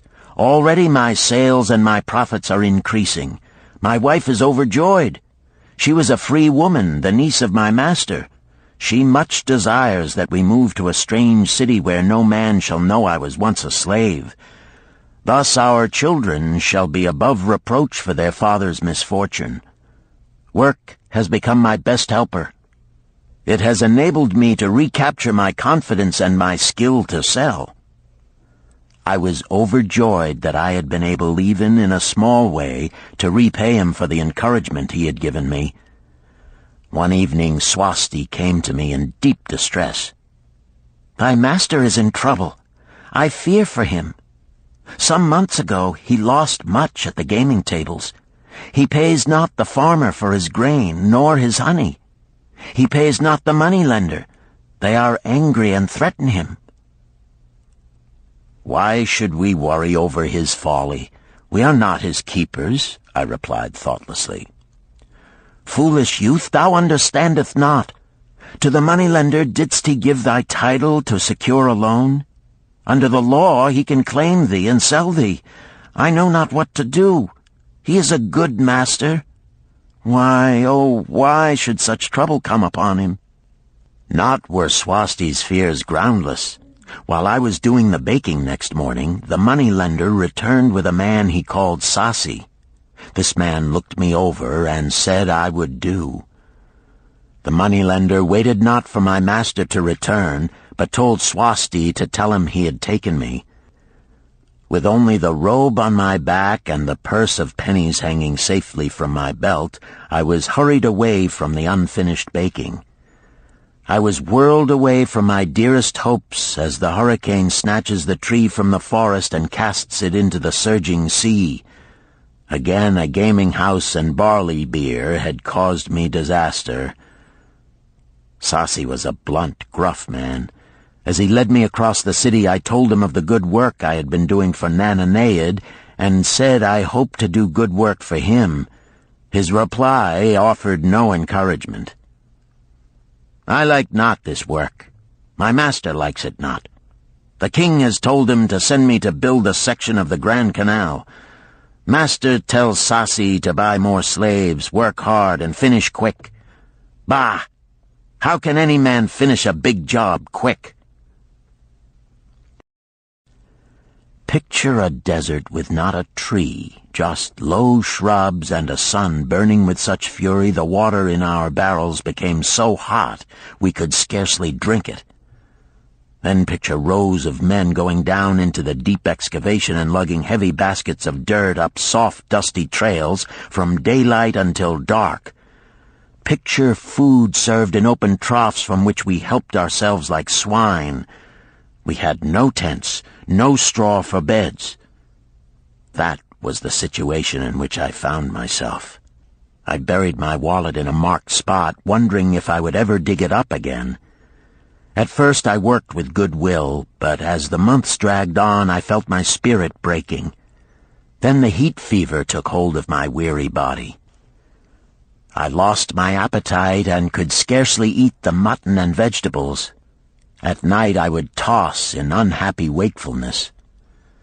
In my misery I wondered if Zabado had not the best plan, to shirk and keep his back from being broken in work. Then I recalled my last sight of him and knew his plan was not good. I thought of Pirate with his bitterness and wondered if it might be just as well to fight and kill. The memory of his bleeding body reminded me that his plan was also useless. Then I remembered my last sight of Megiddo. His hands were deeply calloused from hard work, but his heart was light and there was happiness on his face. His was the best plan. Yet I was just as willing to work as Megiddo. He could not have worked harder than I. Why did not my work bring me happiness and success? Was it work that brought Megiddo happiness, or was happiness and success merely in the laps of the gods? Was I to work the rest of my life without gaining my desires, without happiness and success? All of these questions were jumbled in my mind, and I had not an answer. Indeed, I was sorely confused. Several days later, when it seemed that I was at the end of my endurance and my questions still unanswered, Sasi sent for me. A messenger had come from my master to take me back to Babylon. I dug up my precious wallet, wrapped myself in the tattered remnants of my robe, and was on my way. As we rode, the same thoughts of a hurricane whirling me hither and thither kept racing through my feverish brain. I seemed to be living the weird words of a chant from my native town of Harun. Besetting a man like a whirlwind, driving him like a storm, whose course no one can follow, whose destiny no one can foretell. Was I destined to be ever thus punished for I knew not what?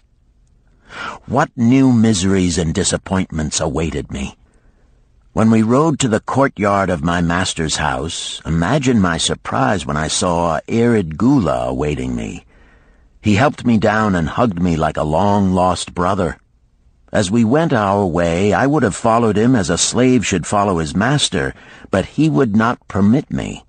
He put his arm about me, saying, "I hunted everywhere for thee. When I had almost given up hope, I did meet Swasti, who told me of the money-lender who directed me to thy noble owner. A hard bargain he did drive, and made me pay an outrageous price. But thou art worth it. Thy philosophy and thy enterprise have been my inspiration to this new success." "Megiddo's philosophy, not mine," I interrupted. "Megiddo's and thine. Thanks to thee both, we are going to Damascus, and I need thee for my partner." "See," he exclaimed, "in one moment thou wilt be a free man." So saying, he drew from beneath his robe the clay tablet carrying my title. This he raised above his head and hurled it to break in 100 pieces upon the cobblestones. With glee he stamped upon the fragments until they were but dust. Tears of gratitude filled my eyes. I knew I was the luckiest man in Babylon. "Work, thou see, by this, in the time of my greatest distress, didst prove to be my best friend. My willingness to work enabled me to escape from being sold to join the slave gangs upon the walls. It also so impressed thy grandfather, he selected me for his partner." Then Hayden Gula questioned, "Was work my grandfather's secret key to the golden shekels?" "It was the only key he had when I first knew him," Sharunada replied. "Thy grandfather enjoyed working. The gods appreciated his efforts and rewarded him liberally." "I begin to see," Hayden Gula was speaking thoughtfully. "Work attracted as many friends who admired his industry and the success it brought. Work brought him the honors he enjoyed so much in Damascus. Work brought him all those things I have approved. And I thought work was fit only for slaves." "Life is rich with many pleasures for men to enjoy," Sharunada commented. "Each has its place. I am glad that work is not reserved for slaves. Were that the case, I would be deprived of my greatest pleasure.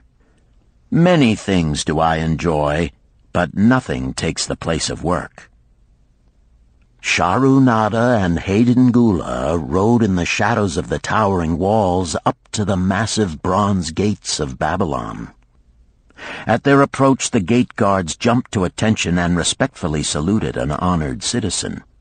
With head held high, Sharunada led the long caravan through the gates and up the streets of the city. "I have always hoped to be a man like my grandfather," Hayden Gula confided to him. "Never before did I realize just what kind of man he was. This thou hast shown me. Now that I understand, I do admire him all the more and feel more determined to be like him. I fear I can never repay thee for giving me the true key to his success. From this day forth I shall use his key. I shall start humbly as he started, which befits my true station far better than jewels and fine robes." So saying, Hayden Gula pulled the jeweled baubles from his ears and the rings from his fingers. Then, reining his horse, he dropped back and rode with deep respect behind the leader of the caravan.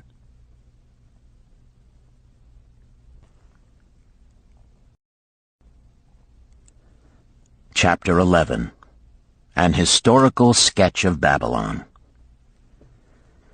In the pages of history there lives no city more glamorous than Babylon. Its very name conjures visions of wealth and splendor. Its treasures of gold and jewels were fabulous. One naturally pictures such a wealthy city as located in a suitable setting of tropical luxury, surrounded by rich natural resources of forests and mines. Such was not the case. It was located beside the Euphrates River in a flat, arid valley. It had no forests, no mines, not even stone for building. It was not even located upon a natural trade route. The rainfall was insufficient to raise crops. Babylon is an outstanding example of man's ability to achieve great objectives using whatever means are at his disposal. All of the resources supporting this large city were man-developed. All of its riches were man-made. Babylon possessed just two natural resources: a fertile soil and water in the river. With one of the greatest engineering accomplishments of this or any other day, Babylonian engineers diverted the waters from the river by means of dams and immense irrigation canals. Far out across that arid valley went these canals to pour the life-giving waters over the fertile soil. This ranks among the first engineering feats known to history. Such abundant crops as were the reward of this irrigation system the world had never seen before. Fortunately, during its long existence, Babylon was ruled by successive lines of kings to whom conquest and plunder were but incidental. While it engaged in many wars, most of these were local or defensive against ambitious conquerors from other countries who coveted the fabulous treasures of Babylon. The outstanding rulers of Babylon live in history because of their wisdom, enterprise, and justice. Babylon produced no strutting monarchs who sought to conquer the known world that all nations might pay homage to their egotism. As a city, Babylon exists no more. When those energizing human forces that built and maintained the city for thousands of years were withdrawn, it soon became a deserted ruin. The site of the city is in Asia, about 600 miles east of the Suez Canal, just north of the Persian Gulf. The latitude is about 30 degrees above the equator, practically the same as that of Yuma, Arizona. It possessed a climate similar to that of this American city, hot and dry. Today, this valley of the Euphrates, once a populous irrigated farming district, is again a windswept arid waste. Scant grass and desert shrubs strive for existence against the wind-blown sands. Gone are the fertile fields, the mammoth cities, and the long caravans of rich merchandise.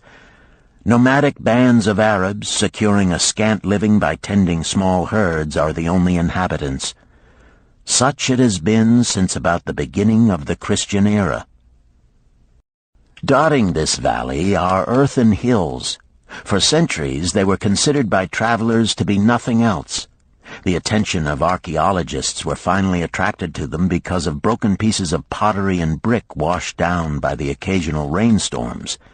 Expeditions, financed by European and American museums, were sent here to excavate and see what could be found. Picks and shovels soon proved these hills to be ancient cities. City graves, they might well be called. Babylon was one of these. Over it for something like 20 centuries, the winds had scattered the desert dust. Built originally of brick, all exposed walls had disintegrated and gone back to earth once more. Such is Babylon, the wealthy city, today. A heap of dirt, so long abandoned that no living person even knew its name until it was discovered by carefully removing the refuse of centuries from the streets and the fallen wreckage of its noble temples and palaces. Many scientists consider the civilization of Babylon and other cities in this valley to be the oldest of which there is a definite record. Positive dates have been proved reaching back 8,000 years. An interesting fact in this connection is the means used to determine these dates. Uncovered in the ruins of Babylon were descriptions of an eclipse of the sun. Modern astronomers readily computed the time when such an eclipse, visible in Babylon, occurred, and thus established a known relationship between their calendar and our own. In this way, we have proved that 8,000 years ago, the Sumerites, who inhabited Babylonia, were living in walled cities. One can only conjecture for how many centuries previous such cities had existed. Their inhabitants were not mere barbarians living within protecting walls. They were an educated and enlightened people. So far as written history goes, they were the first engineers, the first astronomers, the first mathematicians, the first financiers, and the first people to have a written language. Mention has already been made of the irrigation systems which transformed the arid valley into an agricultural paradise. The remains of these canals can still be traced, although they are mostly filled with accumulated sand. Some of them were of such size that, when empty of water, a dozen horses could be ridden abreast along their bottoms. In size they compare favorably with the largest canals in Colorado and Utah. In addition to irrigating the valley lands, Babylonian engineers completed another project of similar magnitude. By means of an elaborate drainage system, they reclaimed an immense area of swampland at the mouths of the Euphrates and Tigris rivers and put this also under cultivation. Herodotus, the Greek traveler and historian, visited Babylon while it was in its prime and has given us the only known description by an outsider. His writings give a graphic description of the city and some of the unusual customs of its people. He mentions the remarkable fertility of the soil and the bountiful harvest of wheat and barley which they produced. The glory of Babylon has faded, but its wisdom has been preserved for us. For this we are indebted to their form of records. In that distant day, the use of paper had not been invented. Instead, they laboriously engraved their writing upon tablets of moist clay. When completed, these were baked and became hard tile. In size, they were about 6 by 8 inches and an inch in thickness. These clay tablets, as they are commonly called, were used much as we use modern forms of writing. Upon them were engraved legends, poetry, history, transcriptions of royal decrees, the laws of the land, titles to property, promissory notes, and even letters which were dispatched by messengers to distant cities.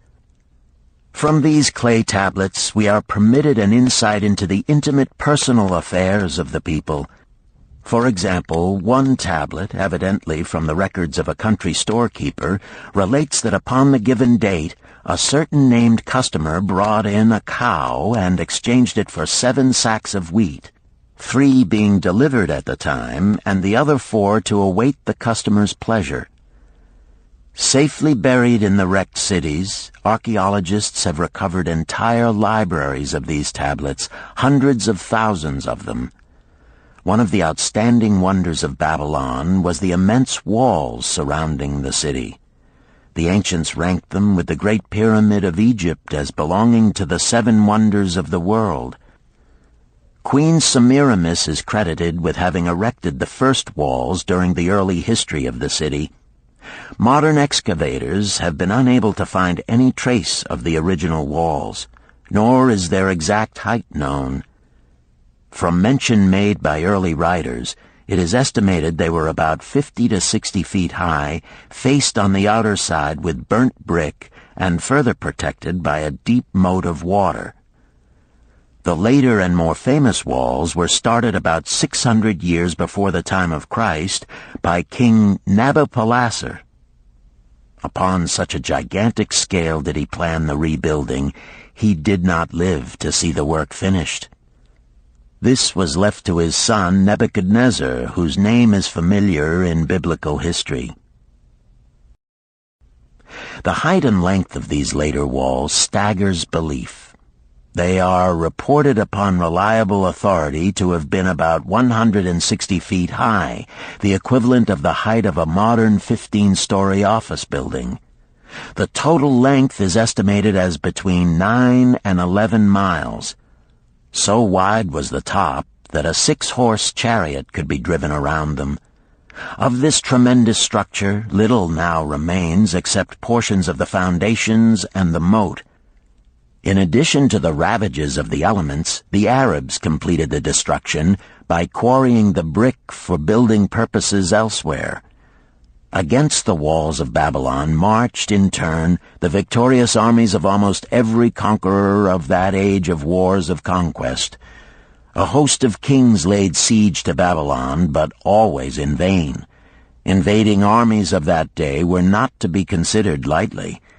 Historians speak of such units as 10,000 horsemen, 25,000 chariots, 1,200 regiments of foot soldiers with 1,000 men to the regiment. Often 2 or 3 years of preparation would be required to assemble war materials and depots of food along the proposed line of march. The city of Babylon was organized much like a modern city. There were streets and shops. Peddlers offered their wares through residential districts. Priests officiated in magnificent temples. Within the city was an inner enclosure for the royal palaces. The walls about this were said to have been higher than those about the city.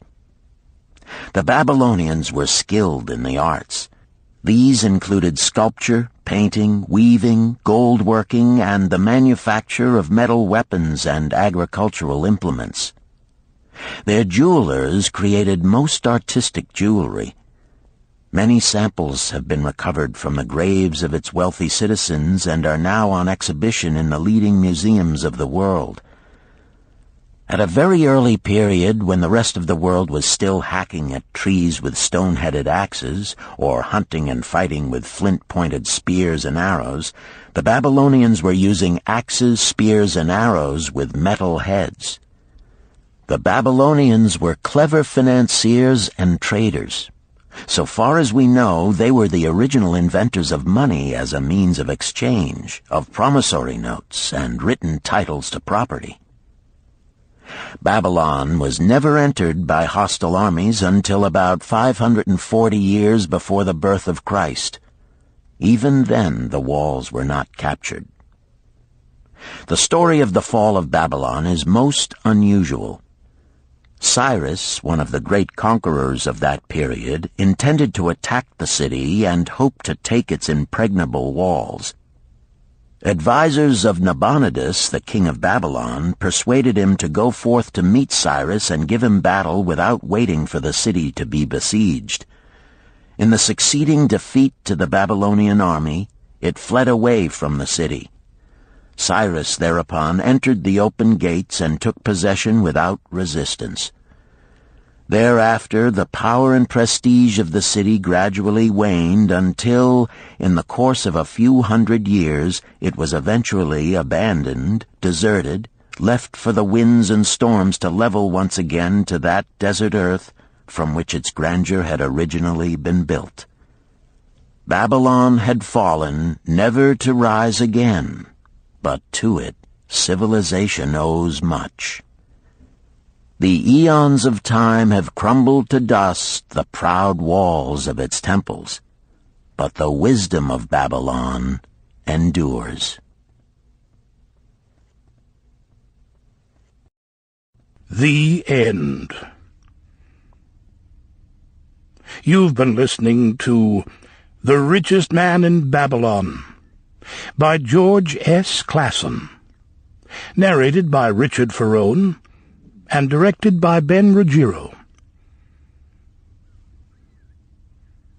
If you've enjoyed this book and this performance, Recorded Books recommends The Art of War by Sun Tzu, narrated by Joe Mantegna. This classic of military strategy includes a detailed introduction and commentary on the history of Chinese warfare and military thought.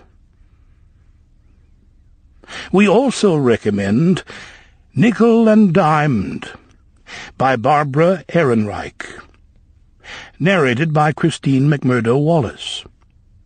Nickel and Dimed reveals low-wage America in all its tenacity, anxiety, and surprising generosity. A land of big boxes, fast food, and 1,000 desperate stratagems for survival. You'll find a wide selection of titles in the Recorded Books catalog, including bestsellers, mysteries, classics, histories, and more. So to order another recorded book, or for a copy of our latest listing, please call the toll-free number found on the back of this book. Don't forget to ask about easy 30-day rentals by mail. On our website, you can browse our catalog, place orders, hear about our latest releases, or tune into narrator profiles and author interviews. So visit us there at www.recordedbooks.com. And thank you for being a Recorded Books reader.